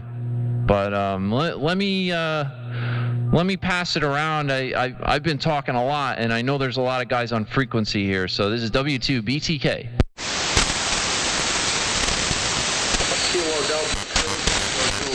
W2VW back, AJ1G. Coming by and meeting you guys, you guys have a place like that. Very good vibes. You guys are really cool, friendly. Talking to you guys, you're not like, you're not all serious. You guys have a good time. And that's what kind of like attracts me and K2FIG. I know I can speak for him. That's the kind of crowd we like. QSL. Yeah, QSL there, Paul. I heard it. I'm not sure how well the other guys are hearing. I think Luis hears you. I know that, Chris isn't hearing you that well, and Dave can hear you when he switches to sideband. But, you're doing fine, and, it's a warm welcome, you're always, it's always appreciated. I love when people get on and aren't afraid to jump in, even with, bad conditions and a lower signal or whatever. So let me see if Dave is still out here. Dave, I haven't heard from you in a while. Yeah, I just didn't want to double with anybody. Oh, you two, very weak. Yeah, Chris, I didn't leave. All I was doing was IDing because it had been 10 minutes. We were running break-in here, so just want to get my ID in there. Anyway, Chris, you're doing fine down here, and when you flipped over to the inverted L, you went down in the noise. and then you came back up, and you're plenty strong on the local antenna. I guess that's an inverted V, so it's a dramatic difference here, just what I would expect from a good vertical, and us being as far apart as we are, which isn't that far. Anyway, go ahead, guys. I'm not hearing everybody Q5 here, so I'm going to keep one eye on the radio. But yeah, there's a lot of good guys here on AM. It gets kind of crowded sometimes, and the major problem here at night is if you get on here with low power, it's only a matter of time until you get run over, because that's the way this band is. So that's the only thing. But if you get on earlier in the day and just after dinner time, sometimes the creatures aren't out yet. So keep that in mind. It ain't easy to do this with low power. Otherwise, we'd all be on here, because really that's all we need to talk to each other is low power. But it's just amateur radio. W2VW. Go ahead, Chris. Okay, W2VW. En route AJ1G. Okay, very good. Now, I would expect that my signal should have dropped way down on the inverted arrow, because, the inverted V's, it's very shallow angle. It's more of a dipole, but it's up to about 45 feet. And, it's basically a sort of a cloud warmer. And the inverted arrow has a very, very normal propagation. It's got a big donut hole, for close-in stations, because it's got no hang or radiation at all. It's a great DX antenna. I call CQ on 40CW when it's running as a quarter-wave vertical up there. But frequently the highest SNR, it's probably because he's very quiet, like maybe Billy is, the highest SNR, if when I call around sunrise, the highest SNR I'll get on that antenna will be from VK4CT in Melbourne every day. And it's like night and day. It's not quite night and day, but I did a quick check this morning, and it's 5 to 7 dB better to the west coast. And it's a great all-around 40-meter antenna. And on 75, typically the stations in the metropolitan area, North New York, New Jersey, Connecticut, now go down into the fuzz, in the inverted arrow. But stations up in Maine and New Hampshire are strong, especially under daytime conditions. All the guys up in Maine this afternoon were coming in, 5-7 dB better on the inverted L, and stations locally were, down in the hole like I would expect. So something's weird going on, unless I got some sort of weird performance of comparing it to the inverted V, which I've used for about 40 years. But where am I now? Okay, I'm on the inverted V right now. So but it's an interesting antenna, and it's a kind of a cool looking thing. It's this big, almost looks like, what is it in Tibet? They got the prayer flags. They got those wires going all places. Maybe I should put some prayer flags on it. But actually, it's the agreement is when I'm not using it, if I usually put it out at night, it's kind of like my vampire vertical, because the radios only come out at night, and then in the morning I'm supposed to roll them up. I get them on those orange cord winders, power cord winders. You can get at Home Depot for about $1. I got them all coiled up on that, hanging on hooks when I'm not actually using the antenna. And I'm in the process of drawing the main line. I did the line section. We're going to wait for as it goes, the rest of it out to the antenna from the house goes through a big planting bed, and it's full of ferns and all sorts of perennials and stuff, and we're not going to go trashing all that stuff to get the thing buried now. It's just kind of laying in there now. And in the fall, we'll take the edging tool and stick it in. I got it down about 6 inches. Diana actually put it in for me. She's the master gardener here. Anyway, back to you, Billy. I'm not going to stick around. I am going to do another stand by. I'm going to drop the carrier and go back to the inverted V or inverted L and stay on that for a minute or so. Here, stand by. Okay, back on the inverted L, and I don't expect, I typically will go, signals from, down in the Jersey area should go down into the, a lot, but not tonight. And this afternoon, like I said, under midday conditions, the guys up in Maine, in New Hampshire, were doing better on it by a lot. Anyhow, back to you, Billy. 73. I pulled up your Twitch channel there. The only thing is I pulled it up, through the link, and for some reason I can't hit the mute button or the volume control. It's not working. I'm using. I'm on Google Chrome as a browser right now, but it's not working. Anyhow, but interesting shack there. W2BTK AJ1G. Yeah, that's amazing. It's I was watching the SNR when you switch the antennas, and dude, it's almost identical. So not a lot of loss on the vertical, and well, that's just kind of nutty.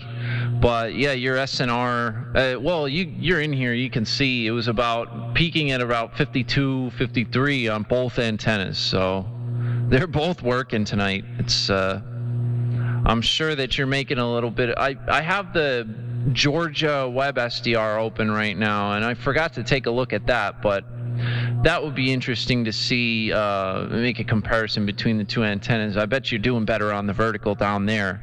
But as far as how I'm hearing you, it's neck and neck. I mean, there's barely any change between the two. Oh, man, guys, I'm pretty okay.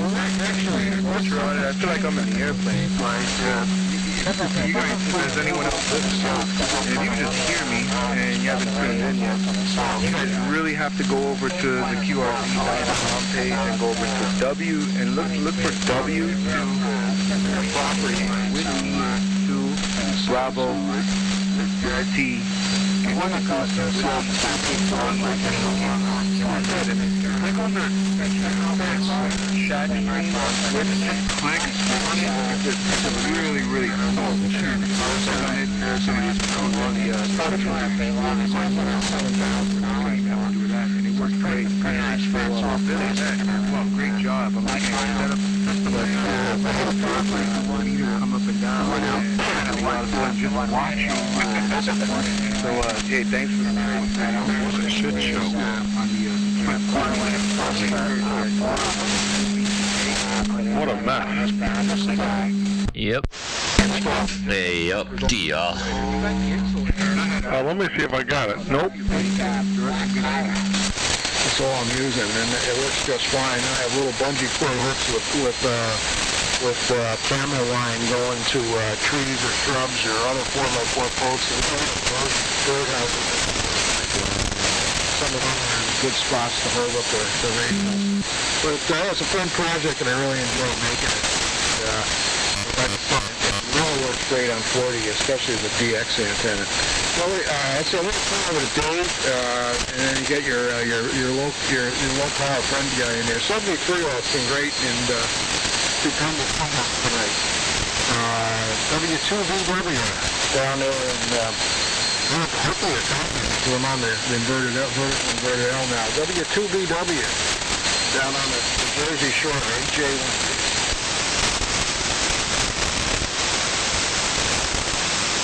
Yeah, big double. I was trying to get going, but I'm just checking to see if KD2 TJV is still with us in the Bronx. Let me know if you're still with us there, Paul. Kilo Delta 2, Tango Juliet Victor. Yeah, I'm still here. I was just monitoring. I didn't want to tie up the line. I know there's a lot of guys trying to get in. I'm still here. Hopefully you're hearing me well. Chris, prior, when you switched, I guess, your antenna, you came through on my side in the Bronx, 5.9, audio loud and clear. Just a heads up.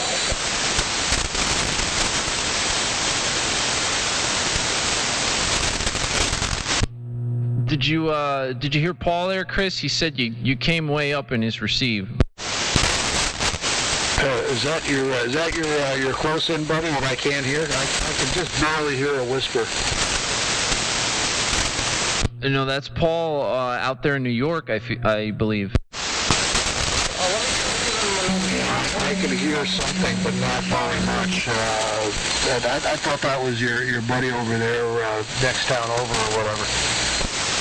Yeah, I was walking away there. We're just kind of running break-in here, so trying to keep it that way, especially with guys that don't hear each other. I think that's probably the smart way to do it. W2 very weak, but still listening. Yeah, if anybody can hear something right there. I can't be here till... Let's make it a quadruple. Okay, hold on. Okay, sounds like I still got it. I'm going to say 73. I want to just thank everybody for just welcoming me. The warm welcome was nice. And I'm going to lock it in to 3.885. And the AM, just leave it the way it is. I'm going to shut down, but when I get back from work tomorrow, this will be the first thing I look into. Yeah, thank you guys so much. This is so awesome. It reminds me of when I'm in the airplane. So this is just great. I adjusted my squelch up too and got everybody in there at the squelch level, and I'm pretty much on almost like FM, where once you break that squelch, you just break right through the radio. So everyone's coming really good. So it's quiet, and then all of a sudden I get someone coming through. So real good stuff. Just wanted to say 7-3. Thank you for the call. Thanks so much. Appreciate it for introducing me to the guys. Tony the Cat Clark. All you guys are freaking awesome. This is good. So I'll see you guys tomorrow, and this will be my 7-3. I'll clear out after this on. It'll be my final on this one, and I'll just clear out after hearing everyone if anyone has it. Thanks so much, guys. I appreciate it. K2FID, also known as Sig. Everyone calls me Sig. Sig the pilot. And I appreciate being here. Have a great night, guys.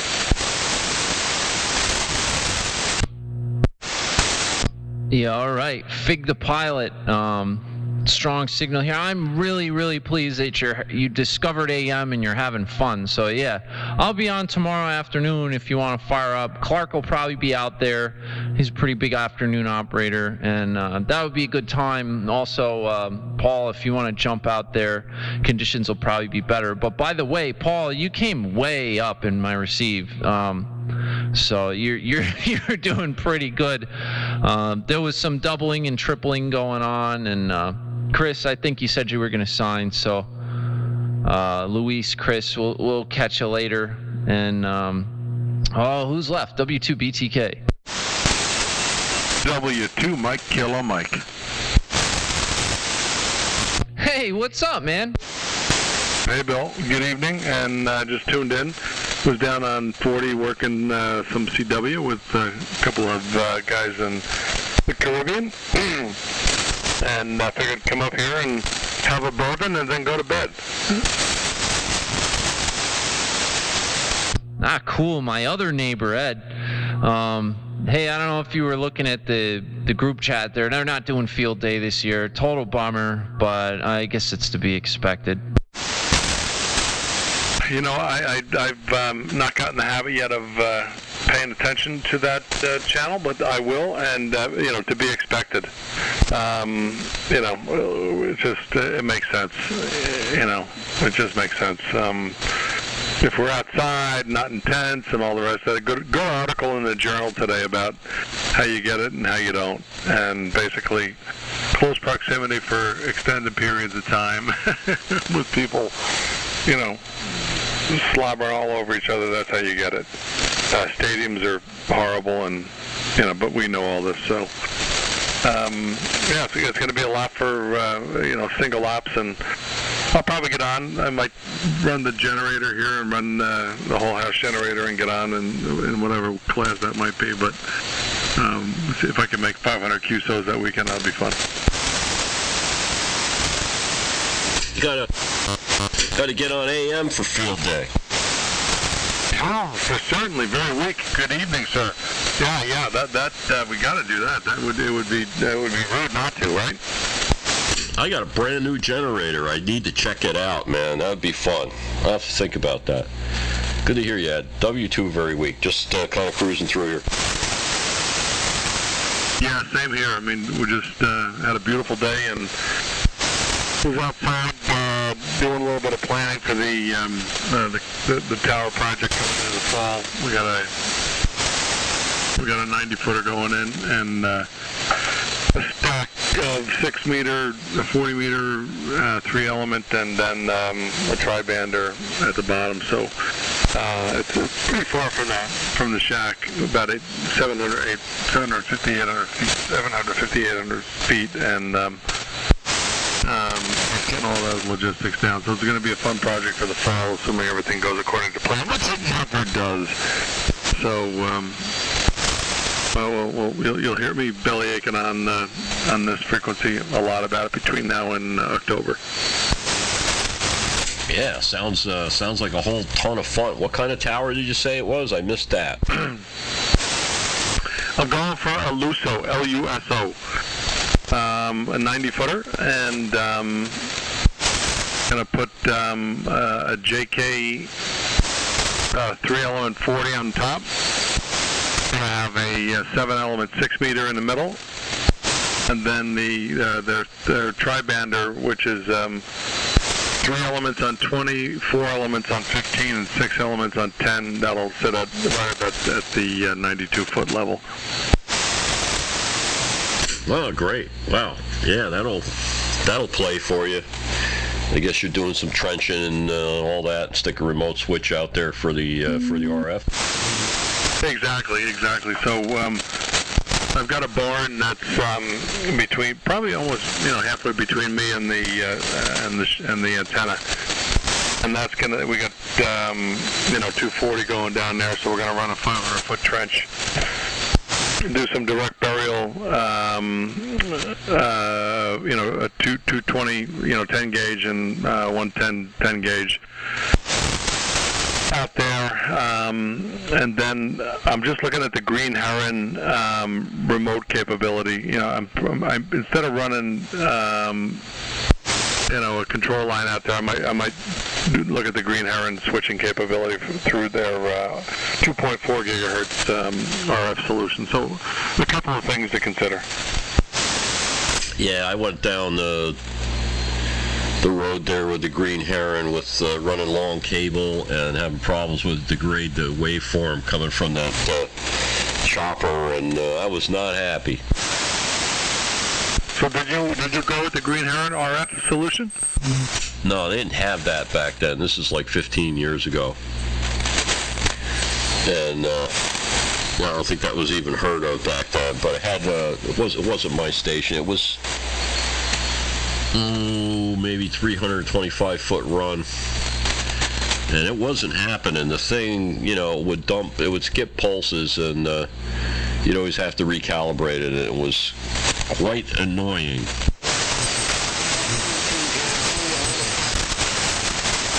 $90-foot. Dang. Yeah, TJV was, I think, signing in there. TJV, go ahead. Do it again, pal. So I just wanted to wish you guys have a good evening. 7-3. Thanks for taking me out. I'll catch you all tomorrow. 7-3. Sorry to interrupt again. Good night, Paul. Good night, Paul. Thanks for checking in. Yeah, good to hear. Love you every week. W2MKM. I just realized I was pretty narrow there. I don't know how my audio sounds here, guys, but I got to start working on that at some point.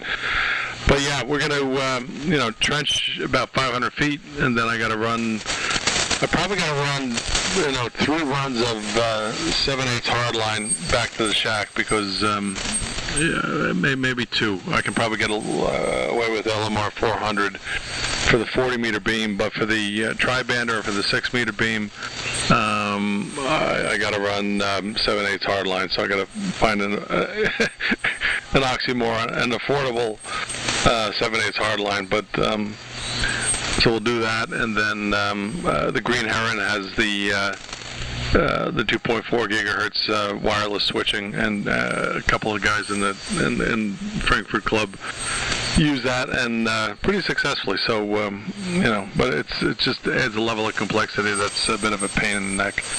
I'm running about 700 feet of 16 gauge out to the 4 square, and that seems to be working just fine. And that's a great. So far, that's a that antenna is working out real nice. All right, somebody take it. W2MKM. I really got to get over there and check out what the hell you got going on. I don't even know that many people with setups like that, especially not around here. Well, there's a lot of guys in Eastern PA. A lot of guys from the Frankfurt Radio Club who took me under their wing, I don't know, 30 years ago. And I've been intermittently involved, but some of the best ops in the world, and generally, you guys heard me talking about the other night, but so always state-of-the-art stuff in terms of building stuff and station automation and just if you're into tech, which I am, and I find half of the fun being the engineering. We'll have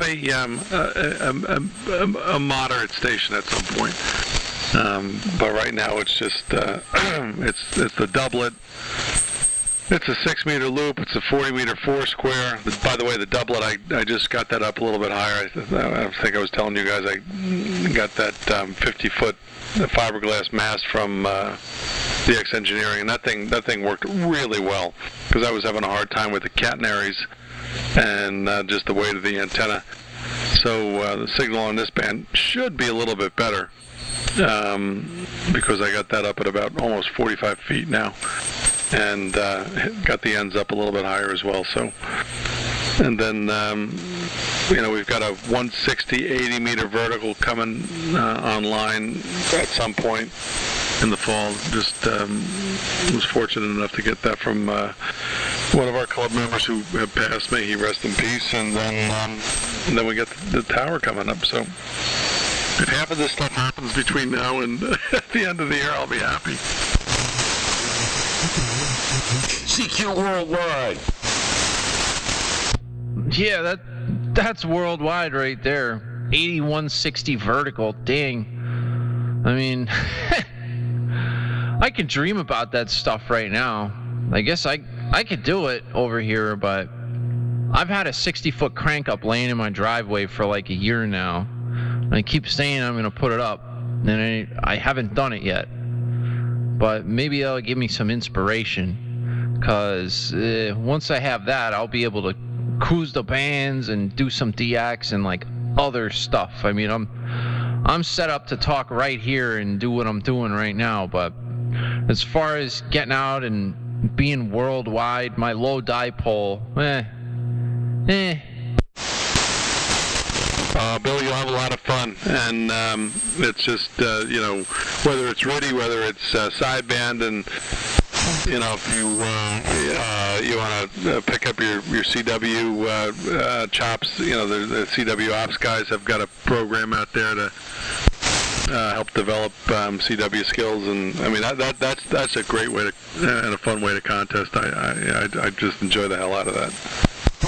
Is that the Up 5 lid program? Something like that. I don't know what they call it, but they've got a I mean it's genuine. Where if you guys know the demographic of our hobby here, we're just we're getting older and we're not refreshing. And interestingly, with the young guys who are coming up, especially the young contesters, CW is sort of a now that it's no longer a requirement, it's sort of a badge.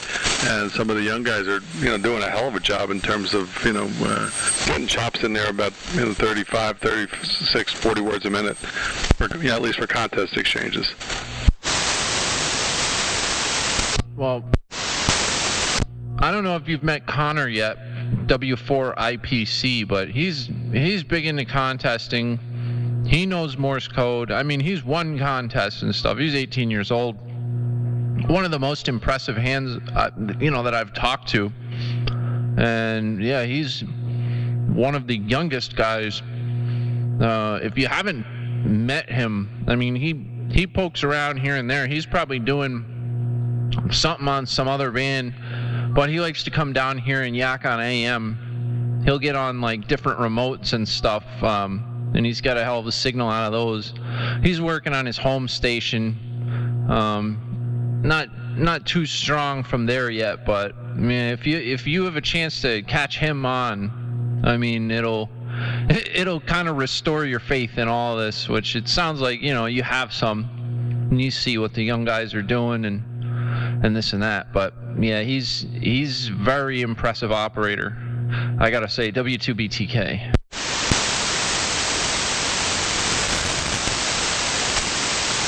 Yeah, Bill. Oh, yeah, we were talking to Connor, I don't know, 2-3 nights ago while we were here in similar topics. So yeah, impressive young man, and we got to see more of those guys. And I'm seeing some more of those guys.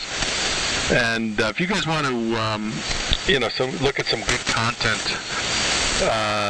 the CQ guys had a Contest University.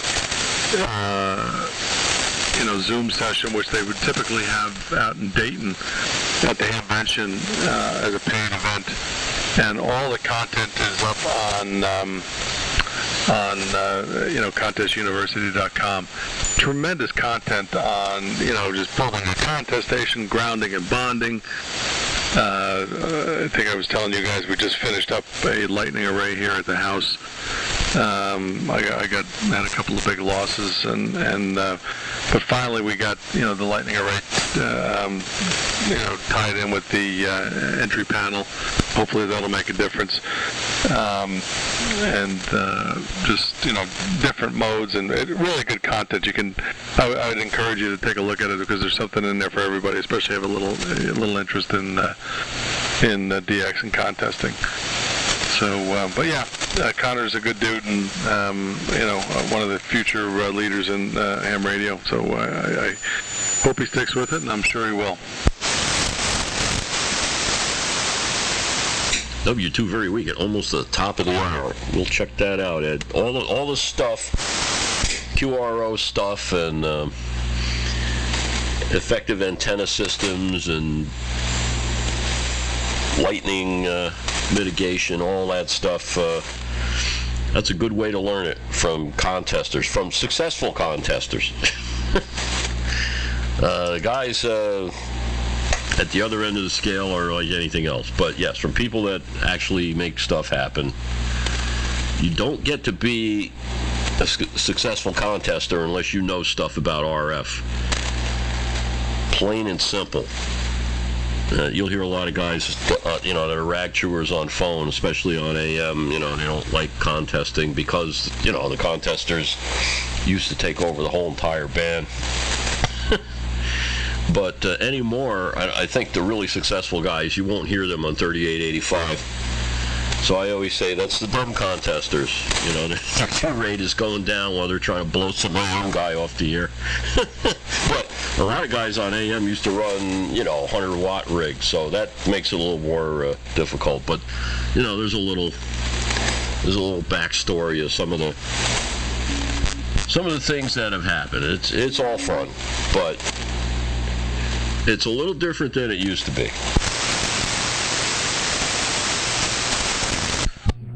Sure. I mean, the state of the art is, really, really progressed with station automation, and, a lot of the guys are doing, upwards to 200 Qs an hour in good hours, and, when they're running SO2 single radios.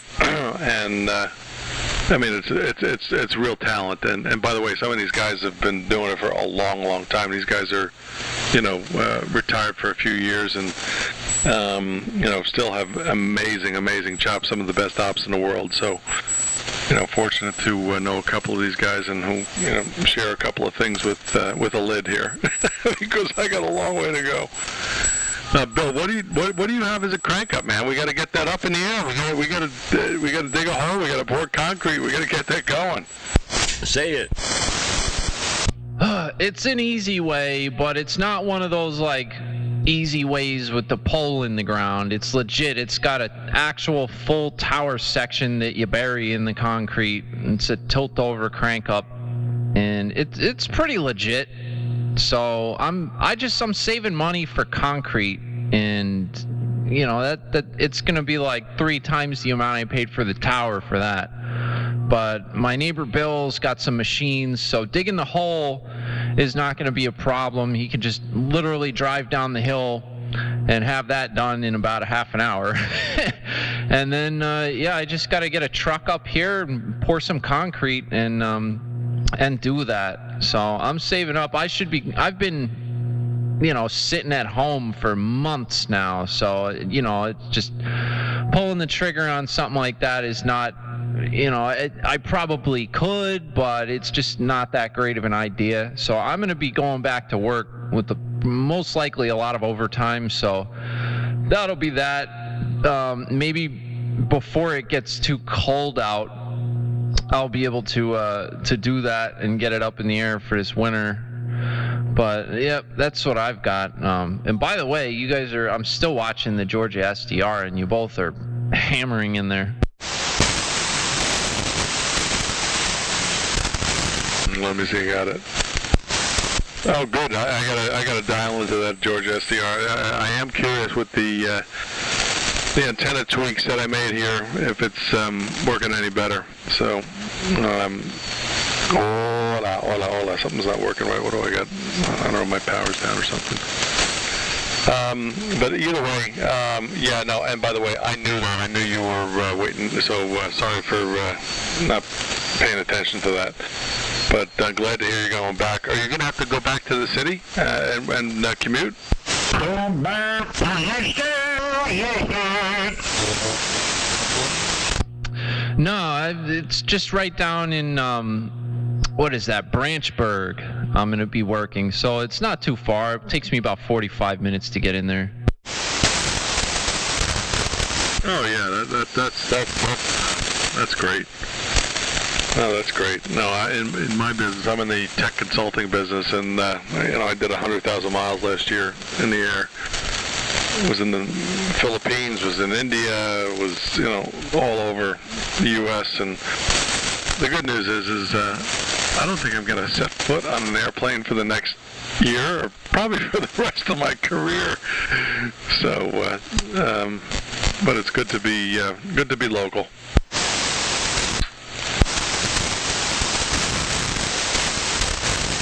Yeah, for sure. I'm always moving around from job site to job site. I'm an electrician. I'm in the local 102. I think I told you that, but I always forget stuff too. I mean, don't sweat it. But so yeah, this next job is down in Branchburg. It's only about 45 minutes. The past couple jobs have all been in that area within like 10 minutes of each other, and they're all medical, pharmaceutical kind of stuff, and I guess that's what these guys have been bidding, because those are the only construction sites that are allowed to be open. Even still, I'm just watching all the other states open up and return to normal and do this and that. But New Jersey is he's still got all the construction sites shut down except for things like colleges, medical, pharmaceutical, that kind of stuff, So I'm lucky to get on a job like that in the first place. Yeah, we're pretty fortunate that we got a good pharma industry here in the state, and that'll I think we'll rebound if everybody doesn't hightail it for Pennsylvania or something else where there's a bit more civil liberties and belief in the Constitution, but I'll save that for another night. So, Dave, what's going on down in your neck of the woods?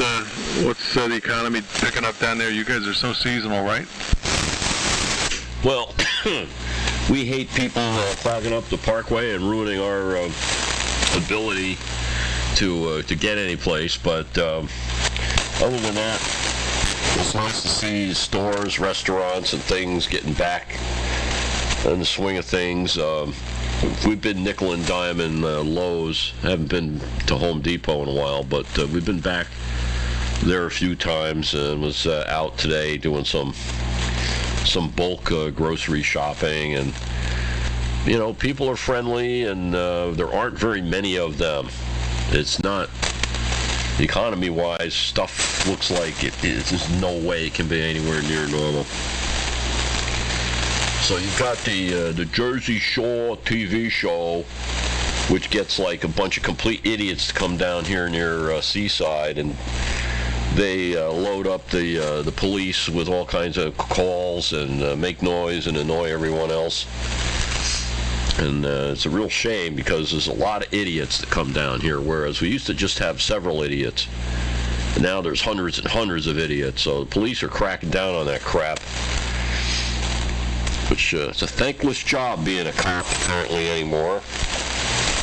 Well, thank you if you're a cop out there in Radio Land. Anyway, I don't want to get started with political stuff, because that's a one-way trip to Palookaville. But that's the report from here. The roads aren't ridiculously busy yet. But sooner or later, people are going to make up for all this lost time. I have a feeling that we're going to get a resurgence of this crap when heating season starts again next fall. I don't see any way around it. I hope I'm wrong, but I don't think so. W2 very weak. W2 Mike Kilo Mike. So I think you're right. And like I said, there's a good article in the Journal today on how do you get it, and it's close proximity and spitting all over everybody and talking loud and all the things that happen during football season. I was one of those idiots years ago coming down Jersey Shore to Manasquan and down to, usually it was a little bit north there, down to the Osprey Hotel. I had a job there for a couple of years and was down at the DJs in Belmar, and the Jersey Shore factored large in my young life, and the fact that I survived it, I think it made me better. But still enjoy it. To go out. One of my buddies has got a nice tuna charter boat. We could try to get out a couple of times a year, and I don't think we're going to get out this year because Mama's asking me, how are you going to social distance on the tuna boat overnight? I don't have a good answer. Take it, Bill. It's funny. My buddy's wife, her parents have a house on Sherman Avenue down there, which is about 2 blocks from that Aztec bar, which is on Jersey Shore show, like, all the time. Like, it is, like, right there where all that filming was done, where they were hanging out and this and that. And the last time that I ever went down there and, like, hung out, and we did it all the time, like, every summer we go down there 6-7 times, and just, like, party and have a great time. The last time I ever went down there was the year before the first season of the Jersey Shore. I haven't been back since, so it's kind of nutty, but I'm sure it's changed a lot, and maybe it's lucky, but I never saw those changes. And then, that Sandy took all that crap out and they built it back up. But I had some really, really, really great times in Seaside Heights down there, and so really good times. We'd go down there for New Year's and stuff too, when it was cold out and the place was it was like a ghost town, and we'd go out on the boardwalk. Nothing was open, but we'd just walk up and down and carry on and be drunk. I remember there were go-karts, man, right down the street from the house, and we would go DUI karting, and we'd just line up a bunch of shots and then slug them all down and wander over to the go-karts and have a great time. Stuff like that, But we were doing stupidity before stupidity was cool down there, man. But yep, never went back after that show happened, and it just so happened, I was in college and the timing and this and that. Not because I didn't want to, but yep, didn't get a chance to see all that crap. But maybe I'm lucky for it. But yeah, good times anyway. That was before I think any of us were 21 even, so we weren't even really going to the bars. Just having a good time at the house, and there were all the people, all the houses next door, and the neighbors were all rental houses, so there was always a fresh crop of JOs hanging out, and when we got into trouble, we saw a little bit of everything down there. So I love the Jersey Shore, and yeah, one of those guys that drives down the Parkway and clogs the place off, but I love it. So I don't know. Anyway, W2BTK, because it was time for me to do that. Yeah, there's a difference between using up a space of 20 feet on the Parkway and just being a total, complete idiot with lack of respect and lack for anybody's safety. And there are more and more of those people on the highways here. And I think what they need to do with the Garden State Parkway is whenever there's a wreck, the more gross it is, the more skin that's hanging off of the glass, they should leave them there for a couple of weeks so everybody can see them. Maybe put up a sign, a wreck viewing ahead, let people pull over, let them see, this used to be somebody's skull with his hair still hanging from the windshield. They didn't put that in a box with the rest of it. That might slow some people down. Anyway, on a happier note, I'm going to check on out of here.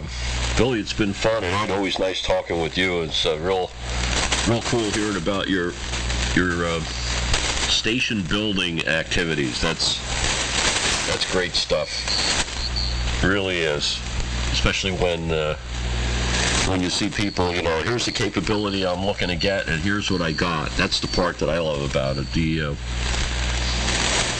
nuts and bolts, that's fun too. But the actual engineering and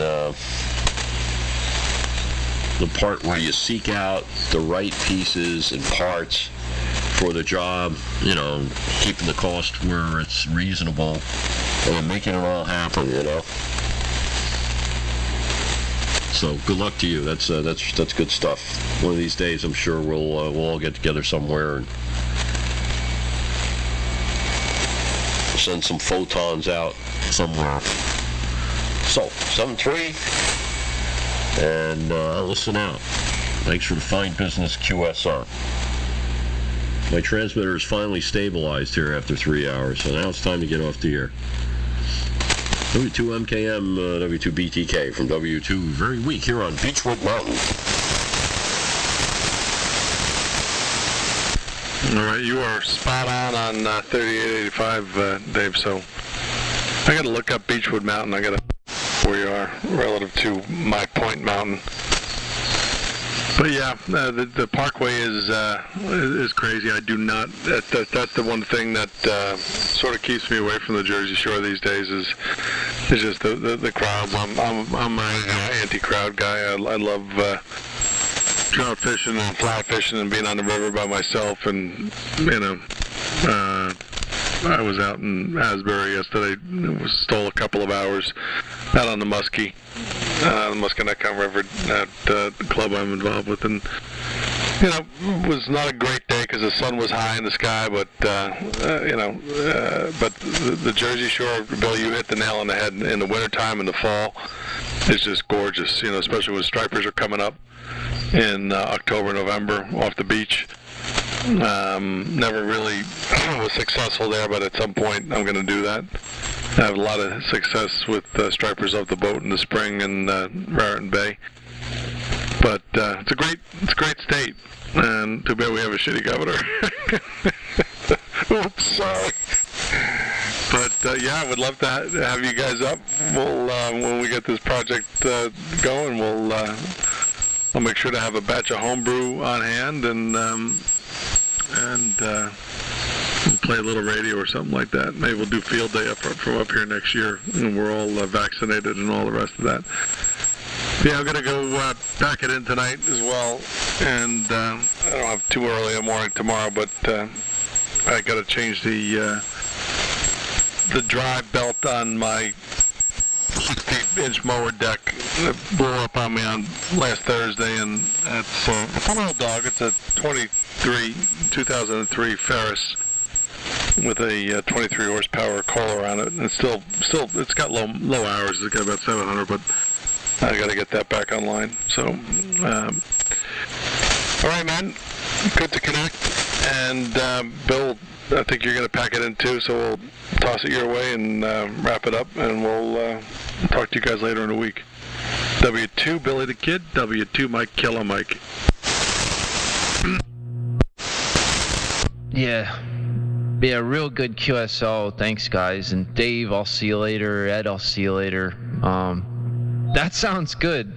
We should definitely do that. Dave stops by every once in a while, so next time he does, I mean, you're not far. We'll have to shoot over there and check out all your cool antennas and stuff. But hey, don't worry about it. I mean, I slip every once in a while, and I don't think much of the governor. So there's that. It'll be nice when he decides that all this is over and we can get back to normal. So yeah, I've been out here almost 5 hours. I've got a few people in the chat here, so I'm gonna shut down the radio side, and we'll do like a little Q&A, and I'm just gonna hang out with my chat. So thanks again, guys. I'm having a lot of fun. Yep. Hey, Dave, I see you.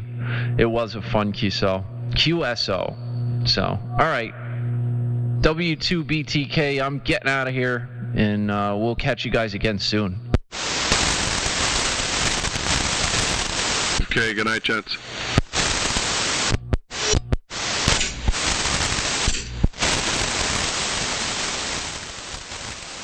All right.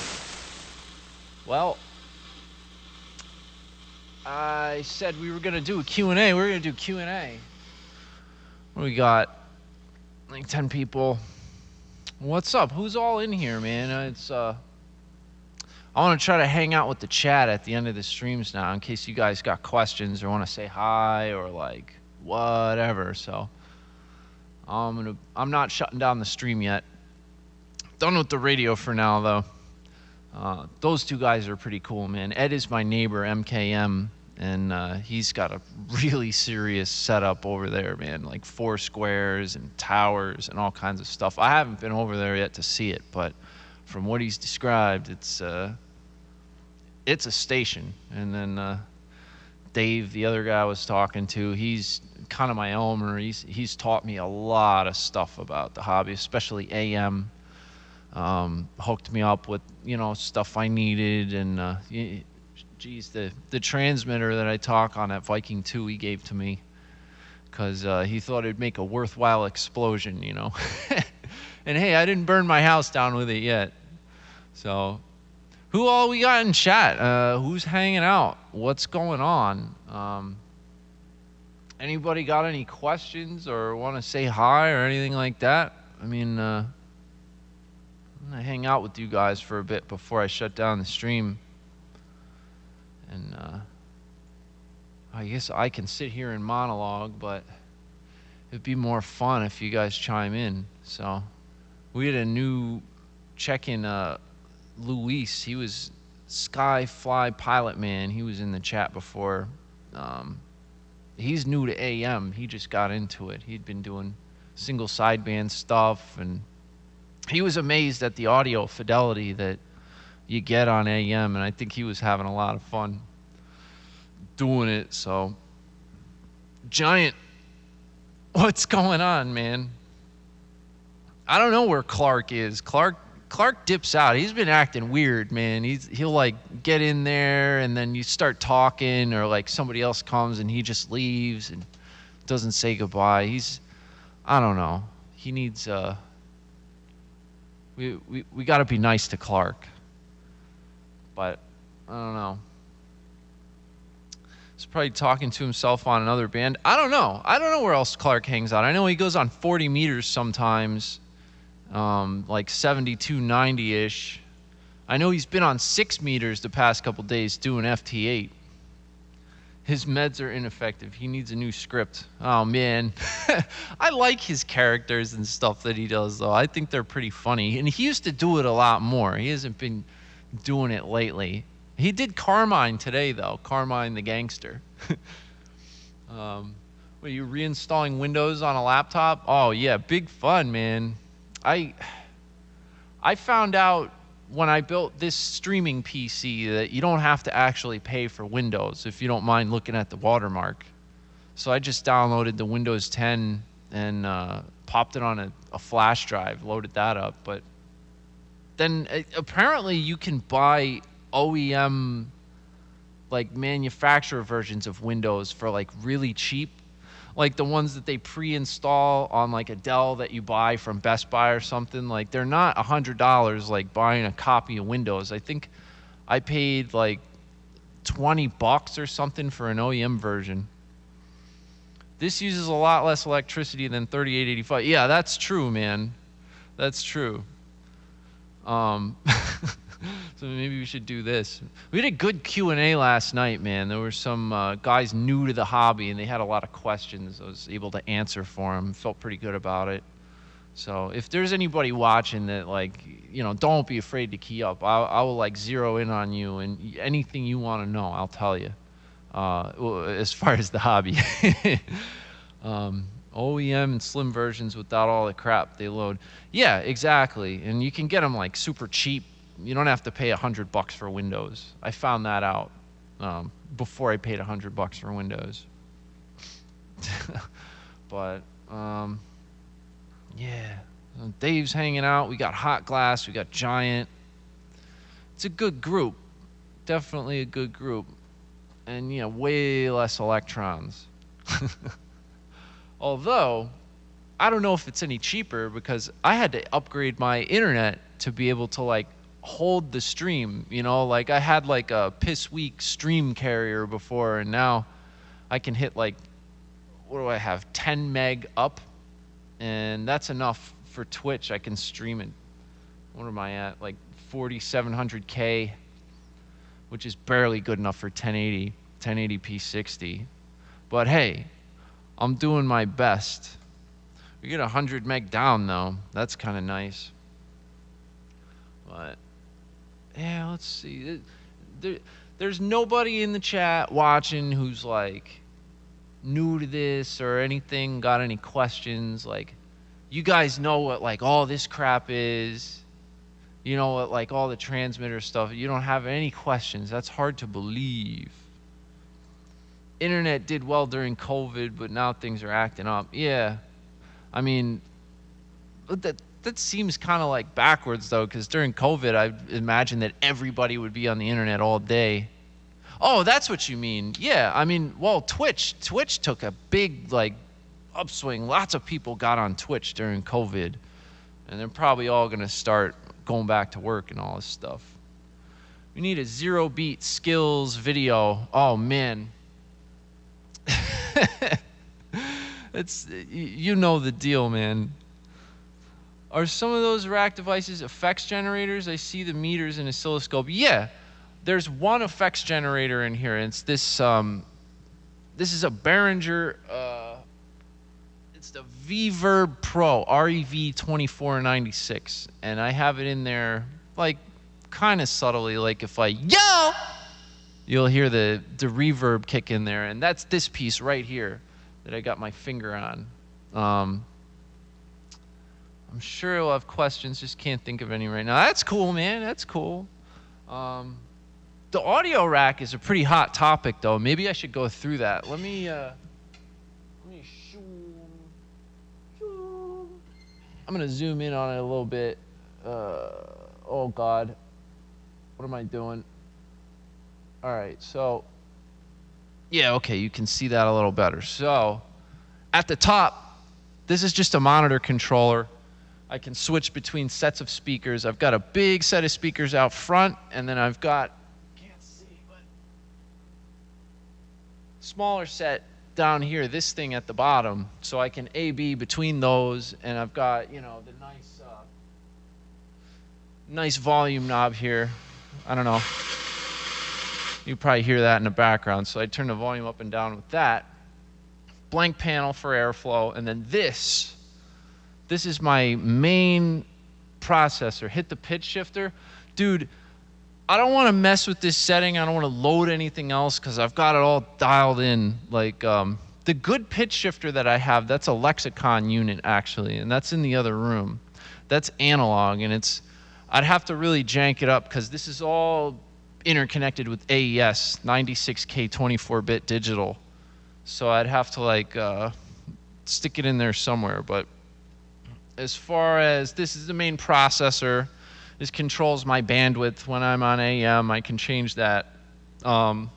It's got dynamics processing, parametric EQ, and that comes after this thing, which is a channel strip. This is a Wheatstone M1 channel strip, and all I'm using in that is the nice low noise preamp over here, and this what is it? It's a 4-band parametric EQ. The 2 outer bands are semi-parametric, and the 2 inner bands are fully parametric. So it goes microphone into this thing, preamp, then EQ. That feeds the main processor, and then the main processor feeds the effects unit before it goes out to my modulator, which is down there. A little messy, but that Crown audio amplifier there is what I'm using to modulate my Johnson Viking 2, which is in the other room. I love it when he talks dirty. Oh yeah, yo Pickle, you know it.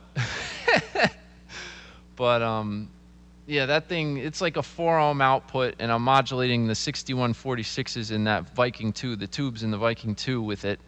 So I've got to change that from 4 ohms to almost 3,000 ohms, and I use a pair of toroidal transformers for that as modulation transformers, and they're hooked up all funny.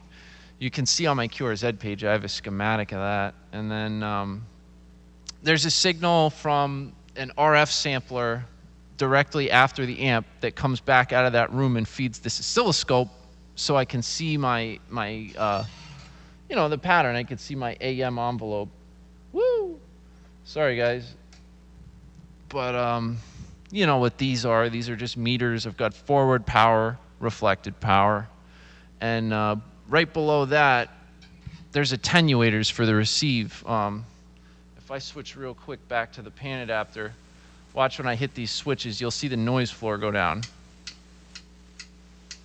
See that? I just switched them all in. That's 20 dB of attenuation, then I'll switch them back out, and you see the noise floor come back up there. So that's what those do, and sometimes you need attenuation on the receiver. Like a lot of times a guy will be kind of splashy, and it's good to stick some attenuation in line before you call him out on being splashy, because it could be your receiver. I mean, receivers make distortion products too when they're getting overloaded or whatnot, and SDR receivers, for the most part, like, they listen to a very large bandwidth, and there could be all kinds of crap going on. So it's just a good idea to have attenuators in line. And not to mention, when I'm talking on the radio and you guys are hearing me, you know, that's demodulated audio from this receiver. And what happens is my antenna is connected to a coax switch. So when I'm receiving, that coax switch kind of, it flips over and connects my receiver. And then when I step on my foot pedal and it's time to transmit, it disconnects the receiver and connects to the transmitter. So basically this receiver sits there with no coax on it when I'm transmitting, but you know, the signal from my antennas compare waterfalls before and after attenuator. Yeah, I just did. But anyway, that hears me when I'm transmitting. So if I want to clean up or I'm hitting it too hard, I can stick like 15 dB of attenuation in there, and then I'll just sound better demodulated on the stream. But here, I'll do it again. So if you look at, where's my mouse? If you look at like this right here, that's the noise floor, right? See that? And I'm gonna flip all the attenuation in now. So see how it went down like quite a bit? There you go, and then I flipped them all back off, so that's no attenuation, and you see the noise floor jump back up. So that's all those things are doing. But yeah, that's pretty much the audio rack, all the stuff that I got going on in there. You can see my receiver right here. This is actually the receiver with these two little lights. That's called grass. Yeah. Yup. Mowing the grass. It's easy. I just flip a switch. When I got to mow the grass out there, it takes me 3 hours. But, man. So, yeah, that's the audio rack. I guess I could show you what else the hell is going on down here. Let me move this light out of the way. So, a couple more things there. So, this is a Kenwood TS440, and that guy YC156 in the chat, I think he modified this. It belongs to his son, who I'm babysitting it for, and I've got that hooked up now to get on single sideband and use as an exciter. It sounds really good on AM. So just below that is a tuner connected right, the radio is connected right into this tuner, and out of this tuner goes out to my amplifier because there's no input tune on that amplifier. So when I want to use this with it to get the match down flat enough on the input, I'll need to use this tuner, and I can bypass it with this and flip it back in. If I want to use that without the amp, the tuner's bypassed. When I want to use it with the amp, I flip it on, and it tunes down the input for me. And this thing next to it, that's a 1500 watt power supply. That's a Dell server power supply. And I got a couple heat sinks sitting on top of that. And there's all kinds of fans behind this stuff blowing air out through here, keep it all cool. This thing down there, that's just a Denon home stereo receiver that I use for the larger speakers that are out in front of me, and I monitor stuff from my computer, and like I said, I can switch and I can listen on those, or I can listen on this Wohler unit right here with the two little speakers inside of it. So that kind of feeds all that. I'm using it as an amplifier. Directly below that is just a Crown Audio amplifier. That was actually my first modulator. I used that to modulate the Viking 2 for a couple of years, but as of now, it just powers two 12-inch subwoofers that I have out in front of me, and it's crossed over about 80 hertz. And then, what the hell else? This is a 2-meter all-mode radio. We've got a 2-meter vertical out there on a little TV tower at about 40 feet. And, I talk on repeaters, or, I can do single sideband on 2 meters with this thing. It's a nice little radio, I gotta say. That's the power supply for it. So that's a lot of fun to have, dicking around on 2 meters. And that's about it for the stuff that I have out here at the operating position. Everything else, all the other parts of the system are, back in there, behind that closed door. And if I walk in there right now, it's noisy and it's hot, man, which is why I'm not in there. So, well, what else, man? I don't know. My cat's hanging out down there. She's bored. I hope you guys aren't bored. Doesn't seem like I'm getting a lot of questions tonight, so that's okay. That's just fine. I'll ramble on for a little while. But yeah, that's more or less the setup around here. I've got, well, hell, you can see, there's a little bit of better shot of everything. So, like, right here, that's my streaming computer that, I use to stream to Twitch with. Up here, that's another computer that controls the SDR, which I've got on this monitor right here. And then, these 3 monitors are connected to that streaming PC. I've got you guys, your chat, like over here. You can see me moving it around with my mouse. That's how I look at the chat for Twitch. And, yeah, I mean, my big comfy chair here that I like to sit in. A fireplace that I don't light fires in. But, who was on the grassy knoll? Dude, I don't know, man. Didn't they get that guy? I don't know. But, I don't know what else to say, man. I guess still got a few people out here in the chat.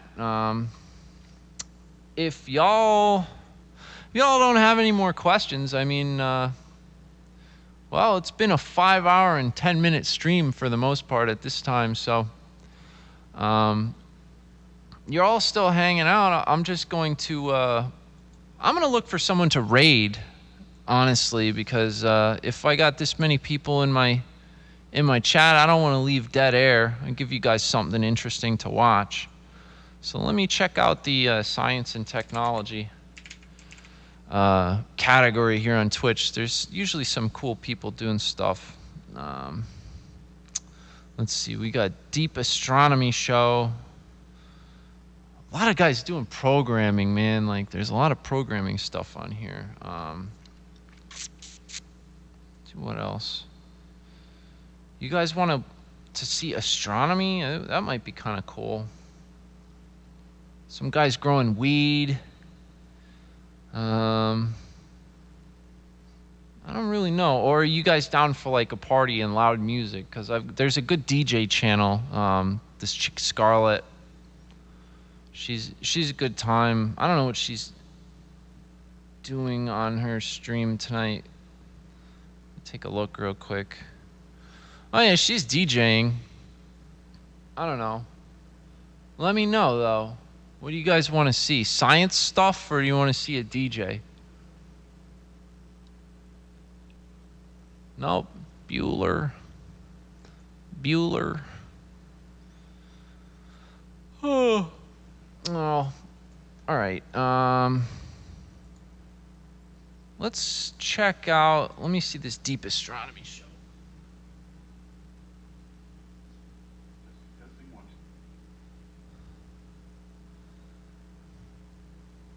Oh, they're having technical problems. That's not that cool.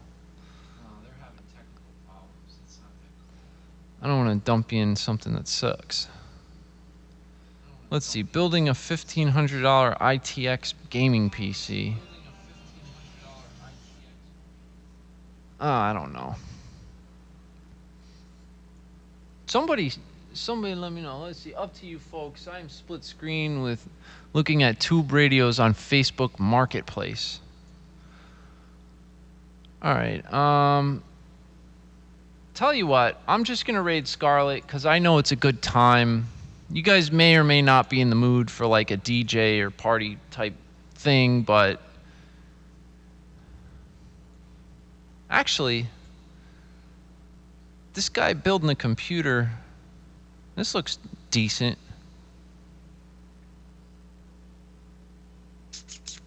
Screw it. Let's raid Scarlet. She's cool. I always have a good time in her.